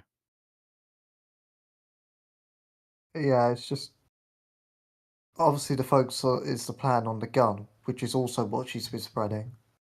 Yeah, that's true. And So obviously that his part focus of it is, is yeah. he doesn't have any hope in the human race. He thinks they're like Yeah, she conquered. So his focus is on the gun. she conceals her real plan that doesn't sound like a plan with another plan that isn't a plan that sounds like a plan. And I know that sounds complicated the way I said it, but it's very simple in the way it's explained. Yeah, exactly. Really? They flat out made disinformation up about the gun and no one spilled the beans about the real plan? No one got the cover story about her going to kill the master and the real story mixed up in a drunk fit? I think that's... yeah, you're talking about the woman who gave Martha up, who was fed a fake plan, and that's why you've said traitors in their midst. Like, I can tell that's why you did that. Yeah, I'm pretty sure Martha wouldn't have shared that information with anyone that seems like they're connected to any military organization. She shared it with people that live in like suburban houses on the streets and stuff. Yeah, not anybody who's like out and about, an official who could have like communication with the master or anybody involved. She shared it with the victims, right? Yeah, with the people who've lost faith. I'd imagine if there was somebody who were to offer up that information, there'd be people who would be very against that. Revealed it? No one sold her out? No one? They could have just had the ambient goodwill and belief we would help the doctor, and yeah. Well, I mean, the woman did try to sell her out, though. That was the one example we got shown, and there's probably others that we didn't see. And she just because she was fed fake information, like we said. Mm. You know, there probably were other people that tried to sell her out in the last year, but they weren't successful. As Martha was like disguised with the perception filter. Mm-hmm. Wasn't fed exact. And plus, she was told where she was going to be because Martha said because she wanted to be captured. Exactly. She wanted to be captured on that specific day. I don't think she fed information to people she don't like again, she fed information to people who were scared and terrified and who weren't and like we said, the master hasn't set foot on Earth in a year.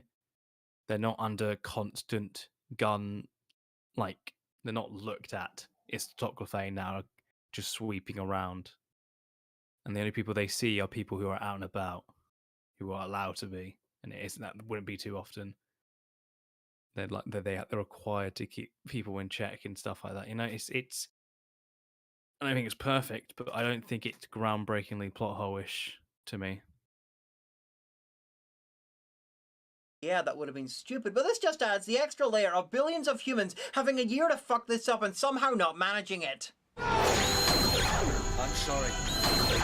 One of the issues with Russell T Davies' era of New Who, and I hate to say this because he does seem to be a nice guy, is that he never explains shit, and when he does, it almost never makes sense. This is a great example of that. The doctor is using the satellites to feed on the people's goodwill and regain his strength? Explained! Makes no fucking sense. They did. He's integrated with the system. He literally says it.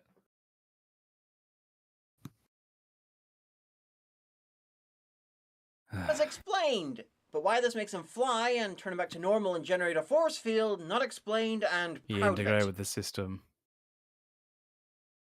He literally says it. He integrates with the system.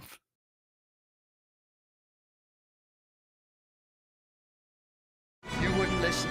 No! Because you know what I'm going to say. And I love this bit because he says exactly what the master doesn't want to hear. Because I forgive you. That's just embarrassing. Why? A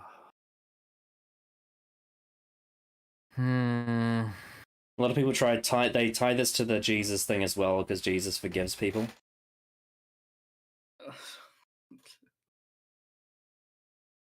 It's the master and the But doctor. this is the opposite. This is the opposite though. Like when Jesus forgives people, you know, it's what they want to hear, whereas this is what the master doesn't want to hear. Yeah.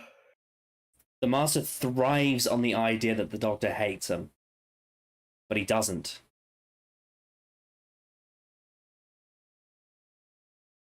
I'm pretty sure every other Doctor who's ever been or ever will be would love to smack the pair of them. So the talk. Why? No. You really think the 5th Doctor would do that? Okay, he's the first Master Dynamic we get in the show is Pertwee and Delgado, and he dislikes his view on life, but he has a deep respect for him. Is that scene in Colony in Space where he's, the Master is saying, "Oh, couldn't we have all these galaxies, you and I together?" And he says, "You don't get the point, man. I want to see the universe, not rule it."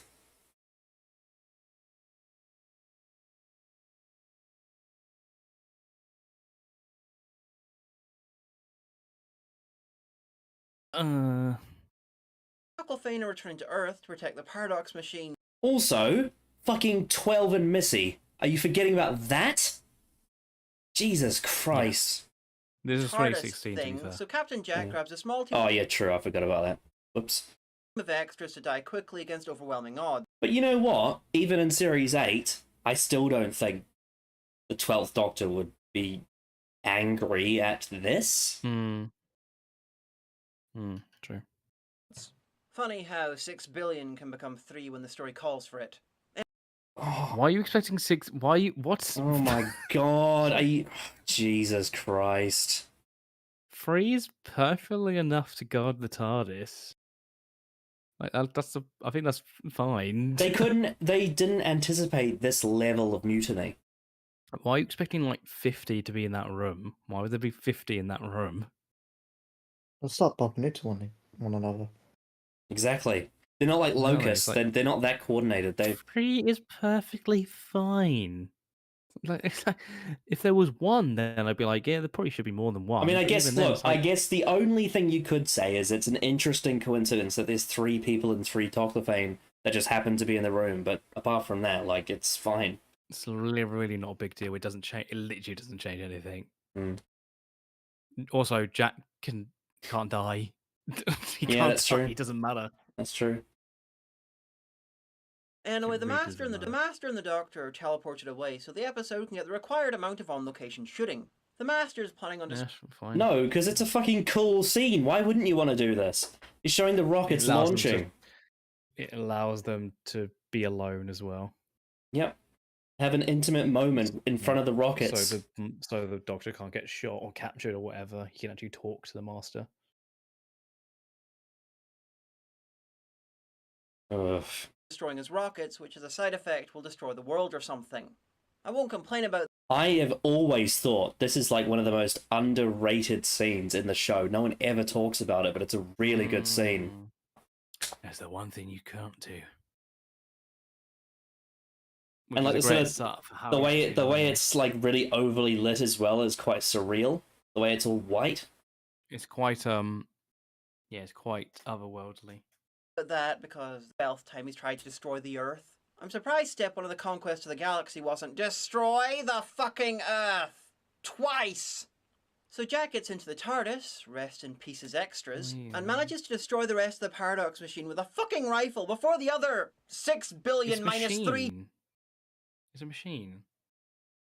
The Master physically built it. Yep. Okay.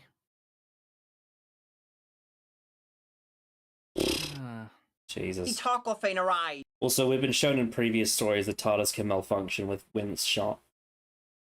It literally this year it malfunctioned because of coffee. Because it's electrical. It's got electrical components. Now I know the Master's stuck in the modern day, but the Doctor said he'd cannibalize the TARDIS to. Also, Captain Jack is a highly trained time agent from the 51st century that would know how to disarm time travel machines. He's very well researched on that, and he's also a trained just shoot at it. It's not a good term, but a trained gun user or whatever you want to call it. He's not really he's kind of a soldier, but he knows how to use weapons. It's the TARDIS. Surely Time Lord metal is a little tougher than a modern day right. I mean, do you want a little fucking info text to come on screen with that like cartoon paperclip from Microsoft Word saying, these are the parts of the TARDIS that you shoot if you want it to shut down. This is the power circuit. This is the connective... it's just Jesus Christ! He's caramelized the TARDIS with like metal and like stuff. we. This isn't like Time Lord metal. Like, yes, it's like we as the audience don't need an explanation as how this works. All we need to know is that Jack knows how it works, and that is believable. It's like it's not invincible. The TARDIS isn't invincible. Why would you think it is? Rifle. Seriously, that shit went down like cardboard. Wet cardboard. No, it didn't. It exploded. No, it went down like a circuit board because that's what it is, you fucking idiot. So the paradox is broken and time reverses. The last year didn't happen. Yeah, well, it was always like that. That was a fake timeline. Yeah, because that's what the paradox machine was. It's a brand new thing. That was the rules, and it followed it. Yeah. Time is reversing! The room is in the eye of the storm for some reason that I can't fucking fathom. I mean, the paradox machine was... Why not? Is it that hard to believe? It doesn't contradict anything. Is it that hard to believe that? Is it that hard to believe that within the vicinity of a TARDIS that it can it can sort of hold a bubble of time together for its own continuity? Because if you think about all the things that goes on around the box, like there'd be a lot, especially through a vortex, it needs a level of, you know, continuity to its time so that it can actually protect itself from damage. Why? That's what was creating the paradox. The big paradox was a rift in the sky that rained testicle-shaped death on the Earth, but somehow that room is the eye of the storm and the only place not affected. Because the fucking... Because the paradox machine is on it! Because the fucking paradox machine TARDIS is on it! That is why! It's not that hard to, like... If you just don't like the idea of it all being reversed, then it is in its proximity! By the time reversal. Hey, what if you were not in that room at the start of the paradox, but you are at the end? Suddenly, there's two of you! The ice storm isn't affected. It physically like stays the same. Everything around them is reversed. You know, it's sci-fi in a sense of like that's the rules that they established, and I feel like there's so the paradox machine, like whatever organisms are in the proximity of it, right? It will protect their timeline of the last year that never was and take them back to the original, and everything else will stay. Like if let's say what you just said was, it wouldn't be two of you. What would happen is that everything you experienced the year never was still happened in your memory, but in the continuity of Earth's timeline it didn't happen. It's like it doesn't contradict anything realistically, like. We're at the eye of the storm. The only ones who'll ever know. So the Master gets handcuffed. Since time reversed to just after the President's assassination on the orders of the Prime Minister live on TV, I get to wonder why the UK still exists in the Who universe after this. Why? It's just elect a new person. Yeah, there'd be like, I imagine that there'd be like emergency meetings. Yeah. I mean, how many sure, but like, politicians have been assassinated in the past? By the way, you ever heard about John F. Kennedy? Fucking the guy died the same day this show was born. One of the Roosevelts was assassinated. Yeah, assassinations happen to political people in power. Mm-hmm. And you know what they do? They find a new person to replace them. Yeah, they literally would have systems in place for those things to happen. Yeah, it'd be weird if they didn't. It'd be really weird. Meet again. That's why there's vice. I will just point out Winters was president-elect, not president. He hadn't been sworn in yet. Mm.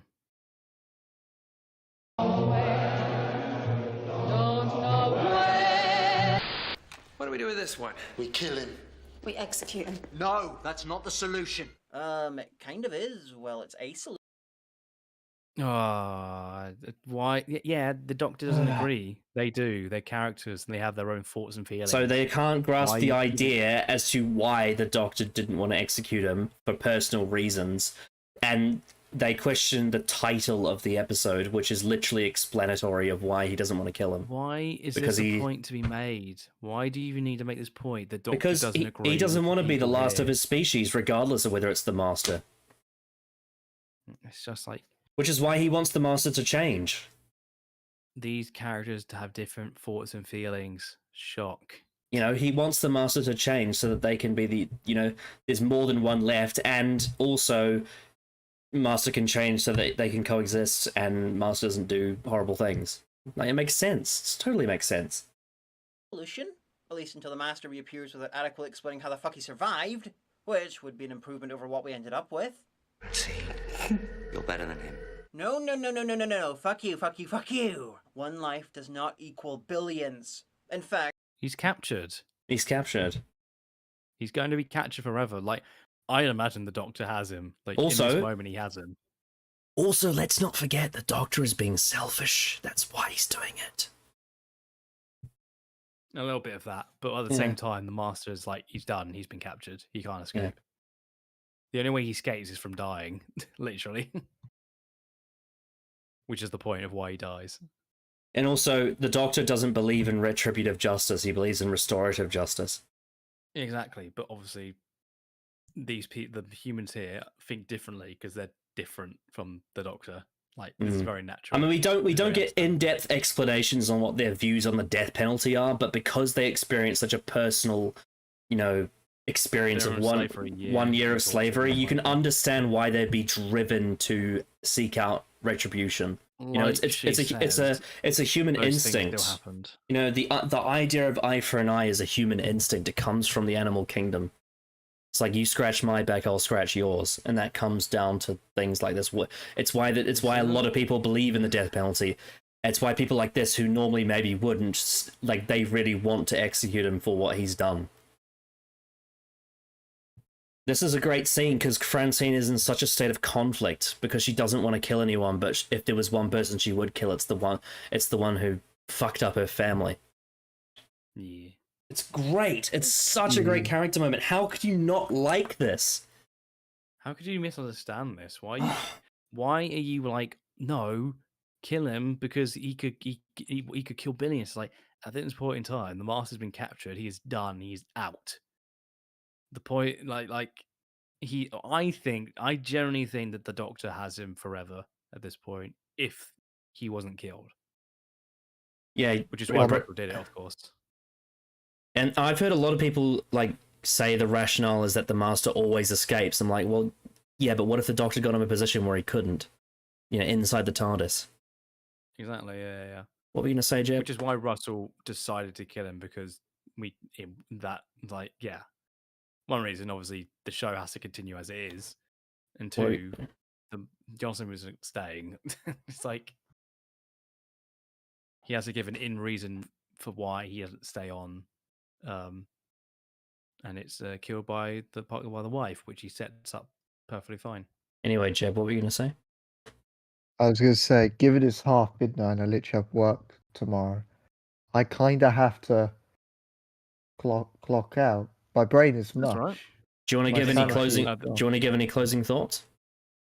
Yeah. I've seen some bad Doctor Who reviews. I've seen people like Harbo or like Harry's Moving, whatever it's called. Like that. Actually, I can't remember the name. But my God, at least like they had something digestible, and like you could kind of go, okay, I can see where you got that position from. This individual, I've had the utter misfortune of ploughing through my ears, consecutively getting raped over and over again by the dumbest shit I've ever heard. I've never seen someone try to so falsely hate an episode. I just don't understand it. So, like, it's very forced. Probably a nice person, but my God, please stop doing reviews. You can't do it. I mean that in the nicest way possible. You can't come up with anything of substance or that has a modicum of intelligence. It's such a misunderstanding of like storytelling. at its most basic form. Yeah, like there has not been a single thing right. Every line has to be an issue. Every line has to be an error in the story. Every line has to be a plot hole. Every line has to be like a massive issue to like an extreme. That's how I feel. Yeah. Yeah. Yeah. Thanks for suffering with us, Jeb. We have clearly absolutely rotted your brain with this video. You're very welcome. I'm very glad that I decided to do this eternal suffering and actually appreciate the episode more in the process. I actually found things I didn't remember that I really like about it. Even like the 3-part altogether, like the whole Yana overhearing the Rose mention. It's like, wow, never noticed that. I never noticed that either. Yeah. So, good job. I'm not calling you whatever that name is. I'm going to call you Cunty, New Who Review. You've done a good job in showing that you're a cunt. But you've made the episode better, so thank you anyway. Yeah. Thank you very much, Jeb. Very fun having you on. Yep. Always a pleasure. Have a good sleep and see through your partner's perception filter thing. Because apparently that's what matters. She's invisible currently. I can't see her at all. I can see a cat. Yeah. Anyway, have a good one. Goodbye. Yeah. See you, Jeb. Thanks, going. Bye. Okay, well, we're about to get to the scene where the doctor does a cry, and apparently that's bad.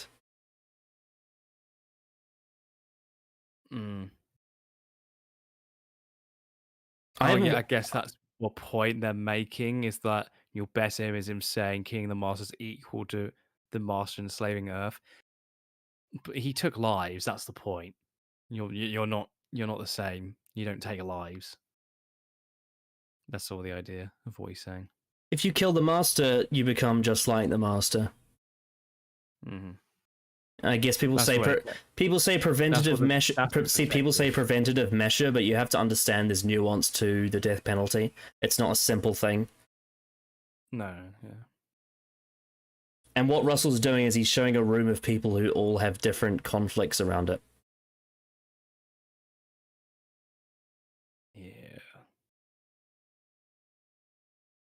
It'd probably be impossible for her to equal the scale of shit rock. Also, her acting is so good in this. Oh yeah, it's great. And yeah, that was his point. It's that was their point. It's it's not a good point. She plays a character in a biopic called Invictus, which is about both Nelson Mandela and the 1995 Rugby World Cup, and she's very good in it. She's also in Bridgerton, and she's quite funny. Yeah. Morgan Freeman plays Nelson Mandela in that film, and he's good. And she's one of the characters that's almost always next to him. And I love there's a scene where she goes, "Why does it always have to be about rugby?" and he's like, "You have to understand, the people of South Africa love the Springboks. That's what brings them together, black and white." Yeah, she's also in New Earth as one of the cats.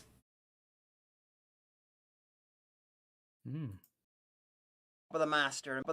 I mean, the guy once destroyed a big chunk of the universe. So the Doctor remembers the times the Master was captured by humans and always escaped, so decides to imprison him in the TARDIS. An idea that worked in Scream of the Shalka, but this is no Scream of the Shalka. And even Scream of the But why? Yeah, but this story's shit, Connor. That's why. Ugh. This. Shalka wasn't that good. Given that 10 had a thing for weird and ironic punishments, why couldn't he break out some mirror trapment like from Human Nature? Is it because the guys there because he is being inherently biased because as a Time Lord. Exactly. And it's very believable as to why. It's not the same thing. He wants to preserve Time Lords and allow the Master the chance to change, as he needs to change, as he says he's been wandering, for too long. He's got someone now to take care of properly. It gives good reasoning. Shit about? while all the Master did was kill billions? Look, my point is that 10 is a hypocritical cunt.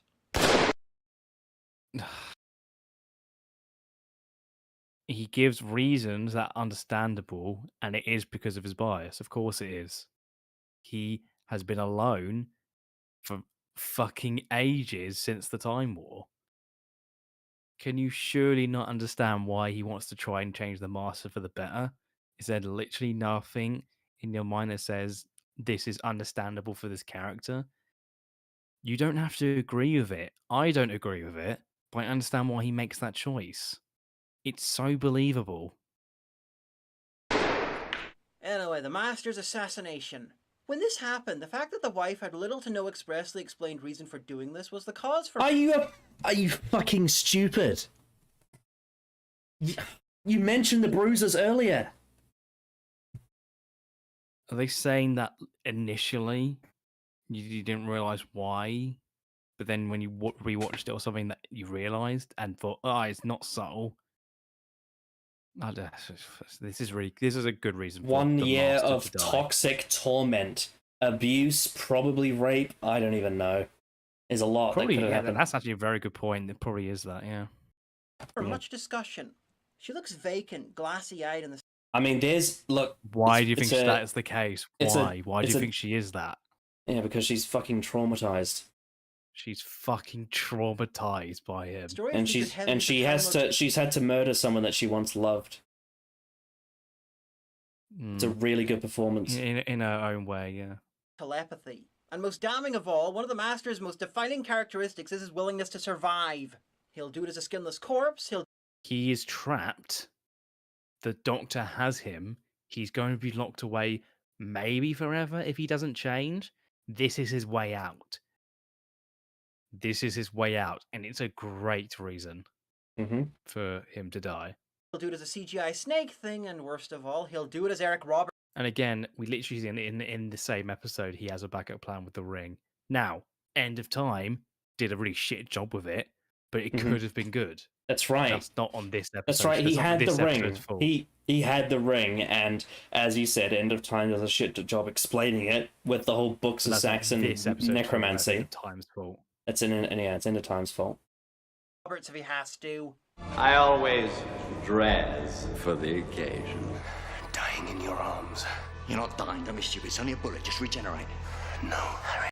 Well, the important detail is that he wants the Doctor to think he's lost. Exactly, yeah. Days alone again.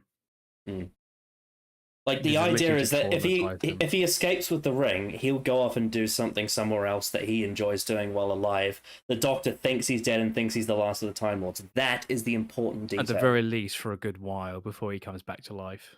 Yep. He's literally traumatizing him. He's playing with him. It's his only way out, too, because if he gets trapped in the TARDIS, he knows that's it. He's no way. If anything, Lucy did him a good thing. She obviously doesn't know that. Well, she probably shouldn't, because obviously in the End of Time, she's like, I knew you'd come back. And it's really stupid. End of Time is not good. In the opening, anyway. That one scene, yeah. Anyway, after his death, we had the ending shit with the Master's ring, so it was more than natural to assume that he'd hypnotized her into shooting him as an escape plan. Think about it, No. Also, I just want to say, this cremation scene and Name of the Doctor do not line up consistently. In terms of, because you know how, like, the Doctor at the end of his life is that weird sort of form? I mean, I guess you could infer, like, when you burn a corpse, you're burning what's left of it as opposed to what was inside it. But he's shot without reason. He refuses to regenerate, and then they recreate the end of Flash fucking Gordon.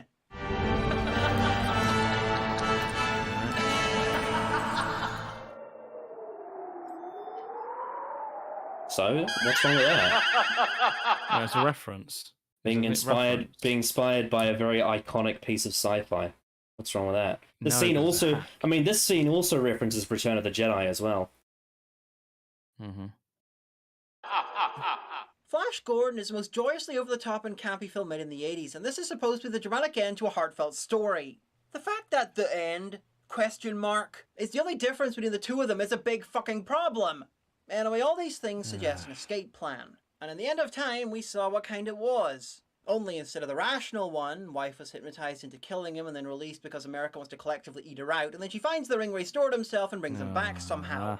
Instead of that, we got that she did this for reasons that are never explained. Because she fucking hates him. Explained them earlier. Because she hates him. She wanted him to be dead because she hates him. God. Fucking... How hard is it to understand? Jail for it. Well, the Master stored a backup copy of himself in the ring and used his own secret satanic cult to bring him back. What I'm saying is that Russell went with a funhouse mirror version of a logical plan. This shouldn't have happened anyway, because if you look at every single fucking regeneration before New Who, except for Romana's, the person is always unconscious. You can't refuse to regenerate because it's not a conscious process. It happens when you're near or on the brink of death. It's a subconscious process. Refusing to regenerate, I think, is very interesting. And also, the Ninth Doctor wasn't unconscious. Mm-hmm. All of the Doctors in New Who have not been unconscious. The Fourth Doctor wasn't unconscious, he just closed his eyes. Yeah, he just accepted it. Mm-hmm. Yeah. And the Fifth as well. Yeah, and Fifth. He was just, like, in a state when he regenerated. And the Master wasn't unconscious when he regenerated in Utopia. Mm-hmm. To or not. It's kind of like holding your breath. Remember how Derek Jacobi's eyes were open, and then he turned into John Sim, whose eyes were open? Well, the Time Lords have been in New Who. They've been able to hold it in, but eventually they've let go. This is quite a funny face. It's quite a funny face. It's like, I don't think it's hard to believe that Time Lord could just not. I don't think it's that. Imagine your criticism of Last of the Time Lords is his eyes are open. That doesn't make sense. It's hard to kill yourself that way because you don't control how you breathe when you're passed out. Oh, and I just thought of a reason that even the... No, you do control if you regenerate, though. Why are you equating breathing to regenerating? Master's cover story for the suicide is bullshit. Just regenerate. It's not suicide, he's just dying. Just regenerate. In a sense, it's not real. It's not really suicide. He's just dying. Well, I don't know. Either way, it doesn't really fucking matter. It's like self-euthanasia.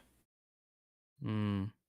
The rest of my life imprisoned with you. Great reason why he dies. Great reason. Gives it right out right there. He knows the Doctor is in a late incarnation. He probably doesn't know which, but fairly late. Well, the Master's on number 2 of... Also, I just want to say how amazing the camera shots are in this scene. Oh, that's great. Really good. Editing is great too. New regeneration cycle. Incarnations So? can live... Also, the fact that people criticize these performances as well just pisses me off. It's some of the best acting in the show. Awful, yeah. They call it melodrama, apparently. Like akin to like a teenage soap opera, which I just don't understand. There's so much layered lasagna to it. Lasagna. Oh, the Doctor's sad and he cries, and that's cringe, apparently. Fucking cringe, bro. He cries about someone that he hates. No, it's complicated. He's the last of the Time Their Lords. relationship was very, very complicated. His perspective on the Master has changed now that the Master's the only other one left. It's like... And they have a long history that dates back to when they were kids. To this point they're making now, the Master is the second regeneration, or whatever. The Doctor is near his end, like he's 10. He could be like so they can live for hundreds and hundreds and hundreds and hundreds of years. That part doesn't really matter. Live for a good amount of time. 500 years or so on Old Who, and 11 managed 1,000 in New Who. But that's nothing to the Master. My point is that worst case scenario, the Master knows the Doctor is likely to die long before him. It's any him a long fucking day time to... they find it would be absolute torture. They'd hate it. Doesn't matter. So the Master choosing to die here makes sense for me. Escape and have the TARDIS. The Master would never choose suicide over that. And if you think the Master... Well, I mean, it's revealed at the end of the episode he doesn't choose suicide. He chooses a emergency option. that could end up in him dying, but it's, you know, there is a way It's for him that to be brought mixed back. with the fact he does not want to be in prison with the Doctor. Yeah. He refuses. Master would starve without the Doctor there to feed him. Think about this. And like as we said before, the execution at a time doesn't work, but the concept of a politician having a cult happens all the time. Like people, we're talking about people that would be diehard fans of him even without the bloody Archangel network. They just believed in his cause. They're just like a bunch of very corrupt humans, and they do exist, by the way. Would the Doctor really leave the Master to starve in the event of his own death? No fucking way. Anyway, this...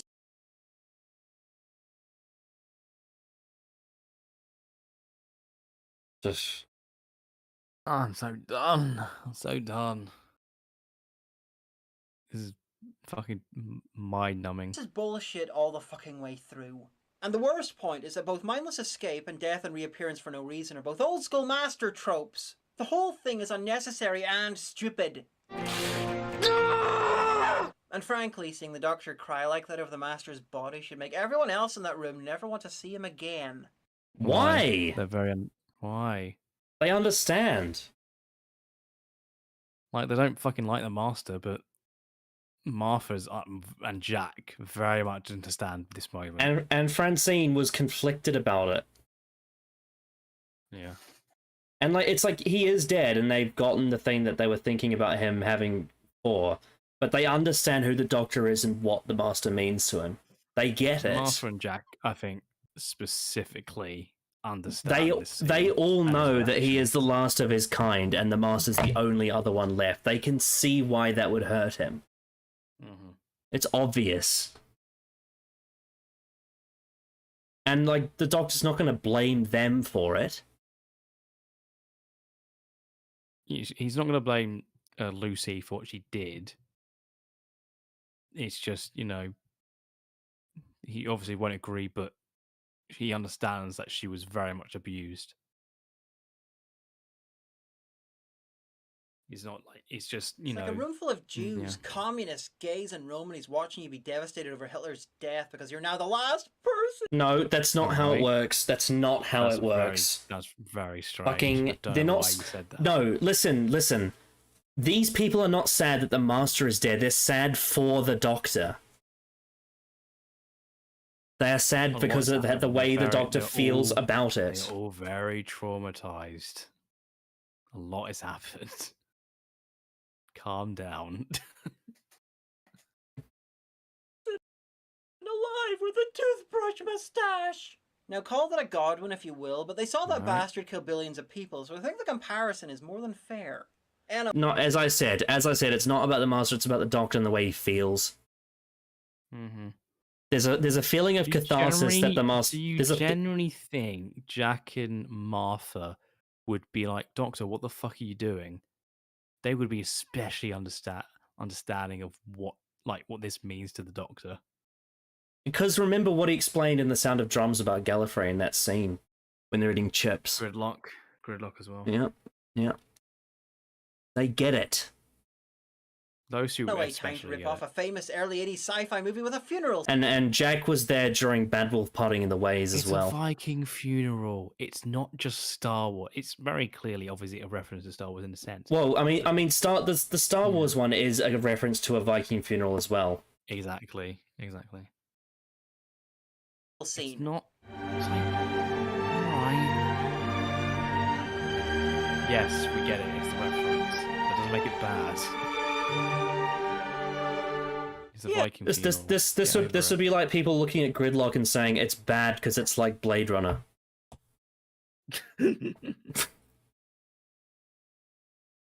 Why are people fixated on the fact that this is like the Return of the Jedi? Like, okay, Return of the Jedi is a Viking funeral. This is a Viking funeral. Who fucking cares? You bastards! Is Tron not sacred?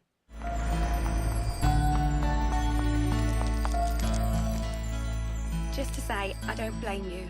The Resistance woman logically assumes that Martha's mentally ill. I'm pretty sure this is evidence that Martha is actually mentally ill, but fine. No, oh, for God's sake. It's more to do with Martha, you know, and making sure this woman is like okay. It's not that complicated. It's so simple. It's just a thing. It does like, it's just a nice scene. Bloody hell.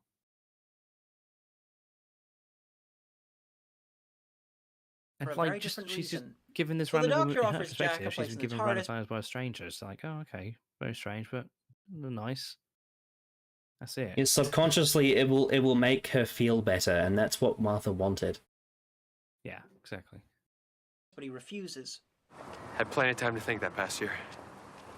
The year that never This was. is right too.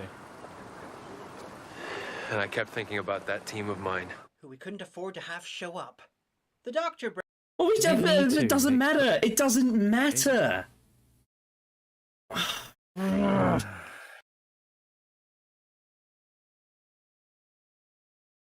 breaks Jack's TARDIS wristband because of some shit about it not being okay for Jack to fly around in time, even though he's... Yeah, because the Doctor doesn't want that. He doesn't trust that Jack would be responsible with it. Yeah, which I think is fair. From his perspective, it's very fair to say. A former time agent, he's from the future, and only got it because he's a fucking time agent. Seriously, that's like your friend forcing you to become Amish before putting up their own Large Hadron Collider. Really. It's the same reason why he doesn't like the Brigadier for being a soldier leader, but he still likes the person. Mm-hmm. Again, fucking This is calm officially down. the pointless part of the episode, well, discounting the rest of it. Jack's immortal, but is slowly getting older. What happens if I live for 1,000,000 years? I really don't know. You turn into a tiny, bald, mogwai-looking motherfucker. Didn't you pay attention? We then find out that he might be the face of Bo, who luckily for him hasn't turned up in any episodes bad.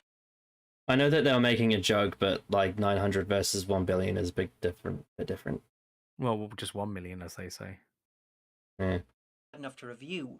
The face of Bo, they called me. The face of Bo was one of the oldest things in the universe. A giant head that did fuck all but looked like crap animatronics and died in early season 3. Oh, fuck After off. telling the I think the animatronic looked really good, actually. I like the face of really Bo. good. This looks really good. It looks very real. Sometimes the mouth movement's a bit static, but that's about it. Yeah. Doctor that Also, I think this is just a nice twist. Not it's very simple. alone. Or Yana, the name of the master in Utopia. It was technically a form of foreshadowing, so Jack could be the face of Bo. Yeah, it's a bootstrap paradox. It's really cool. Yeah, it's so simple. Calm down. Which would be really fucking stupid. And between this and the Doctor Why? Grandma, I wonder if Why is it Russell stupid? understands what aging is. Martha phones up Lucy. So the Bad Wolf Rose entity makes Jack's death a fixed point in time because she sees in the future that him being part of events is useful. Something that both Doctor Who and Torchwood does is him not dying allows him to be part of events that are really crucial. And it also impacts his character. He becomes different. He sort of becomes a bit more tormented inside. That's why in Torchwood, when they go into, not always they're well executed, especially by Chibnall, but when they go into more adult things, him being invincible and they're having that part of his character and that confusion about his history and the face of Bo and all that, it allows them to tell very adult stories in a very natural way, and because he has this ability to, evade death but doesn't know why. There's more to it. Lucifer starting off their doomed relationship before deciding to leave the TARDIS and told that shit with the drownable fish people and the Doctor's daughter. And the Doctor mopes around until time crash happens between shots. And Oh, hate that word. Hate that word. Didn't even talk about the significance of Martha's exit. No, it literally is about to end the video, and that's a shame. he's a run-in with the Although I fucking probably space wouldn't want them Titanic. to talk about it. What? I don't know, but it happened. This is a massive pile of crap. Well, the shields are off. Because it literally had just been a paradox machine and he had to reset the TARDIS. Yeah, he rebuilt it. Realistically, it's like, come on. God. Yeah, they didn't even mention the scene between Martha and the Doctor. Not even just say, yeah, Doctor, you treated her like shit, so she's off. Not even that, which is what I expected.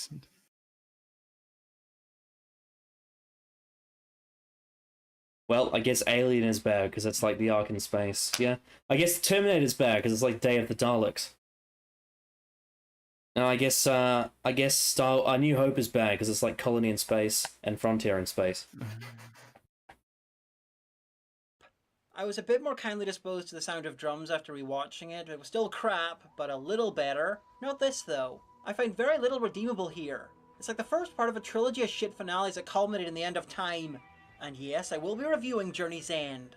So yeah, Russell and Davies did good episodes. Stick to them. That was awful.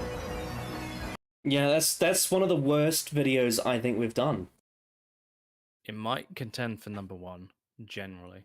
Yeah, that was really not terrible. Only is it obviously the regular like bad criticisms anyway, but they expose themselves with some of the worst misunderstanding of just the most simple lines ever. Why did Martha hang around the corner? Like, man, that was awful. That was really bad. That was depressingly bad. I'm kind of speechless now. Anything else? Oh, there was something at the end, but I don't think we want to watch that. I don't care. Seen enough. Yeah, that was awful. That was generally one of the worst things we've ever watched.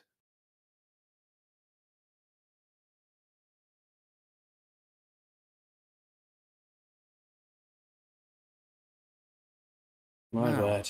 Wow. Yeah. Oh, man. So, despite contrary to popular belief, Last of the Time Lords is really, really good. I think it's one of the best New Who finales, not gonna lie.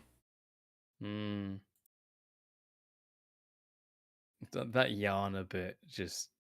Oh, man. That was even we were like, even us not rewatching it, thankfully Sam pointed out, and it just exposed like this person rewatched episodes and then did videos on them, I'd imagine pretty close together, and just blindly just said, oh, this is bad. This is bad. Oh, that was awful. Generally awful. One of the worst videos I've ever watched.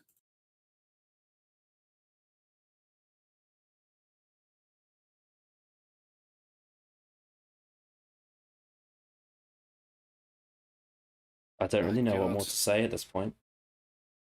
The end of time video. Well, that one day maybe, but not anytime soon. Oh, I need to recover. Yeah, we'll get Jeb back on. But the thing is, though, I wanted to do this one because the end of time actually does have issues, whereas this really doesn't, to be honest.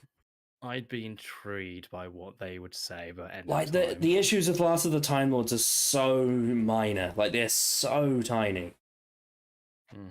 Like it visually it visually is confusing for people that don't read the fine print. Is my main issue with it. I understand it, but that's because I'm very vigilant. And I often see a lot of casual fans that say, "I loved everything about that, but I don't understand how the Doctor flew in the air. Like I don't get the explanation." And then I basically just be like, "Oh yeah, they said in the episode this, and they go, "Oh okay, yeah, I understand now." That's the only thing that's really missing is like translating to the viewer in a bit more clear language, like what's happening and why it's happening. The video was also just riddled of like unfunny jokes about being invisible and sex. Yep. I don't know why. Yep.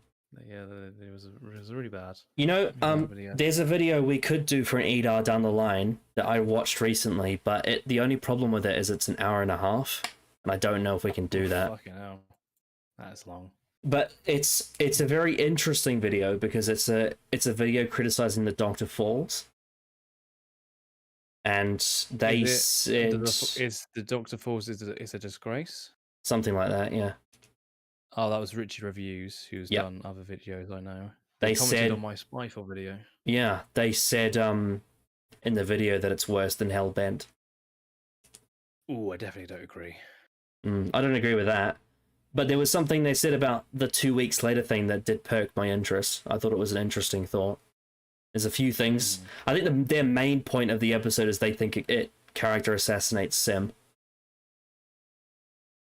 Which is certainly an interesting thing. I mean, I think maybe the video is a bit too long for an EDAR, but I actually saw that the other day, the video obviously you're talking about, and that video got a lot of dislikes. Oh, it did, yeah, because Dr. Falls is very popular.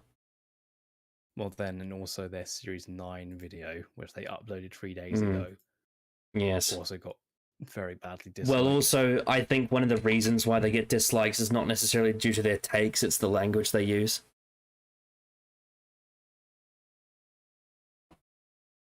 Like, Richie uses a lot of sort of, I guess you could call them like medium level slurs in their videos.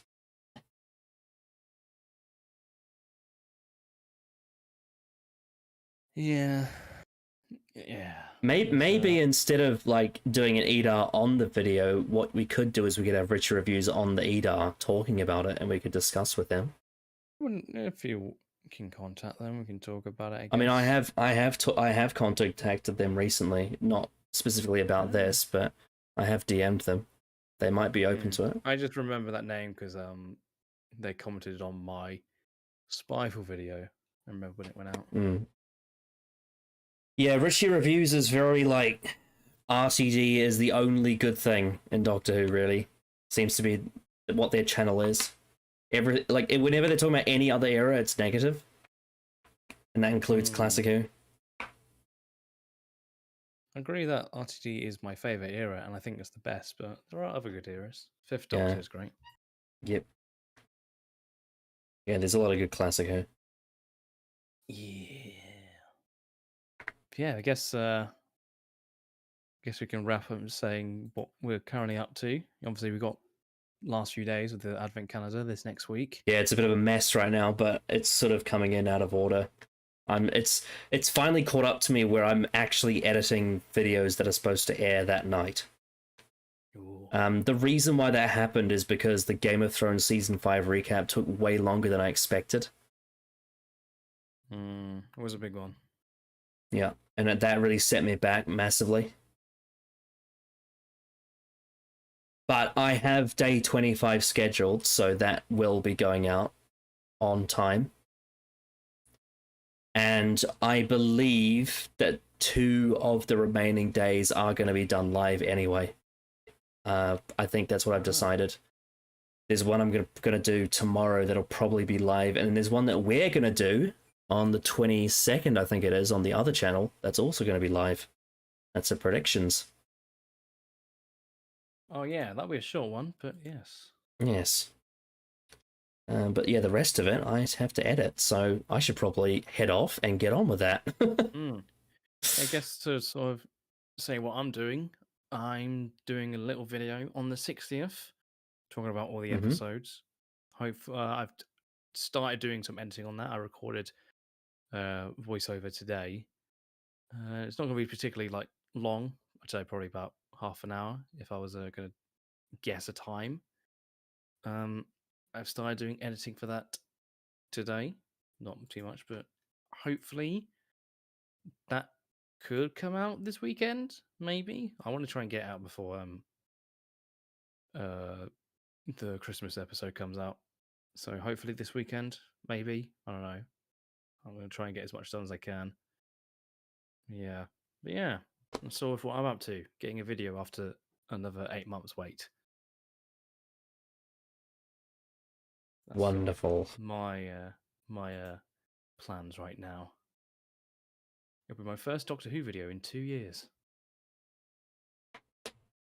Since because the last one was the end of October in 2021. And that was that the Spyfall one? A year and a half to make. It was, yes. And that took over a year to make. Oh my god! In a few weeks, in a couple of weeks' time, it's going to be the 4-year anniversary of Spyfall. Can you believe that? That's actually insane to think about.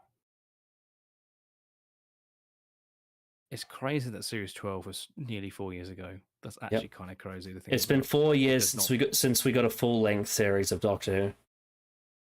Fucking hell! It doesn't feel that long ago. It really doesn't feel like it. Yeah, because Flux was only 6, and the rest of them have been specials.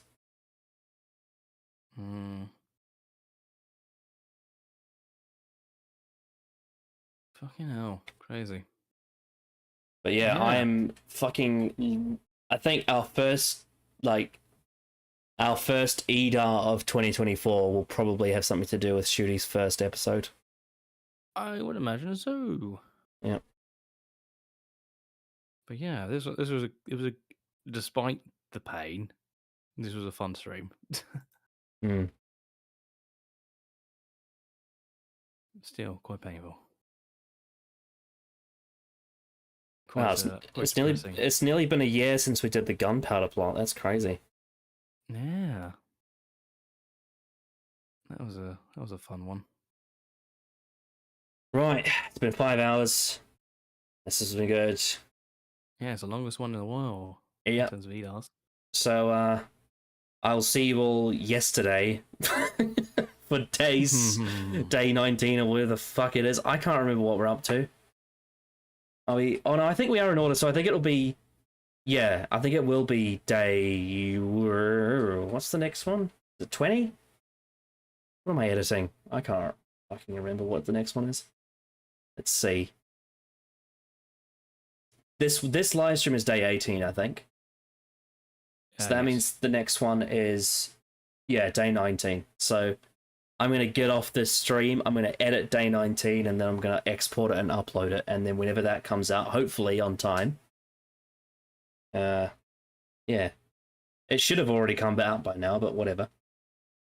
And then there'll be a live stream for day 20, which should be around this time tomorrow. Maybe a bit earlier.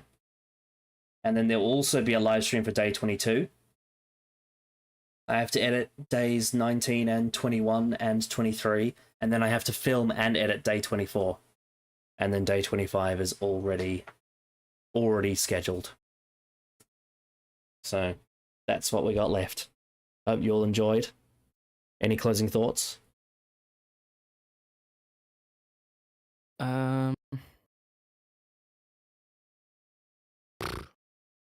you go, that's my thoughts. Yep. I bid you adieu, a good night, and a goodbye. Bang. Bye.